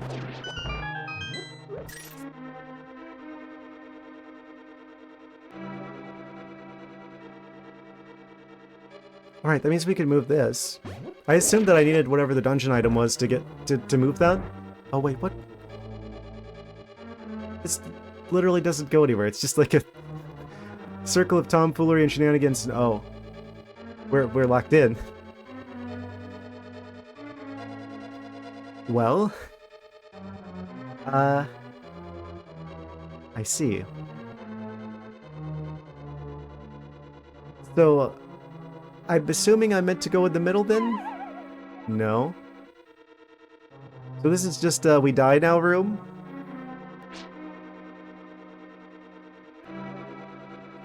I'm gonna use this because I'm just like, I don't need to deal with the jellyfish situation on top of whatever this room is all about.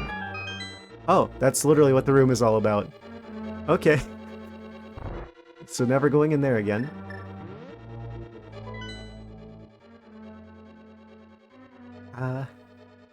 How the heck do I get out of here?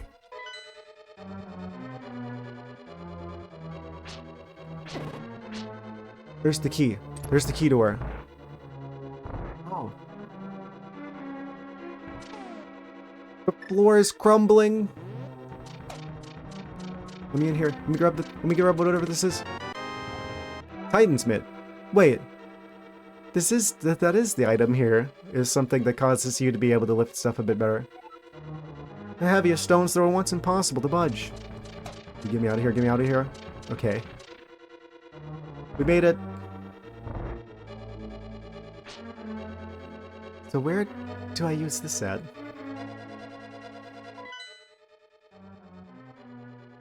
We got the dungeon item now.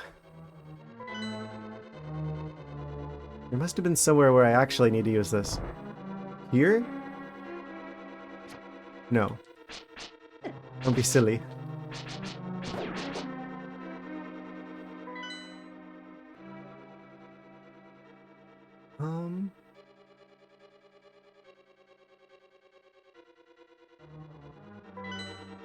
Do we have to take her with us to like the end of the boss room?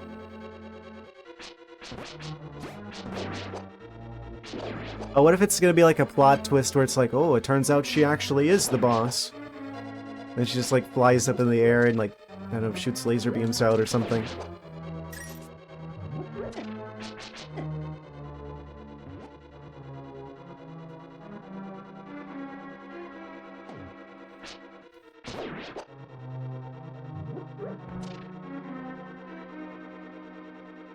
Everyone's getting real quiet. I think I may have stumbled upon the truth.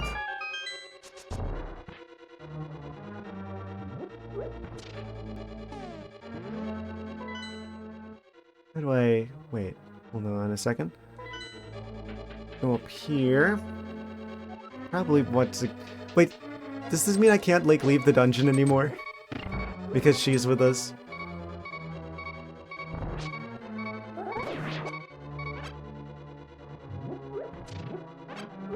So much for going back to get that red potion, huh? Oh? Yeah, too bright. I knew it! I knew it! Most predictable plot twist I've ever seen.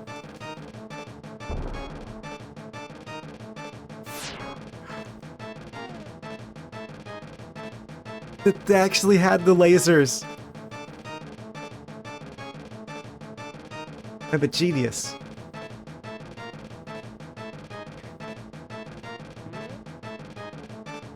They're kind of floating in the air as well.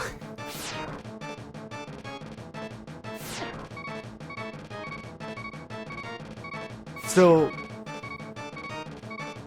called it.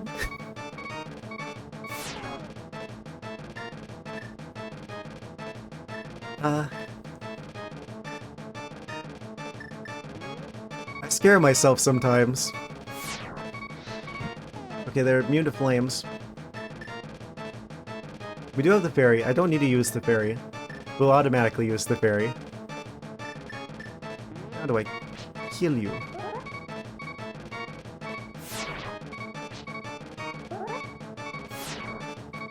Oh. What? The sword doesn't work. Oh. True.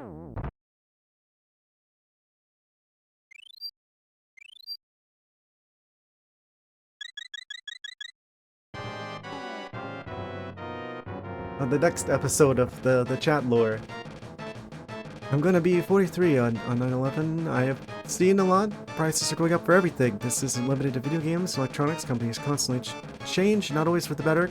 Corporate greediness in every single company that exists. 450 to 500 was fair for the console. Yeah, honestly, true. If it was just the console, I'd be fine with it being more expensive because, yeah, inflation is a thing. Mario Kart World is one game, but if this becomes a pattern with all the games, then we can discuss Nintendo being greedy. They literally said that they increased the price not because of inflation or because of the tariffs or anything, but specifically because they feel like they should be that they should charge more. So there isn't an if about them being greedy. They are being greedy, and they have admitted it.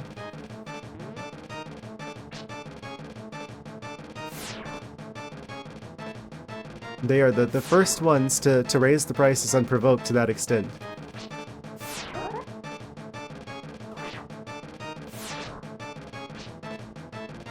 This individual is immune to sword-based attacks.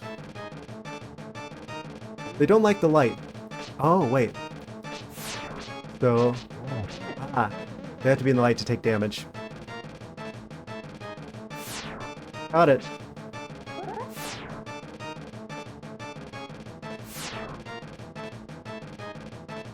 Yeah, I could even see the argument about the inflation situation where it's like, okay, yes, games have been $60 since, you know, the GameCube era at least.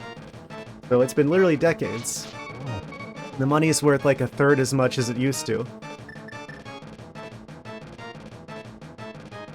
The price because the size of it and the amount of content, time developed. Yeah, but here's the thing. If there's less content in a game, or if it's a game that's been out for nearly a decade, like Breath of the Wild, they're not making the games cheaper, only more expensive. It's only going in the favor that in the direction that favors them. So.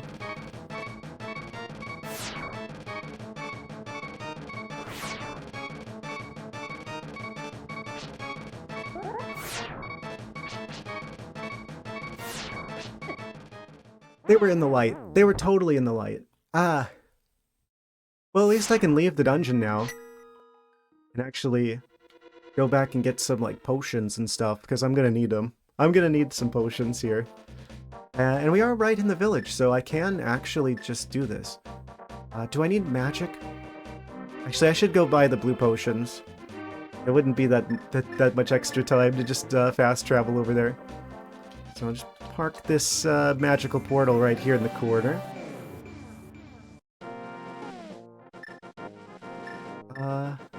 Summon our bird friend. Games are actually... Yeah. I don't know. I'd have to use some sort of inflation calculator. I know that they were more. I know they were also harder to make because you had to write everything in assembly, right? I guess that doesn't really matter though. At the end of the day, it's what people are going to find them like. It's hard to say. Tilting the scales back and forth here.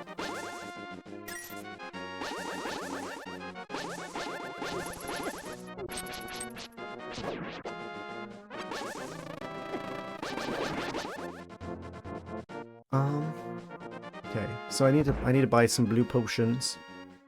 Actually, I'd probably get like the green one first, just so I can have the full magic bar as well. No shortage of money here.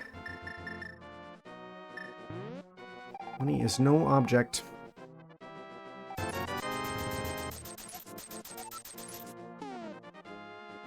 Then we can switch this around so I don't accidentally use it before I mean to.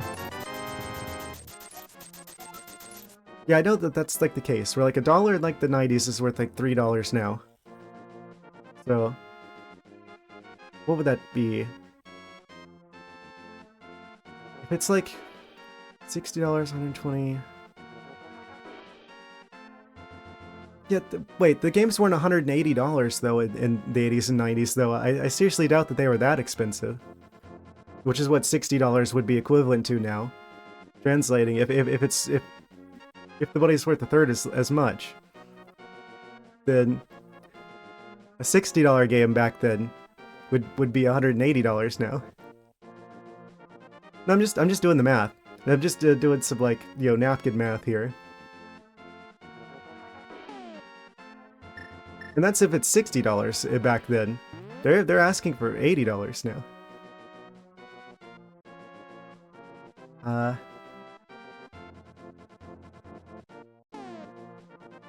So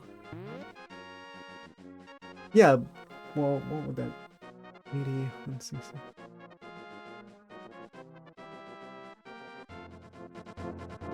I'm doing that thing where I've got streamer brain going on where my brain's not working quite right. Doing the neuron splits.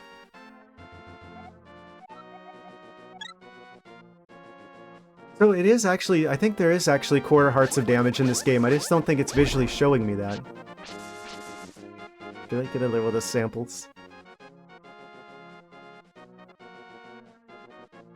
I don't know. It's also worth mentioning that, although yes, inflation is a thing, and the cost of making games has gone up, there's also the fact that people's wages have not gone up. So people have less purchasing power overall now than they did back then.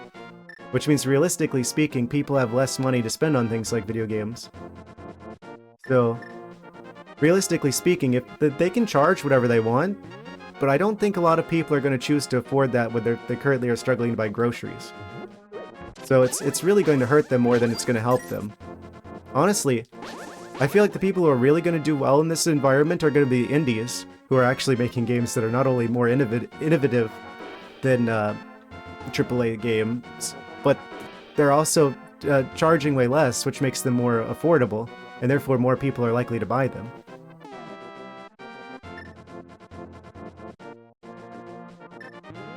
Up and away, back to the village.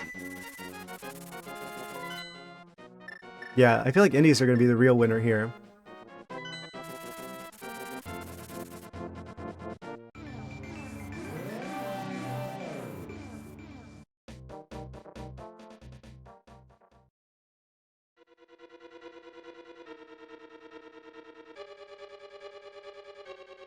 Yeah, the money's worth not as much. Like, the dollar amount is higher, but the actual purchasing power of that money is lower than it's ever been.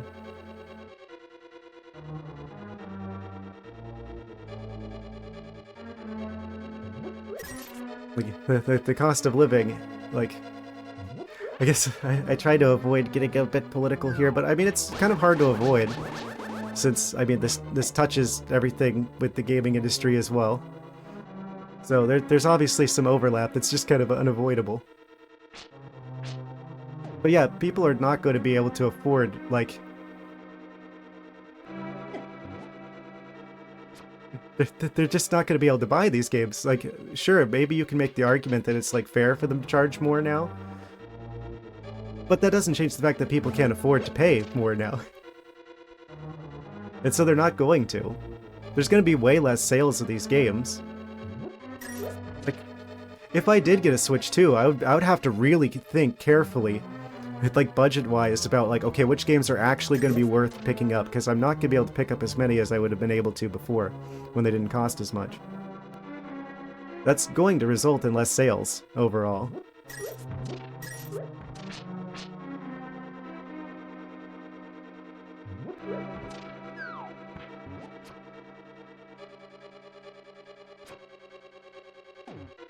Yeah, I don't plan on buying it. Honestly, I really want to be able to focus on, like, the indie companies and stuff like that as well, and I feel like this is probably, like, this is kind of the ideal time to kind of, like, pivot maybe a little bit. I mean, I still want to play, like, retro Nintendo games, right? Because it's, like, these games are, like, time-honored classics. But newer stuff from Nintendo, I don't see myself buying too much stuff from Nintendo anymore. Not anytime soon.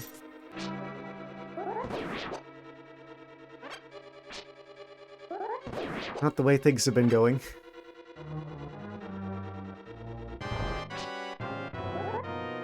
This is kind of cool because it's like...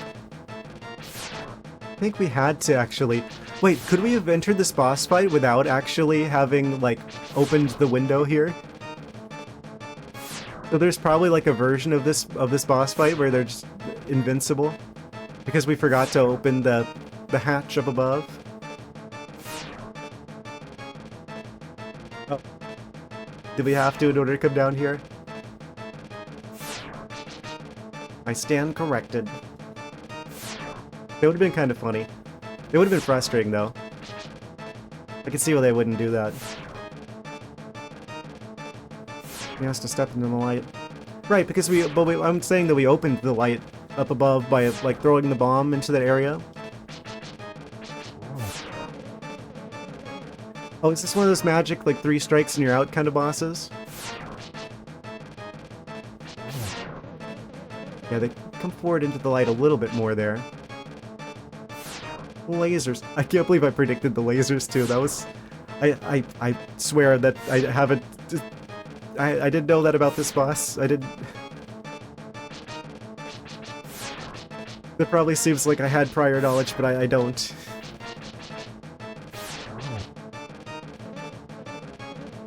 Into the room without the light, she just follows you. Oh. Oh, so the boss fight doesn't activate unless you actually do that. Of course, their head turns into a stage hazard.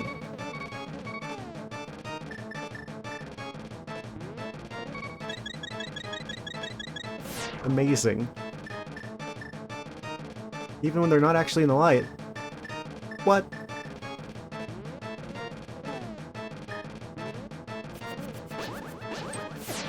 And of course, I immediately lose my laser. So they are.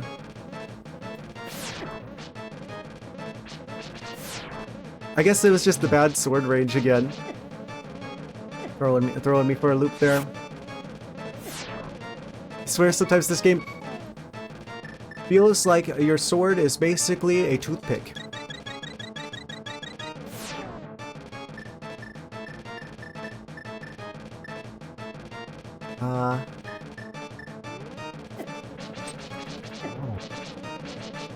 Can I just brush down the boss before they have a chance to do damage to me? Yes, I can. That's the second boss, the second dungeon of the stream, guys. It's another double feature. We've released the weird princess Pokeball crystal from their evil grasp. Behold.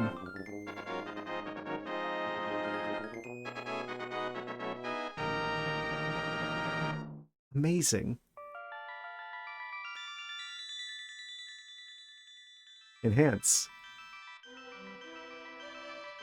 Okay, yeah, this is definitely a different one. Kind of like orangey. Their hair. The previous ones were green. Like, because of you, I can escape from the clutches of the evil monsters. Thank you.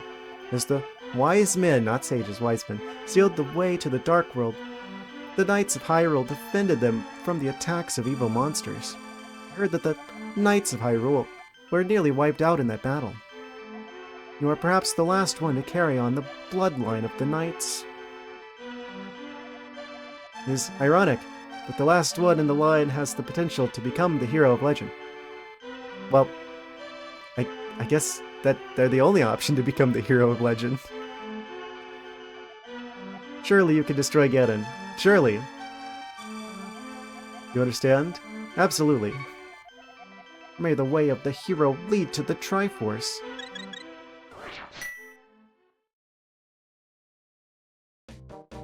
We did it! We beat the Gargoyle dungeon in the shadow version of Kakariko Village. 2 dungeons. Think Harris power. I mean, I have a feeling you're absolutely right about that. You have to be a high power level individual.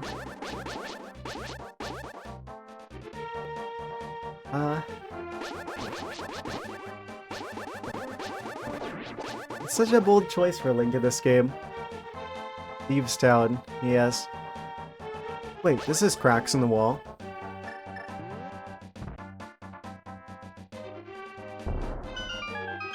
Secrets? Previously undiscovered secrets? 300 rupees. Oh, perfect. We were actually kind of running a little bit lower on those. That's gonna turn into many potions. Oh, evil zombie chickens. They're not evil, they're just misunderstood. Oh no. Scared him. I'm sorry.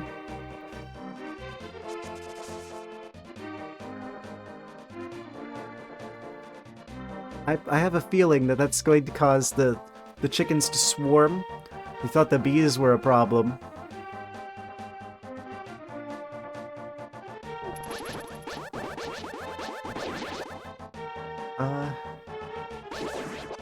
So from here, where's the next dungeon at?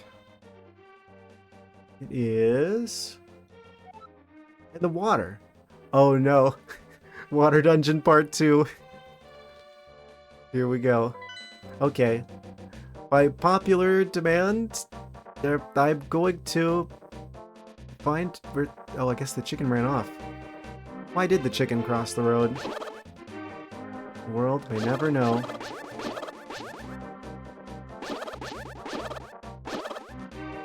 That'd be particularly terrifying, too. Wait. Infamous level 5? The fact that it's out in the water is scaring me. I think these chickens are indestructible. Well, that dives people insane. Pun intended. Oh no! Who could have foreseen this happening? Oh, it's actually slowing the game down.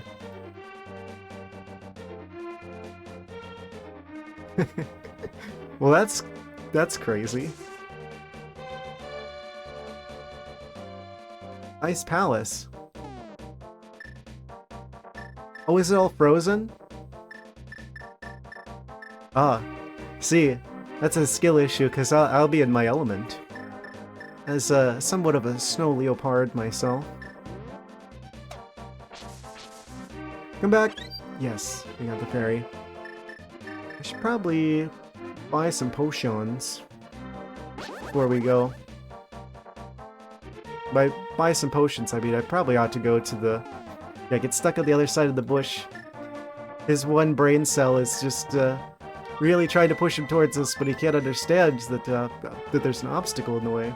Oh right, we have to leave the Shadow Realm. It'll be easier for us to travel through the light world to get there anyway. Yes. I think we've got enough time to go track down the whereabouts of the third dungeon here, or the infamous Dungeon 5, as I'm being told. Up and away. Near home. So we probably want to go to the potion shop and grab us a couple blue potions.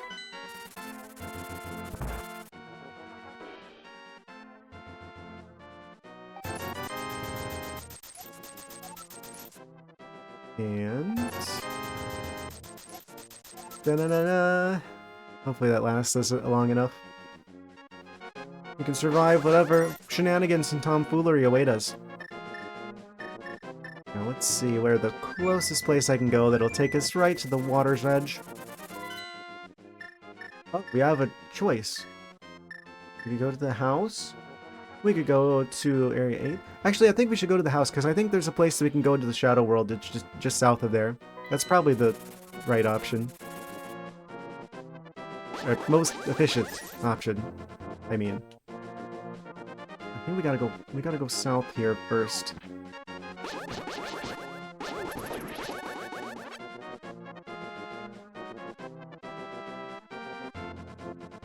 Yeah, just around the corner. Break out the hammer. Right, because we can move like the heavy stones now. So there's probably a lot of things that we didn't have access to before that we can get to now. Actually, yeah, we could take the faster route into the Shadow Realm from north of Kakariko Village, or the Shadow version thereof. Just gonna sneak past you. And... almost there. Quick, jump in the water!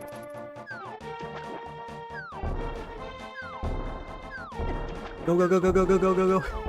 I wish the swimming was like the Oracle's type swimming.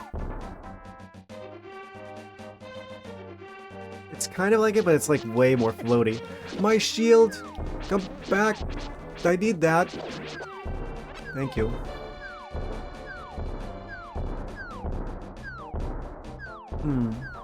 Now how would I go about getting in here?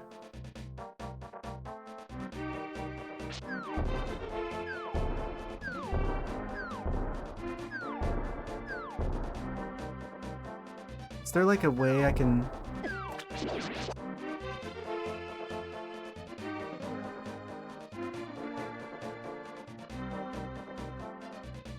It seems to be walled off on all the sides.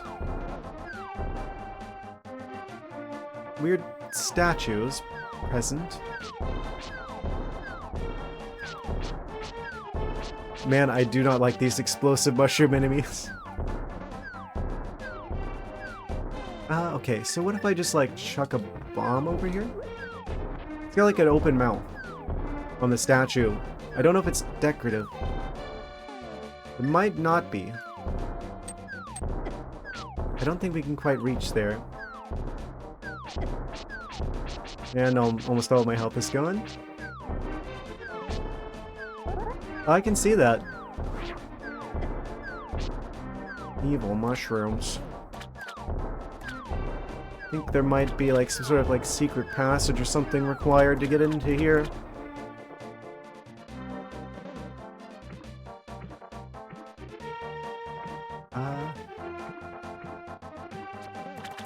If I try to go into like the light world, I'm going to end up not being able to take the portal back into the dark world again, because I'll have to leave it wherever I entered the world from. But maybe I should do that anyway, just to kind of get my bearings here and see what's going on in the alternate dimension. Just like this little island. Let me guess. Of course.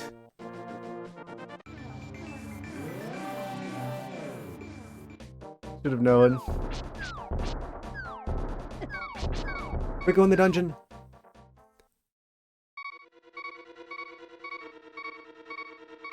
It's very blue. I feel quite at home. Like the magic flames will protect you inside this icy dungeon. Protect me from the icy dungeon.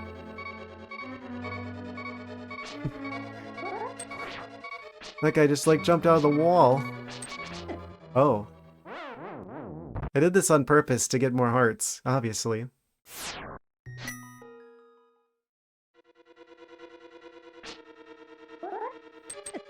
Oh, I see.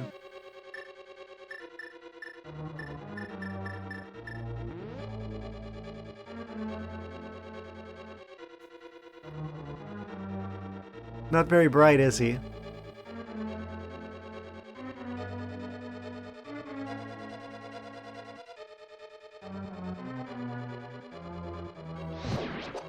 Melted. Can I melt this one? No.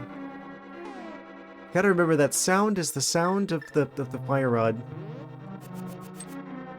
Hope there isn't too much stuff like that that requires the magic, because that could be a problem. Potentially. I'm getting low in health. I'm probably gonna need a lot of blue potion to make it through here. There's gonna be multiple trips to get more blue potion. I can already feel it. With that in mind, make quick work of this room. Roasted. Roasted jellyfish. That is a switch. That is a very obvious switch. Something's going to jump out at me. I knew it! And one of those, it's quiet. Too quiet kind of moments.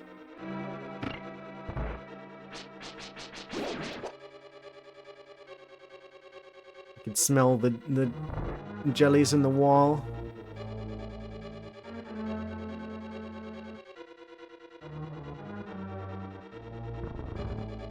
Cricket chirps. Evil penguins.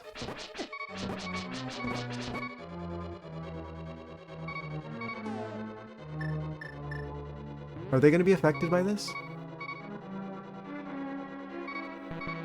Nope.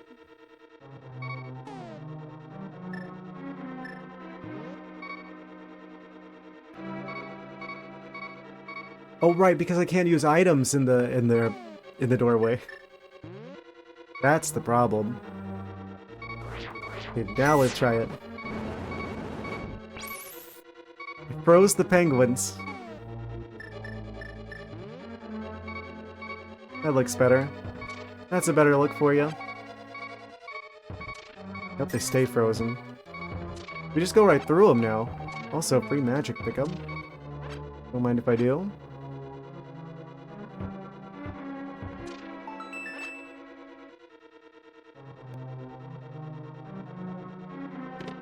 Compass. Okay, okay. So what does that tell us about... Oh. I see. Is this... Is this why it's infamous? Dungeon the long way.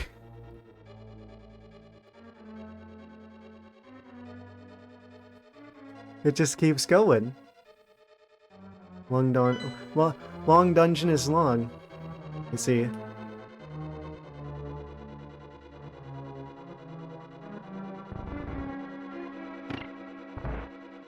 That'll open some doors for us. Oh, not that. I can see us use like magic quite a bit here. Fortunately, it does seem like... Oh, they're still fine. Have I used any potion yet? No, I haven't. So... Actually, we're getting low in health. I should just try and convert them into a fairy. Turn them fairy type.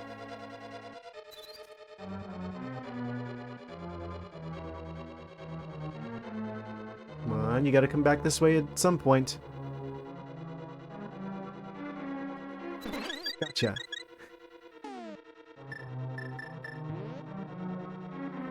Wham.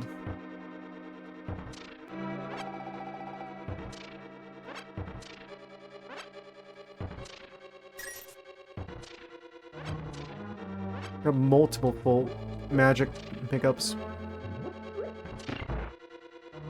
Okay, okay. Yeah, the medallion's gonna be extremely valuable here, I can tell. What? Can I pick this up? No. Alright. So in that case... When in doubt, throw bombs about it. Okay.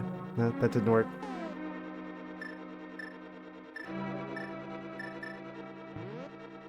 I think this is a return path. I don't see how I would be able to get through here elsewise. Yeah, I think we gotta go back to the area that has like the 4 pathways. They're like the blocks. Yeah. Then go north. Do I need to use the magic here? I don't think so. I think I could... Wait. They're gonna be really annoying. So they'll split into more enemies. This is really like an 8 enemy room, when you think about it.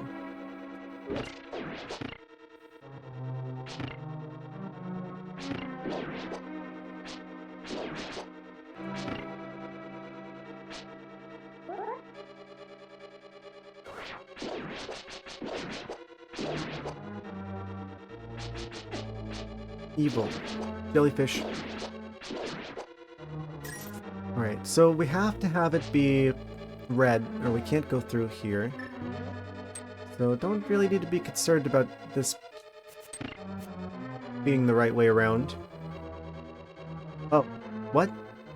Oh, this is a floor that you bomb. I thought it was like one of those weird textures. Where you, like that.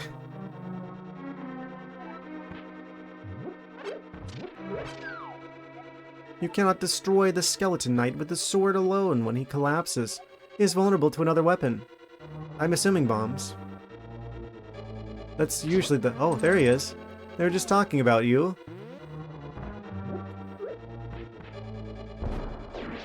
Yeah. Your typical Stalfos situation. Funny that they're calling him the Skeleton Knight.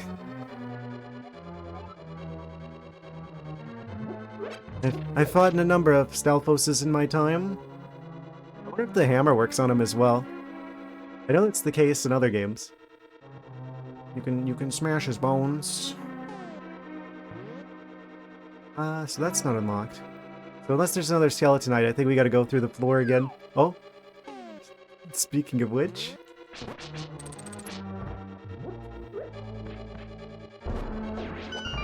There we go. So there's probably another way I can go through the floor there. In fact, oh, never mind. I was gonna be like, I should probably open that just in case. But I guess can't go back that way. There's shadows crawling across the floor. Like evil tadpoles. I just managed to kill the one that happened to have a key. Ooh, speaking of keys.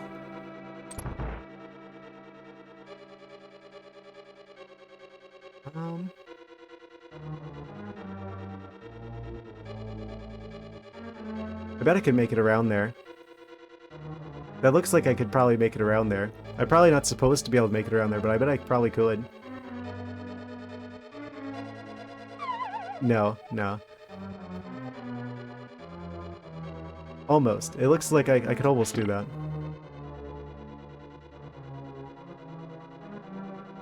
The switch is right there.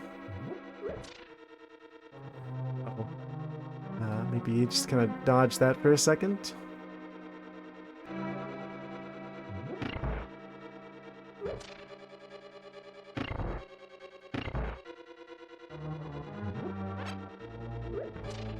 Just narrowly avoided the flames.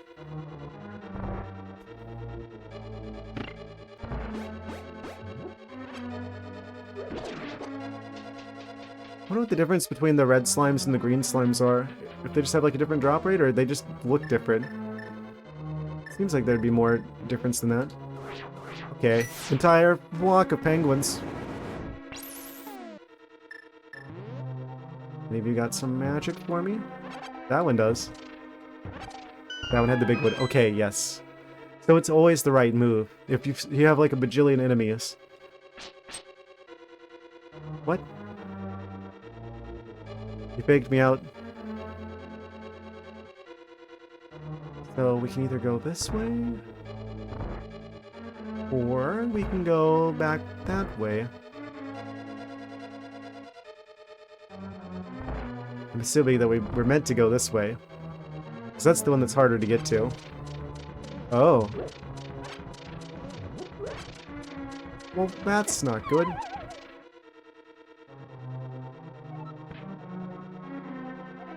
Blank, do not use all of your magic power if you do not possess the medicine of magic.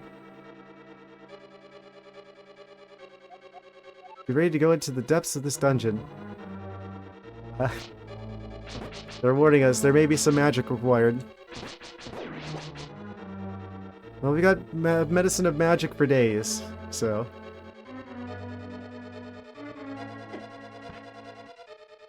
Always come prepared.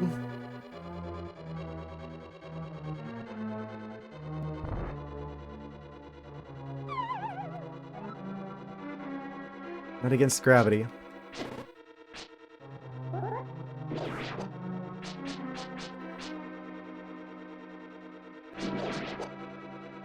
Yoink.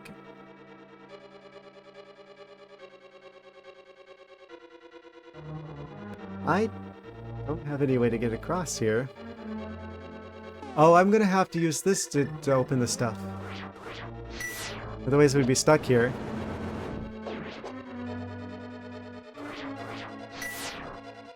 That's a real problem.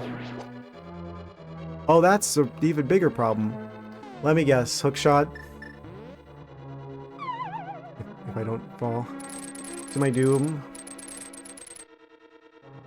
It was hookshot. It wasn't a clear all the enemies type room. It was a use a hookshot type room. Well, we know now. That's gonna run after me the second I go through here.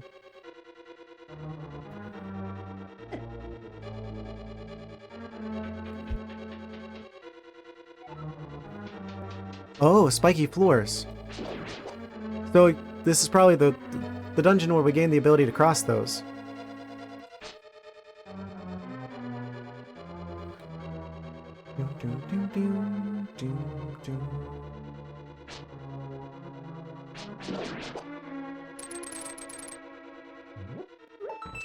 Oh.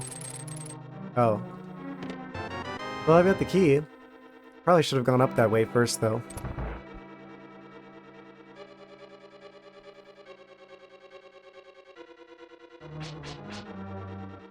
Wait, that comes back to here?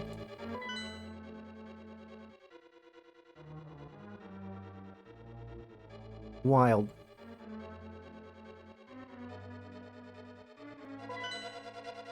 One obstacle done.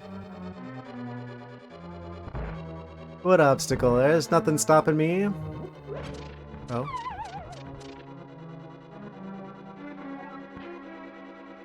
Merely a delay.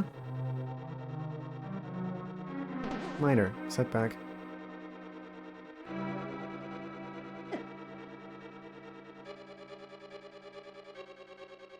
Oh, we need a key for this. Confidence is key. Oh, wait. I didn't hit this button before, did I? Yes, I did. I'm crazy. Okay. Good to know.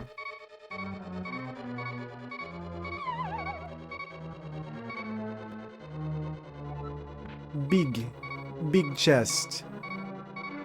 I can't go through here. Unless I can pull these. I cannot pull these. Okay.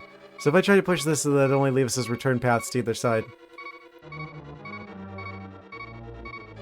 That's a big door.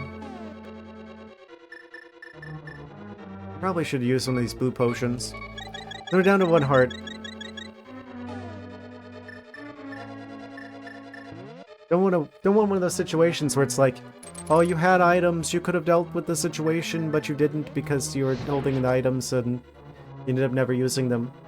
Kind of scenarios. Many such occurrences. I'm getting really lucky with finding these keys. Like just magically going to the place where the key is right off the bat. It was just kind of right there. Oh. Yield to what the shadow ghosts. So what do I do about you? You're gonna try and steal my magic.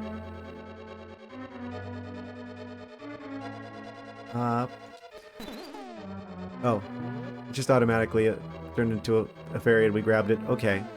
I wish we had the option. I wish we had a little bit more reaction time there, but that's fine.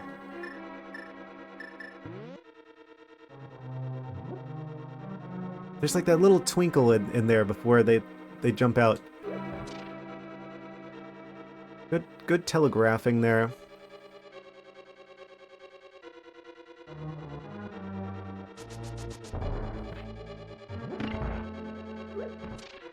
Okay, and then we go down here. Actually, what's the situation with the? We don't have the map yet. Just the compass.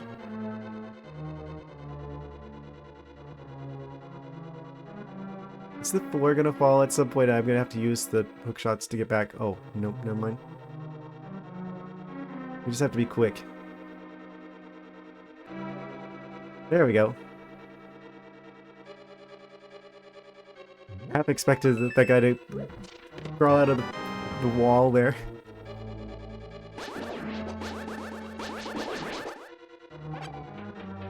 I wonder how far we're gonna go here. Rabbit magic on the loose. Oh, if it hits a wall, it just stops. We got 2 keys. We got all the keys. Oh, we went full circle.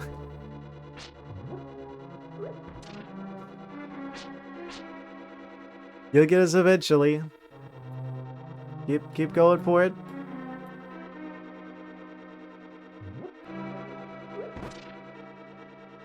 You can withstand one of the skulls.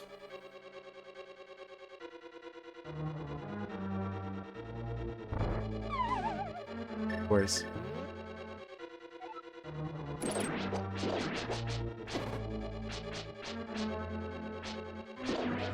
Okay, and then we should be able to get through here pretty easily. Move them out of the way and then get out of here, because I don't think there's any reason to fight them.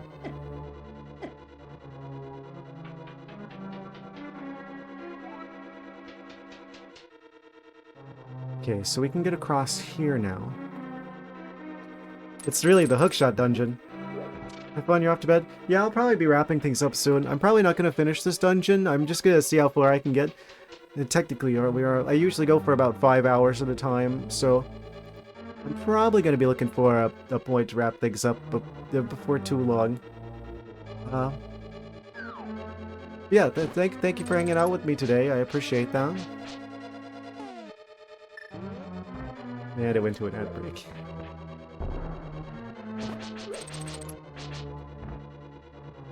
Explode him. Crunch his bones.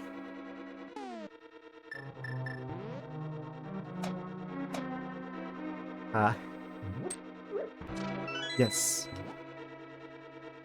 Thank you as well.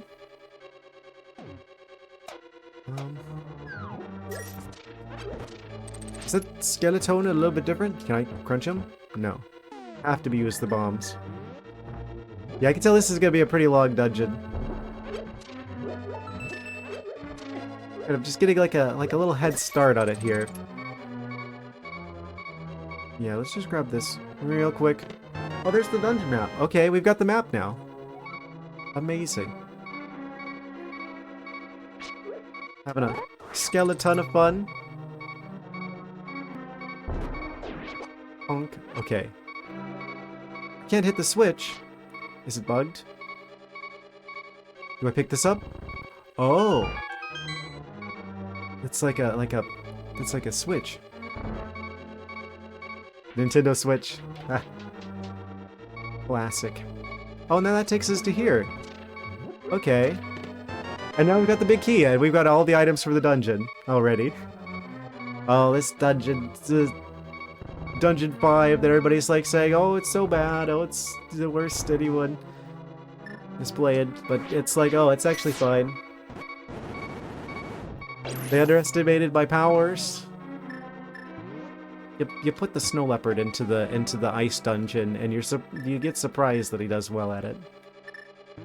Silliness.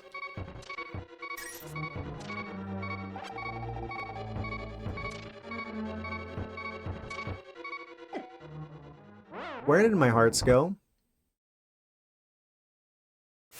I guess that is what that beeping sound in the background typically means, huh? Maybe you should consider having a few more hearts at that particular moment. Have a heart, they would say. Can I attack him with the lantern? No. The lantern doesn't work on him. Okay, I had to experiment. I had to find out. The magic flames will protect you inside this icy dungeon. The magic flames. This is gonna be like the fire rod dungeon. I mean, the moth dungeon was like the fire rod dungeon. Oh.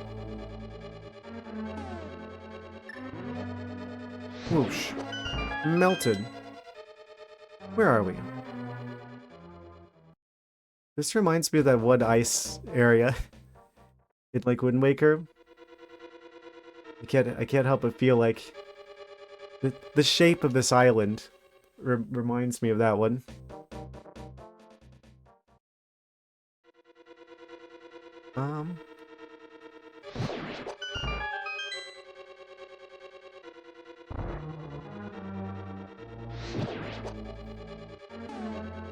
Roasted.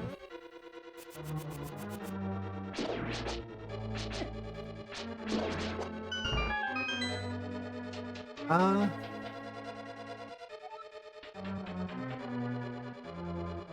think maybe I should probably... That was probably the stopping point, wasn't it? Me getting a little bit of a game over there. Yeah, this is probably the place to wrap things up, actually. I think I've reached a degree of lateness where everyone's heading out.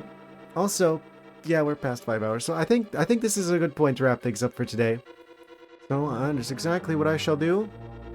We got through 2 dungeons today, guys, and we made it to the 3rd one. Well, 3rd one this stream. Really, it's Dungeon 5. Well, that's just the Shadow World ones too, because there's like 3 in the overworld, so we're really at Dungeon 8. And we still have like 3 crystals left. Well, I guess one of them's gonna be this one. There's a lot of dungeons in this game. This game is insane. I knew to expect a lot from it. It is exceeding my high expectations even. This game is fantastic, and I'm looking forward to getting back into it on Monday.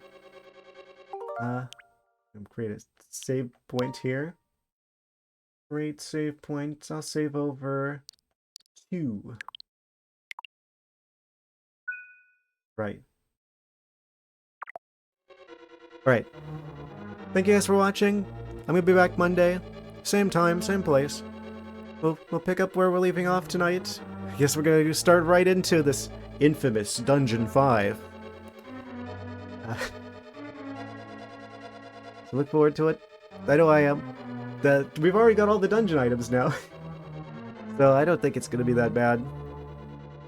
Have a good one? Yeah, you have a good one as well. Of course. All of the Pikachus. Nice.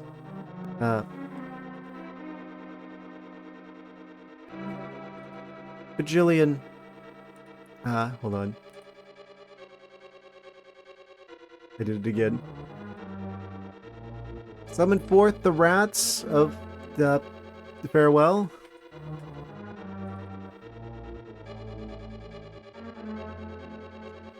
There we go. Oh, there's a limit. There's a limit to how many Pikachus you can summon simultaneously. Amazing. Good night, guys. I'll be back Monday. Thanks for watching. Drive safely, take care, good night.